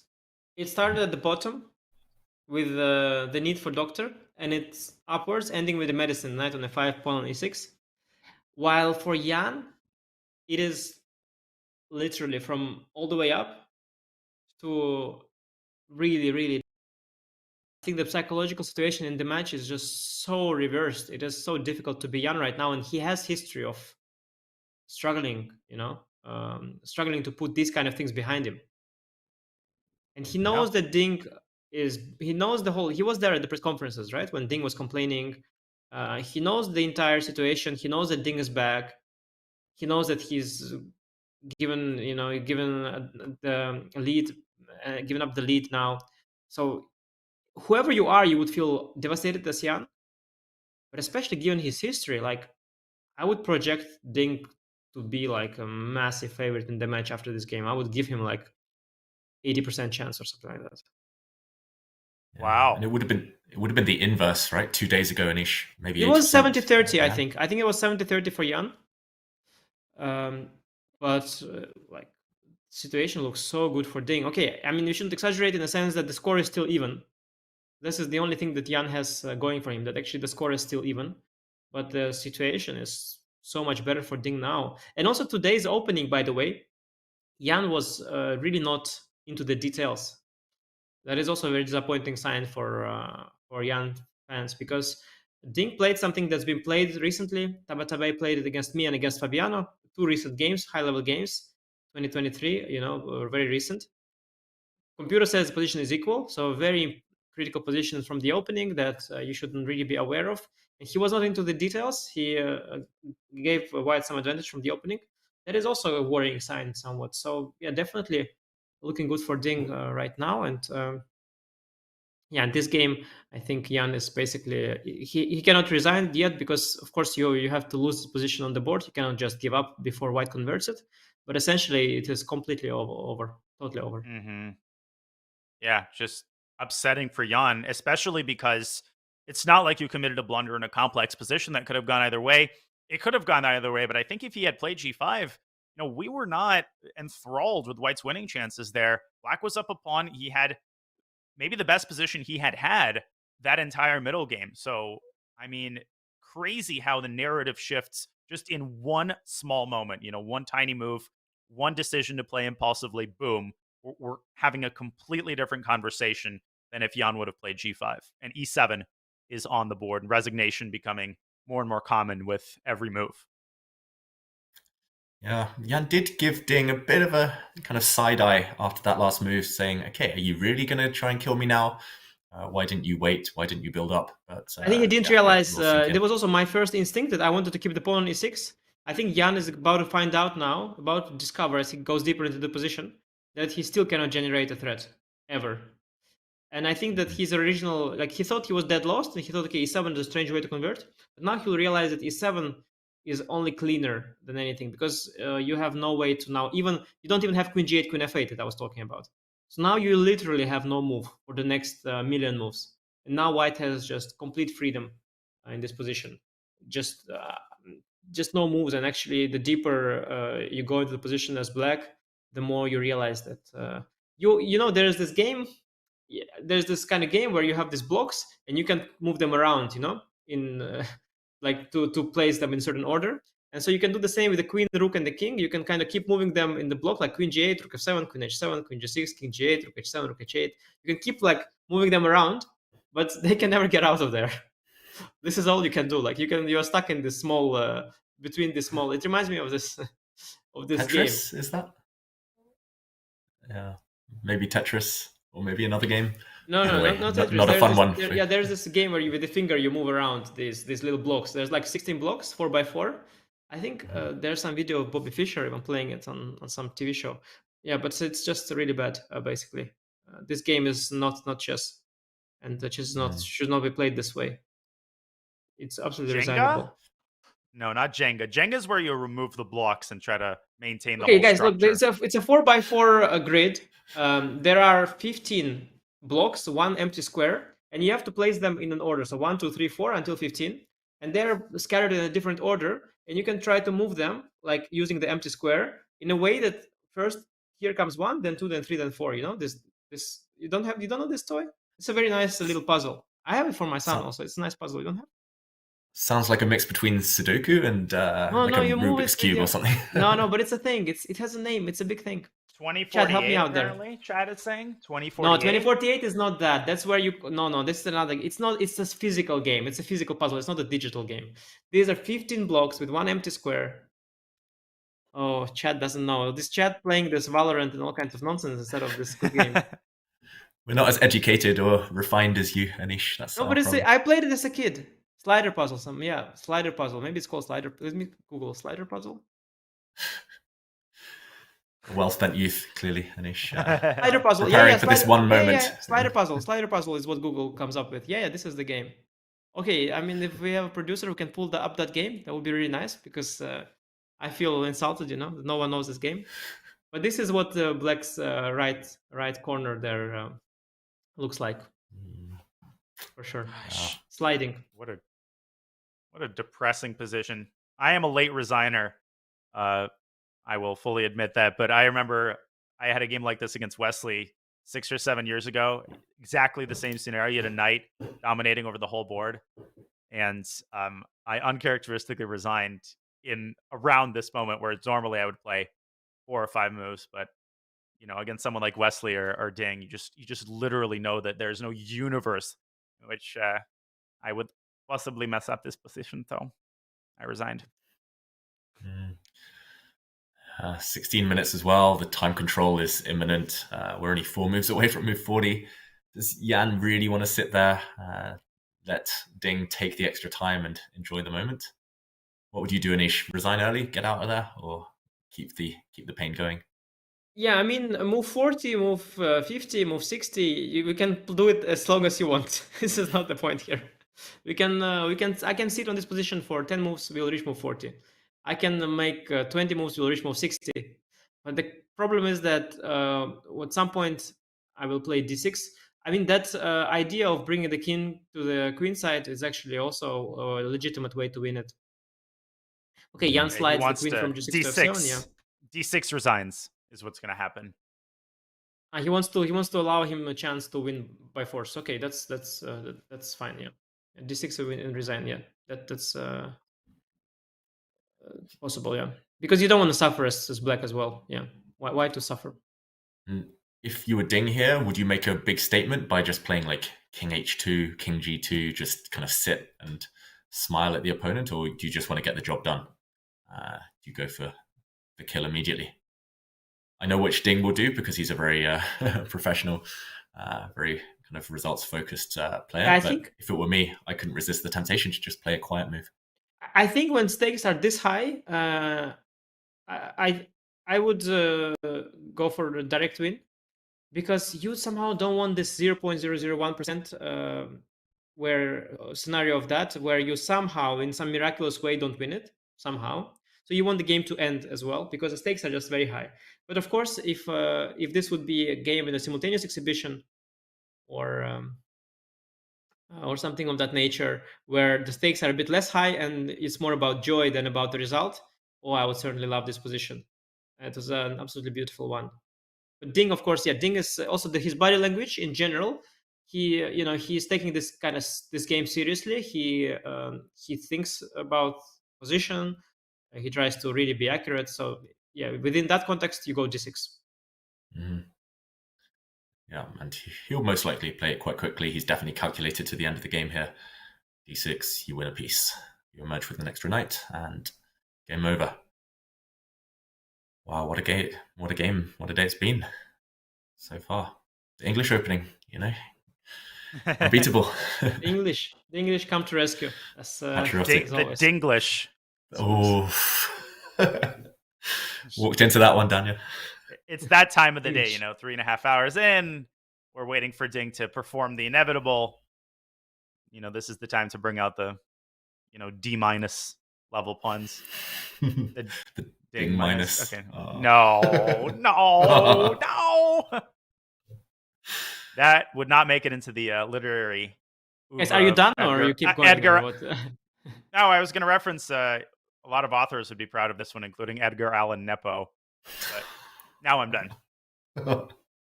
How long have you been sitting on that one, Daniel? Oh, Edgar Allan Nepo. Okay, years and years and so centuries. Centuries. So bad. Oh my god. Yeah. Ding. He's leaning back. He's enjoying this. I think he's also asking himself that decision. Would it strike a psychological blow to the opponent in a World Championship match to just kind of assert your authority by not even moving in for the kill yet? Or do you just get the job done? Yeah, it's giving the photographers the opportunity to take a nice picture of him winning this game. So he leaned back there, in his most photogenic approach to appear, as a big boss. So he leaned back, put his hand there on his face. So I think, yeah, he's done posing now, and it's time to finish it off. I wish he would have won it more slowly because I really appreciate beauty in chess. So I would have loved for him to do it the most beautiful way, which involves just not moving for 100 moves. But I think that, of course, yes, if we are talking serious now, it's professional to end the game with d6. Mm-hmm. Yeah, d6, we'll see a capture. Even there, you don't need to rush with white. But, of course, that takes d6, wins on the spot. Queen e7, knight e8, and okay, you can make one active move with the queen, but you are down a full knight, like queen a3 or something, but it's just so far away from... It's not even close. I think it's resignable, actually, after d6. Mm-hmm. Yeah. Queen g8 also is a move after knight takes d6, but there, I think the white queen could make it to d7 via b7, or one of, a million Oh, other this wins, is his idea. Yeah, this is probably his idea with black, to go queen g8. Maybe this is what has made. Oh, okay. So maybe this is actually not even that clean with white, or you take. How do you reach to this? I think queen b7, yeah. Queen b7. Queen g8, okay. Queen g8, queen b7 immediately. Queen d7. Okay. That's clean. Yeah. Queen b7, queen b7. Very nice. Yeah. And knight e8 probably also wins, and queen e6 and rook d1 or something after king g7. But no, you are right. This queen b7 is a very nice way to get to d7. Yeah. Ding is about to make a move. We'll show this on the board in a moment. Let's just see what he plays first. Yeah, we don't need to. If there was one win, we would have to show it, but there are so many that Ding will show it, actually. This is what Ding will show us the win. Nepo he's done with this game. He is at enough. He's going to go queen g8, I think. And after queen b7, he might resign. Mm-hmm. Oh, okay. Why the rush? Okay, that's fine. I wanted to win it like that with queen e6, but why the rush, Ding? Why did you take so fast? Yeah. Doesn't spoil anything, but at least now has to be slightly accurate. No, but this is the win that I saw. It's completely winning, right? There's nothing to... Nope. Queen b7 was... Queen takes f7. Prettier. Queen b7 was prettier, but it was actually not easy, Dania. I didn't see that move. It's a nice one by you, Queen b7. Very elegant. King G7. D1, How do I we think. finish this? Rook D1. I think Rook D1. And then King G6. Oh, wait a second. Queen King H6. Okay. Oh my gosh! Wait a second. Wait, Rook D8. Rook D. Wait, sorry, Queen D7. Okay. What about Rook? Okay. Rook F1 first, Rook H6, and then Rook D1. Oh, nice. But then very professional. F5. But Danny, after Rook D1, King G6, Rook D7, how is Black ever moving? Like, I can also play that, and then like G4, Queen F5, and he ain't. Yeah, I mean, I can also just do that and somehow slowly. Should we jump into the live board, or should we let Ding show the way? We can let Ding show the way. I don't think we should analyze this. There are many wins, and Ding just needs to show one. And Daniel's Rook F1, Rook D1 suggestion, that is clinical. Clinical. You said F5 then, yeah? Or which one bothered you? I think F5 has to be tried, but even Queen takes Queen F5. Even, yes, and Rook D7, if you want, yes. How about also White Queen playing? E5 first? Yeah. White could also play Rook F1, Rook H6, and just Rook F5, and then just sit. I mean, it remains like you still, even here, you still have a choice of finishing it off by force or not by force. And after Rook F1, Rook H6, Rook D1, F5, I think the most accurate is to give Queen E5 check. I mean, the most forcing. This wins on the spot. He's going for he it. Finds Rook F1. Yeah. He plays the most accurate. Yeah. And here comes the handshake, I think. Not yet. Yeah, 2 more moves. I think Rook D1 and 5 Queen E5 is where the handshake will be appropriate. Yeah. Yeah, these heavy pieces, these heavy piece endgames are difficult to defend at the best of times. But when your opponent's pawn is on E7 and you're completely paralyzed, it's definitely hopeless. Bunch of ways to win this one. I think he's found the most clinical, most prosaic, at least. At this point, there are very few ways not to win this one. That's how I would put it. Like every move wins, and there are only a few ways in which you can somehow miraculously spoil it. I don't think it's a question of like the wins. There are like plenty, forced, unforced, all kinds of wins, all sorts of tastes, and Ding will just show us one of them. I would give a check because I like checks. To win with checks, you know, when you give a check, there is a limited options the opponent has, so you can calculate everything to the end. When you don't give a check, you leave some room for some move that you might have missed. Checks, captures, and threats. That's why we're taught when we're young that the most forcing moves. Queen E5 check looks cleanest.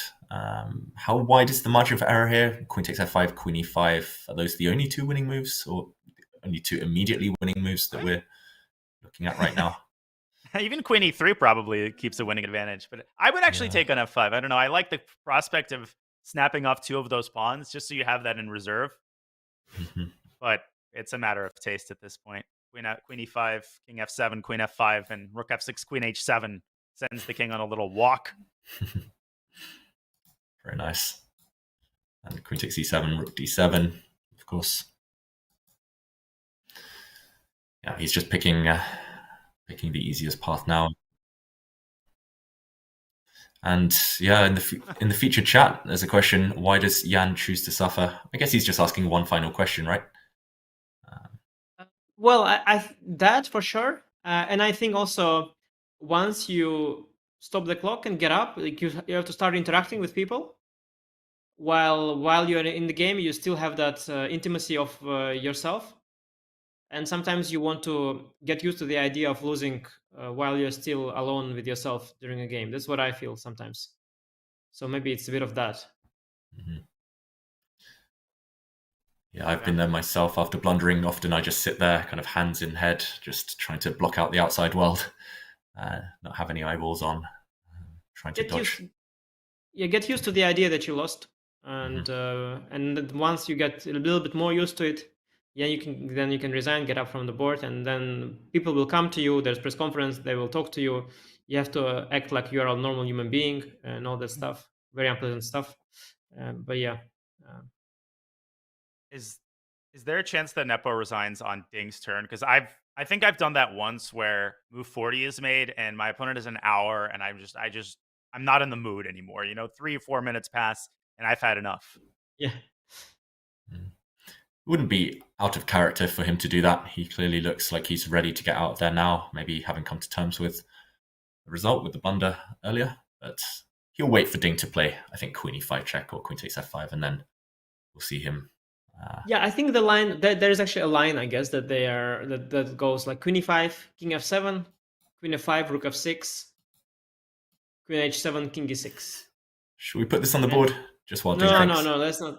You think we need? Okay. But Let's do it. Might as well, you know? Okay, Might as let's well. do it. Yeah, this is like the only way for black to not lose. How to say? To not immediately lose on the spot. But this is, yeah, you can win this slowly, you can win this quickly. Probably there is a forced win here, I suspect. How would you try and win this, Anish? I don't see a forced win, meaning that I think everything wins. Like, I don't think you have a next move. But I don't see a move that ends the game directly. Do you see one? Yeah, we're heading in this direction. Yeah, heading yeah, in this I think we direction. are. Queen e5 check played, king f7, and queen takes f5. Maybe queen d5 instead of maybe queen d5 here is the most queen d5 the most forcing if I want to rush my king g6. Yeah, no, I thought queen d8 you go king f7 back, and then I can play rook e1, but this is actually not at all clean, not at all. Poor Jan, look at the camera. The thing is, we are not really struggling to find the win because like it's all winning. It's already a win. But the finishing move, yeah, the one that forces resignation. Let's see if you just need to create a threat.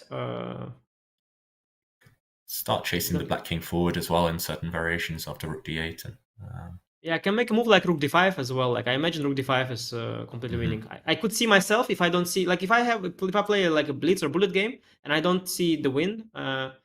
I now would go rook d5 at this stage just to make a move, and then I think I can collect on g5 if I want at some point. And yeah, Ding has calculated this till the end, you would think, before going into this line. He's so good at that. These linear variations. Yes. You can even, like you mentioned, chase the king. I guess rook e1 first and then queen e4. That is also very tempting. Queen e4 and rook e1. Also, like queen e4 check, king f7, rook e1.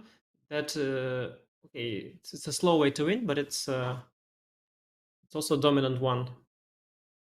And Jan is purely reacting to each move. Pretty much everything is forced now, and it's likely to stay that way till the end. Yeah, it's. Sorry, go on, Daniel. Jan's stamina just to not resign this. I mean, it's just pure agony at this point. Yeah, but at the same time, okay, you're already here. Like, you might as well wait for Ding to show it, yeah. You know what I mean? Like, but there isn't actually there isn't that forced. It's just a win, yeah. Every move, queen e4, rook e1, queen e4, queen g7, rook d5. Everything. You need like 1-2 unforcing moves, and then the forcing one will come. But there is no like rook d8 is the forcing move now, but rook d8, queen e7. I think there is no direct win there. This is not what you want to do. So instead, yes, I don't know which one looks more winning. I think the computer gives them all as +7.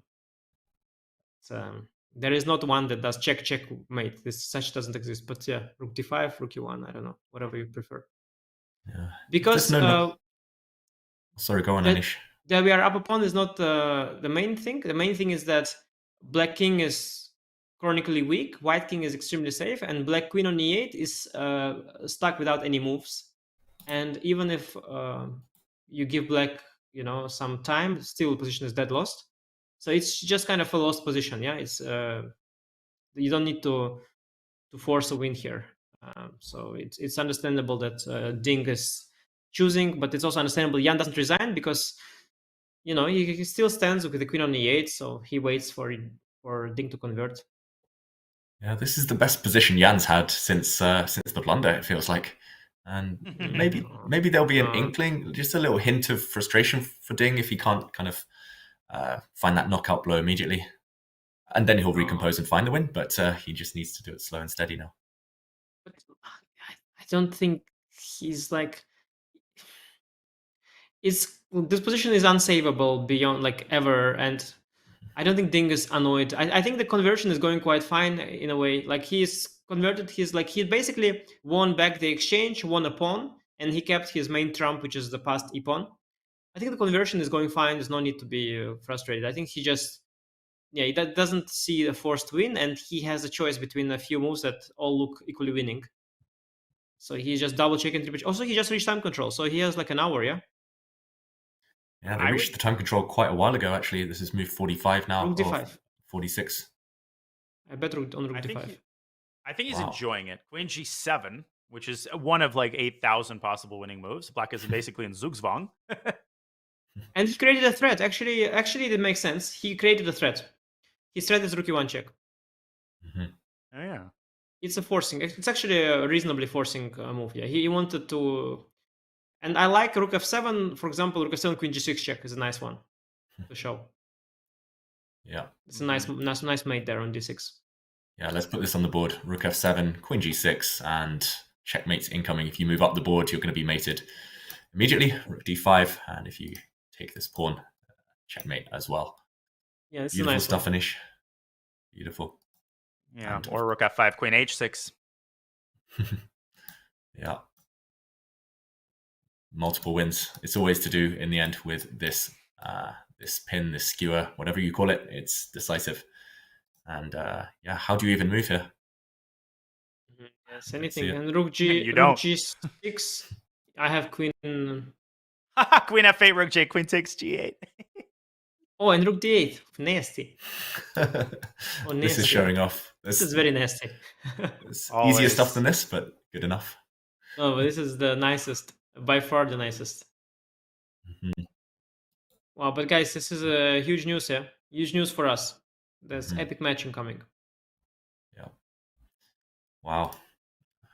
This one is over. Queen G7. Nice final touch.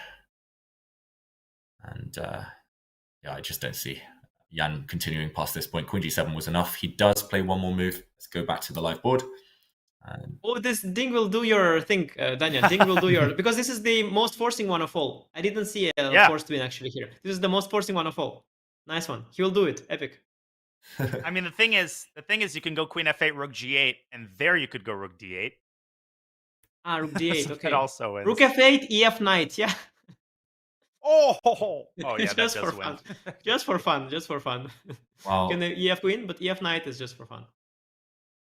Yeah, Rook d8 is very, very winning after Queen f8. But I like this Queen takes g8 idea. Very pretty. Surprising win. Mm-hmm. Which one is he going to go for? This is a basic betty here. He will go for Queen f8 and then Rook d8 or Queen g8 because this is the forcing way to do it. And he has it at this point and he can calculate very well, so he will find it. Mm-hmm. He's enjoying himself. Look at it. He's enjoying himself. Hands around his head. Oh, yes. Yeah. Yeah. He could calculate this with 1 minute on his clock, but he's got 1 whole hour. So Queen f8. Yeah. Jan. Poor Jan. Not even looking at the board anymore. Queen f8. And that might be it. He might... I mean, we keep asking this question every move. He might just play on, allow the beautiful finish. No. There he goes. No. And there we go. Handshake. Ding wins. Wow. Wow. Ding has leveled the score with a victory. Now he's lost with the white pieces in game 2 and comes back, wins with the white pieces in game 4. And the story of the game is knight to d4. That will be the move in Nepo's nightmares tonight. Yeah. Knight move causing the nightmares. Ding is back. We said it yesterday, Anish. Whisper it quietly. You said don't put it in capital letters, but I think we can safely put in capital letters now that definitely Ding is indeed back. Definitely. And we were talking yesterday or the last few days about like, will Ding fight back or will it be one-sided match? I have a different question now. Will Jan fight back or will it be one-sided match? It looks diametrically opposite now. Now it's really looking very, very bad for Jan. This blunder reminds us of the collapse he had against Magnus. It was an outrageous blunder. He completely lost his concentration. Happens sometimes to me as well. The loss of concentration, no one is immune from that. That's something your brain does without your control over that process. And if that happens and you blunder like that, who knows what will happen next? Luckily for Jan, he has a rest day, and we are facing an exciting match. Two equally matched players exchanging blows, and now score is 2-2. What more can we hope for? Yeah, and we saw the players shake hands, leave the stage. Should we go back and highlight maybe some of the key moments of this fascinating game? It started with the English opening, and Anish, maybe a good choice for Ding, already taking Jan out of the book, out of his, at least, preparation quite early on. I don't think he took him out of his preparation. I think Jan forgot the preparation because, as I told you earlier as well, this is a line that people play, but there were many orders. So he mixed up the opening, Jan. He played knight h5 in the wrong moment. Knight h5 was the move after d3, not after bishop e2. And that was the first little misstep by Jan. Then both players traded inaccuracies on move 13. Here, Ding played bishop d3, which was not the most accurate. Immediate c5 or rook a d1 or h3 were suggested by the computer. After bishop d3, Jan in turn made the inaccuracy with the move knight a5. After bishop g4, knight d2, allowing this move c5, when then e5 and d5 were extremely unpleasant. For a while, Jan played it really very, very well. He braced for impact, doubled on the e-file, moved the knight back to b7, played f6, stabilized the knight on d6. It seemed as though perhaps around here, perhaps Jan would be, here was perhaps a position that looked the best for black from the entire game. It looks like maybe Jan would stabilize the position, maybe even take over one day, who knows. I think keeping the bishops was very, very juicy options for black. But suddenly both players accelerated here for no reason, started playing very quickly. And in that sequence, at some point, move 28 here, Jan played knight d4. That was a decisive blunder and came out of nowhere. So Dynasty suggested just g5. What was wrong with that? We still don't know. And after knight d4, many questions about this move.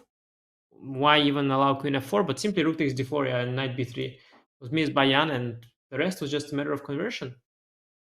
A very strange moment here. To be honest, of course, the opening was quite eventful, but here a tale of one move. It's loss of concentration from a position from equal.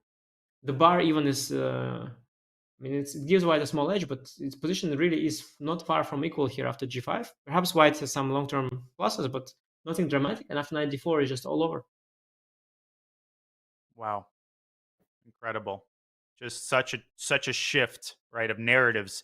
Had he played g5, we probably would have still been commentating the game. And that was a 3-result game. I mean, it's not like white is just pressing for 2 results, David. I mean, black is up a pawn. Black has kingside play there. And we very well could have been spinning a narrative of Jan being up 2-0. And that is the thought that he's going to have to be getting out of his mind tonight so that he can sleep. Because right now the match is tied, right? He cannot afford to catastrophize. Yeah, exactly. A traumatic blunder, but you have to get it out of your system. That's what the top players need. They need to be consistent in order to compete at this level. And Jan is capable. He's not played badly other than this one move in the whole match so far. So he needs to take confidence from that. I'm less pessimistic maybe about Jan's chances than Anish. I think he's much more mature than ever. He's much more stable than ever. Mistakes will happen, but he will need to reset for sure. And in general, this game, he defended pretty well. Yes, he got kind of tricked in the opening slightly, but just this one move. And that's all she wrote. One move can decide things at this elevated level.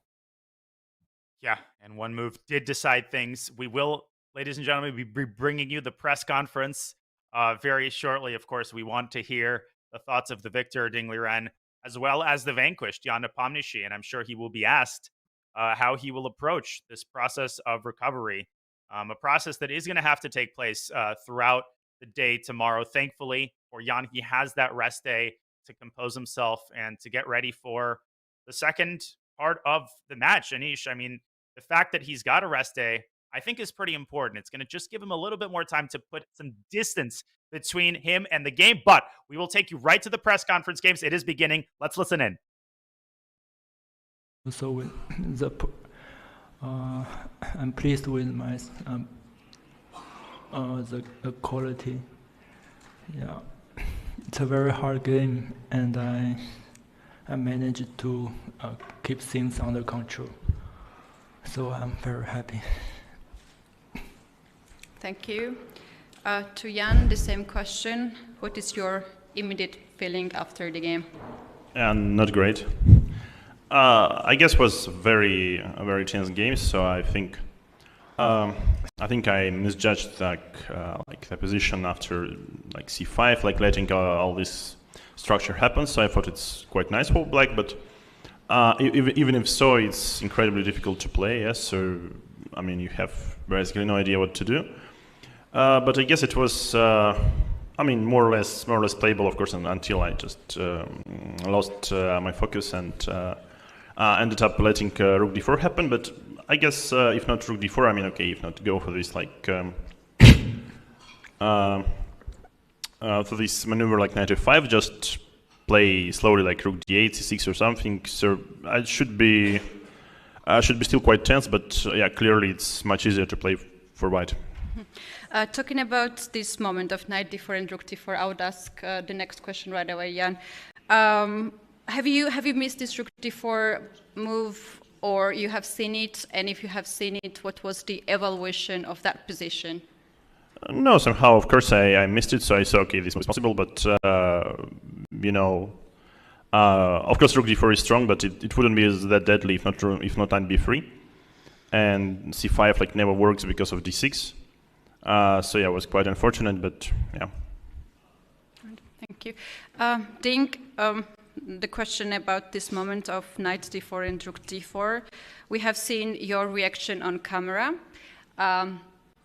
Your face expressions changed right away, and you made this rook exchange sacrifice in about 1 minute. Can you please share these feelings that you were feeling at that moment? To be honest, when I played queen f3, I was calculating something like knight d4 and queen d3 back. But when he played knight d4, I suddenly saw the idea of exchange sacrifice, and the important point is after c5 I have d6. This is very, very lucky for me, since c5 doesn't work, and he not only lose the pawn, but also my knight is very, very strongly placed on d4. So it's like, yeah, suddenly I feel I was winning at that point. So, yeah, it's a little bit hard to believe. Right. And this is your first victory at the World Championship match. Does it feel different than the other victories in the other tournament? Yeah.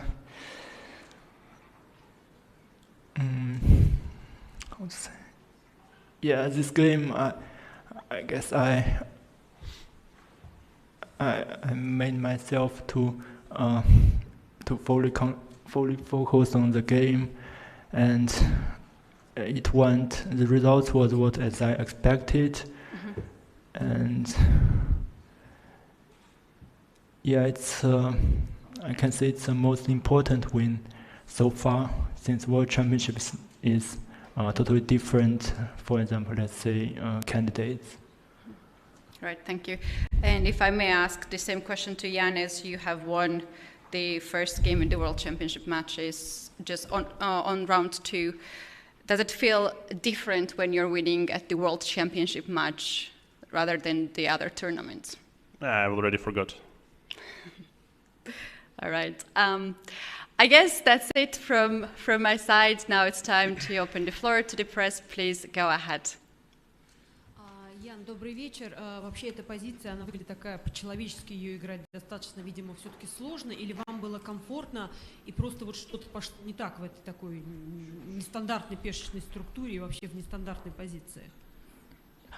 Dear Young, the question is to you. It's this pawn structure that you had, that position, was it comfortable for you to play, or what do you think about it? Ну, как я уже сказал, позиция довольно интересная, но, наверное, неправильно оценил, потому что я не знаю, какая оценка объективная, но на практике просто очень сложно делать ходы.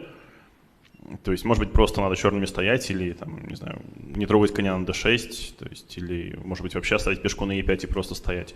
Вот, но, в принципе, белые как-то пытаются усилиться. Вот, ну, наверное, не стоило допускать такую структуру. А F6 нужно было обязательно ходить? F6, E6?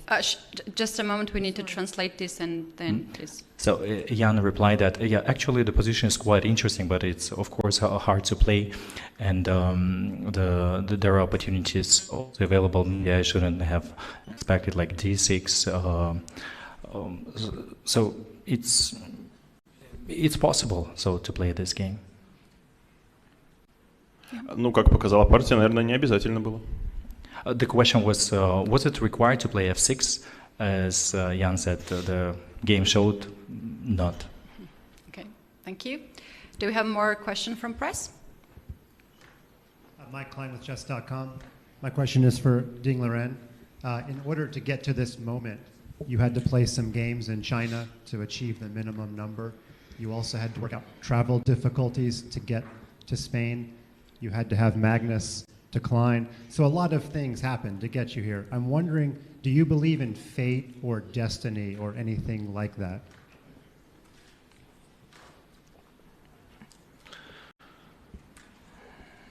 Well, it had all passed, I guess. Before, there are a lot of feelings come across to me, but now I was totally focused on this match yet. Thank you. Next one. Maria, please. Hello, Maria with Photochess from chess.com. The first question is for Ian. Were you aware of this line until move 10 being played in 2013 by Richard against Naroditsky? Were you aware of this game before? Well, surely I knew this line. I tried to recall some prep, though maybe I mixed up things. But yeah, I guess the position is very, very solid for black. But once again, probably this was over optimistic to let this c5, e5 happen. But the particular game of you said rapport, probably not, but I guess I play with Ding, not with rapport, yeah. And the second question is to Ding, about the same position. It seems like you had an improvement on move 11, playing castle instead of h4, which played Richard in 2013. Was it prep in advance with your second? You need to repeat the Yeah, question. Please louder, because we cannot really hear that well. Yeah, so it seems like until move 10 you were following the game that your second rapport played 10 years ago. Have you prepared it with him, and have you prepared the improvement of move 11 to play castle? No, to be honest, I was auto-prepare after knight f4. Okay. So I was on my own after that.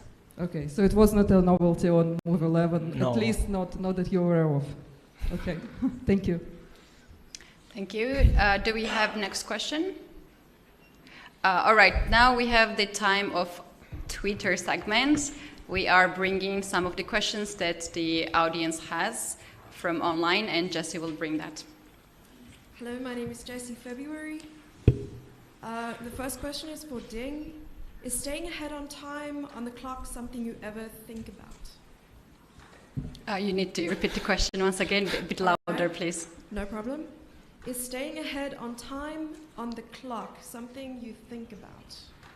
On time? Yeah, like the clock. Sorry. It's okay. I can move on to the next question. Next question, yes. For both of you, from Emil, how much contact do you have with your family and parents during the match? I can say my mother, they accompany me. Yeah, that's all. And to Jan, how much contact do you have with your family during the match? Like every day, basically, but not too much. Thank you. All right, the next question is from Jade. For Nepo, did you anticipate the English opening today? Sorry, again? Did you anticipate the English opening today? Have you expected English opening today? Yes, not this particular line, but yeah, it's one of the main openings for Ding. So yeah, shame on me for not repeating lines properly. Yeah, thank you. Next question, Jesse. And the last one from Cleomania. Ding, if this game was an 80s song, which song would it be? You would like me to compare the game to a song? No, it's not some classical games. I mean, the sacrifice for initiative, maybe like some kind of. It's a modern way to approach to chess, not some, not from the classical world championship, I guess. Thank you, Jesse. We have more questions. Mike, please. Mike, chess.com. My question is for Grandmaster Jan Nepomniachtchi. At the last World Championship, you had some losses, and different players, I imagine, deal with losses in different ways. Maybe you review the game right away. Maybe you don't look at it again. Did you discuss with your team how to handle a loss this time in case it happened? And do you plan to maybe react differently than you did in Dubai in any way? Well, I'll surely discuss tonight. But no, I guess it's a long match, so it's only the beginning.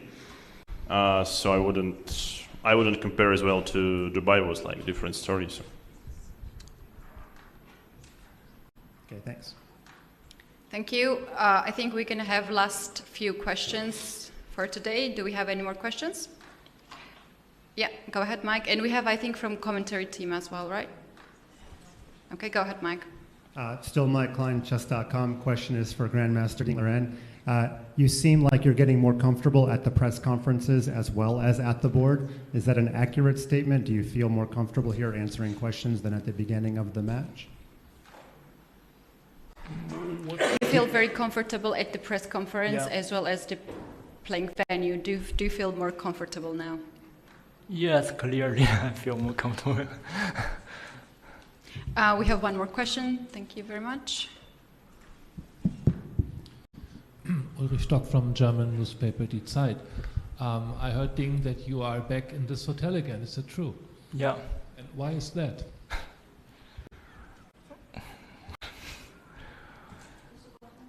Well, I started to get used of this hotel, and I want to try to win.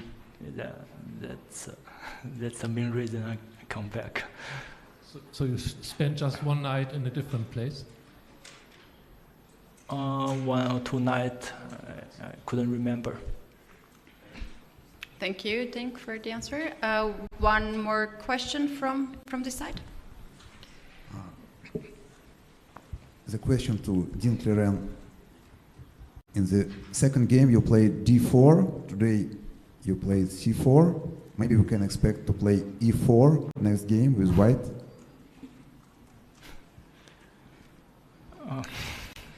Well, I cannot review if I... Also now I'm not sure which opening will I play on the next game. It's nothing to do with the first move, but with the opening, with the ideas, which ideas you want to try in this specific game. And also another question, here I have seen the famous grandmaster from first generation of Chinese grandmaster, Hu Jun, and he is in the team. Yeah, he's the coach of the Chinese national team. И последний, это не вопрос, а пожелание Яну хорошо провести выходной день и успешно сыграть следующие партии. Спасибо. So the last was not a question, it was more a wish to Mr. Jan. Have a great holiday tomorrow and wish you good luck in the future games. All right, thank you. I see there's no more press questions. I have one last question before we call it a day. That's to Jan, not just question. We know that you have a cat and a dog at home. Mm-hmm. If you could, would you have brought Snow, your dog, and Richie, your cat, to Astana to bring you comfort? That's quite double-edged. Because normally, these guys, they wake you up like when they need, so it's could also be harmful. But yeah, for the good mood, for sure. All right. And the question to Ding, do you also have a pet? Pets? No, not now. Not now. All right. I see we don't have more questions. I don't have more questions too. Thank you so much. We can conclude today. Tomorrow is a rest day, and we will resume the match the next day. So thank you very much.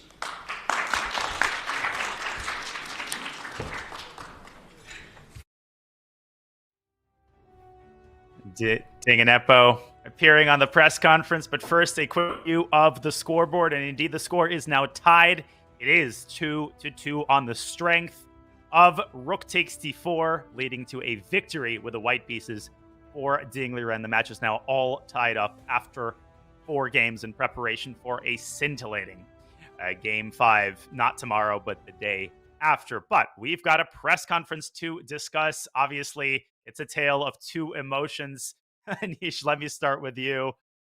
Ding Liren, he's got to be happy. He's happy to answer those questions. What did you make of that? Yeah, I think it was hard enough to talk about the game, and even harder to discuss this press conference. Yeah, I know. Very difficult, very, very difficult. Always special. I don't know what it is about World Championship match press conferences.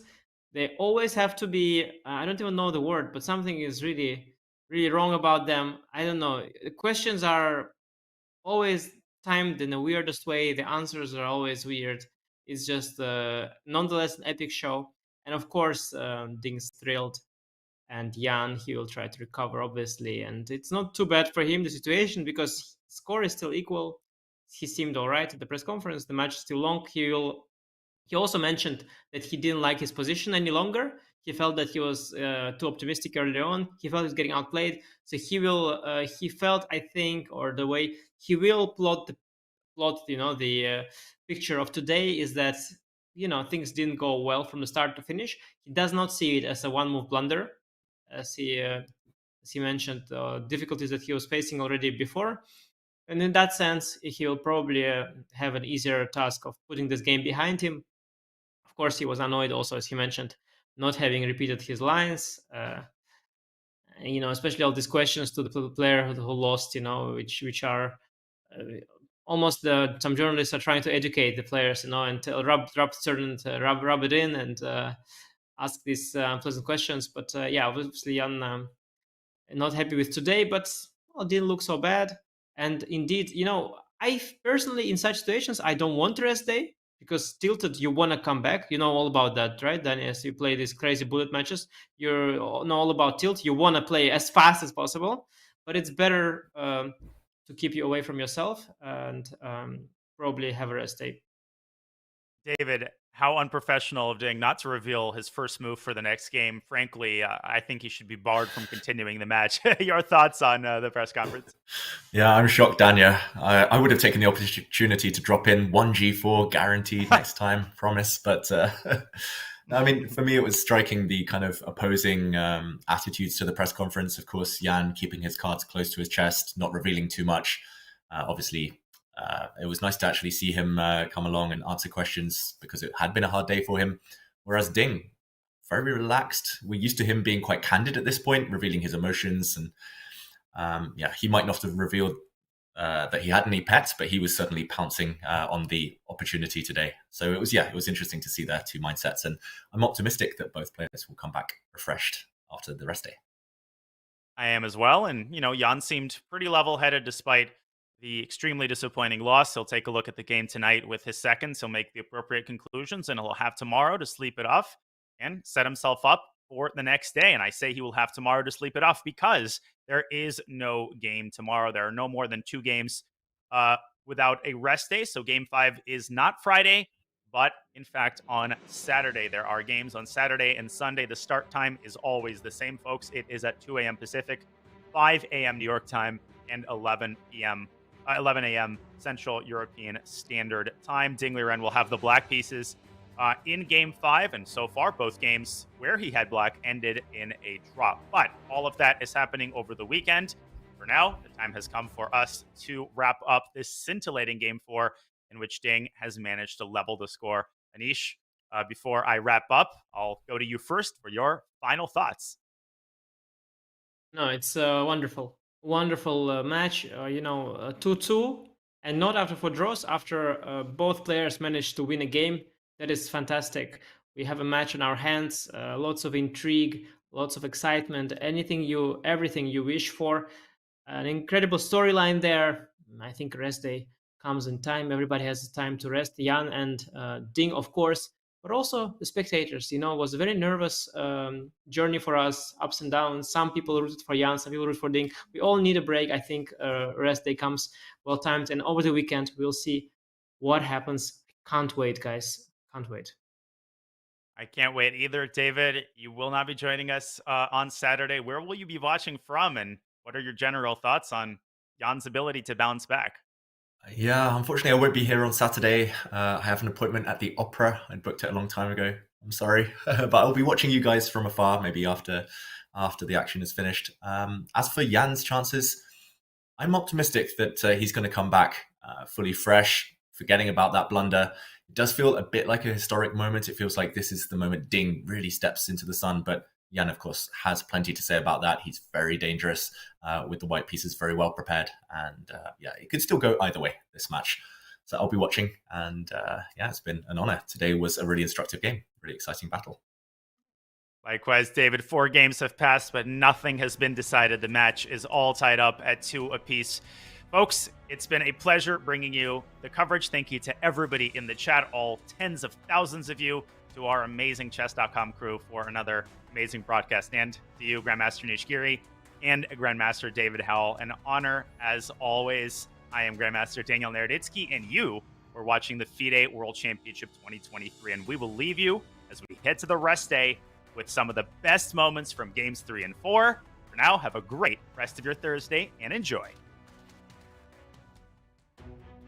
I think just objectively, the Ding Liren that we see here right now is a more confident Ding Liren. I don't think that you can argue with that. He's moving methodically and he's fully focused on the board. He's scarier when he's at the board. This is a thinker, this is a chess player, this is the one that you fear, the one that has beaten Carlsen, the one that has won many tournaments. I predict not an English Ding lost in the candidates to Jan, but okay. Whoa. Mike Klein. But that could B3. be Mike Klein. No way he plays B3. No way. C4. This happened in a Richard Report game from 2013. Report Zaragotsky, and Report played D4 in this position. I am as confused as Jan. These positions are so complicated and confusing. I love it. I just love the fact that he chose this opening. Okay, we have a move from Jan. That does feel like it's kind of a non-committal move. It feels like more of a waiting move than anything. Yes, and Ding wrapping his hands around his head. I suspect he might be out of book now, finally. Ding should definitely play concrete now. Oh, wow. Very quick move by Ding. D5, he's going for it. He wants blood today. This is exciting. The game is heating up. Black isn't busted yet. Black has control over all the squares in his half. Could we see Ding getting a bit frustrated if he doesn't find a breakthrough? Because inside he must be knowing that he's got great chances here to strike. Oh. Ooh. Whoa. Wow. Whoa. Fork 1. Whoa. It's hanging, right? No way! You can also take this knight if you really want to. Yes. We were talking my about god, he exchange blundered! sacrifices. He forgot to play G5. Look, his hand was shaking. He almost... Did you see how he took the knight? His hand was shaking. He almost dropped the rook there. He's gonna go Queen G8, I think. And after Queen B7, he might resign. There he goes. And there we go. Handshake. Ding wins.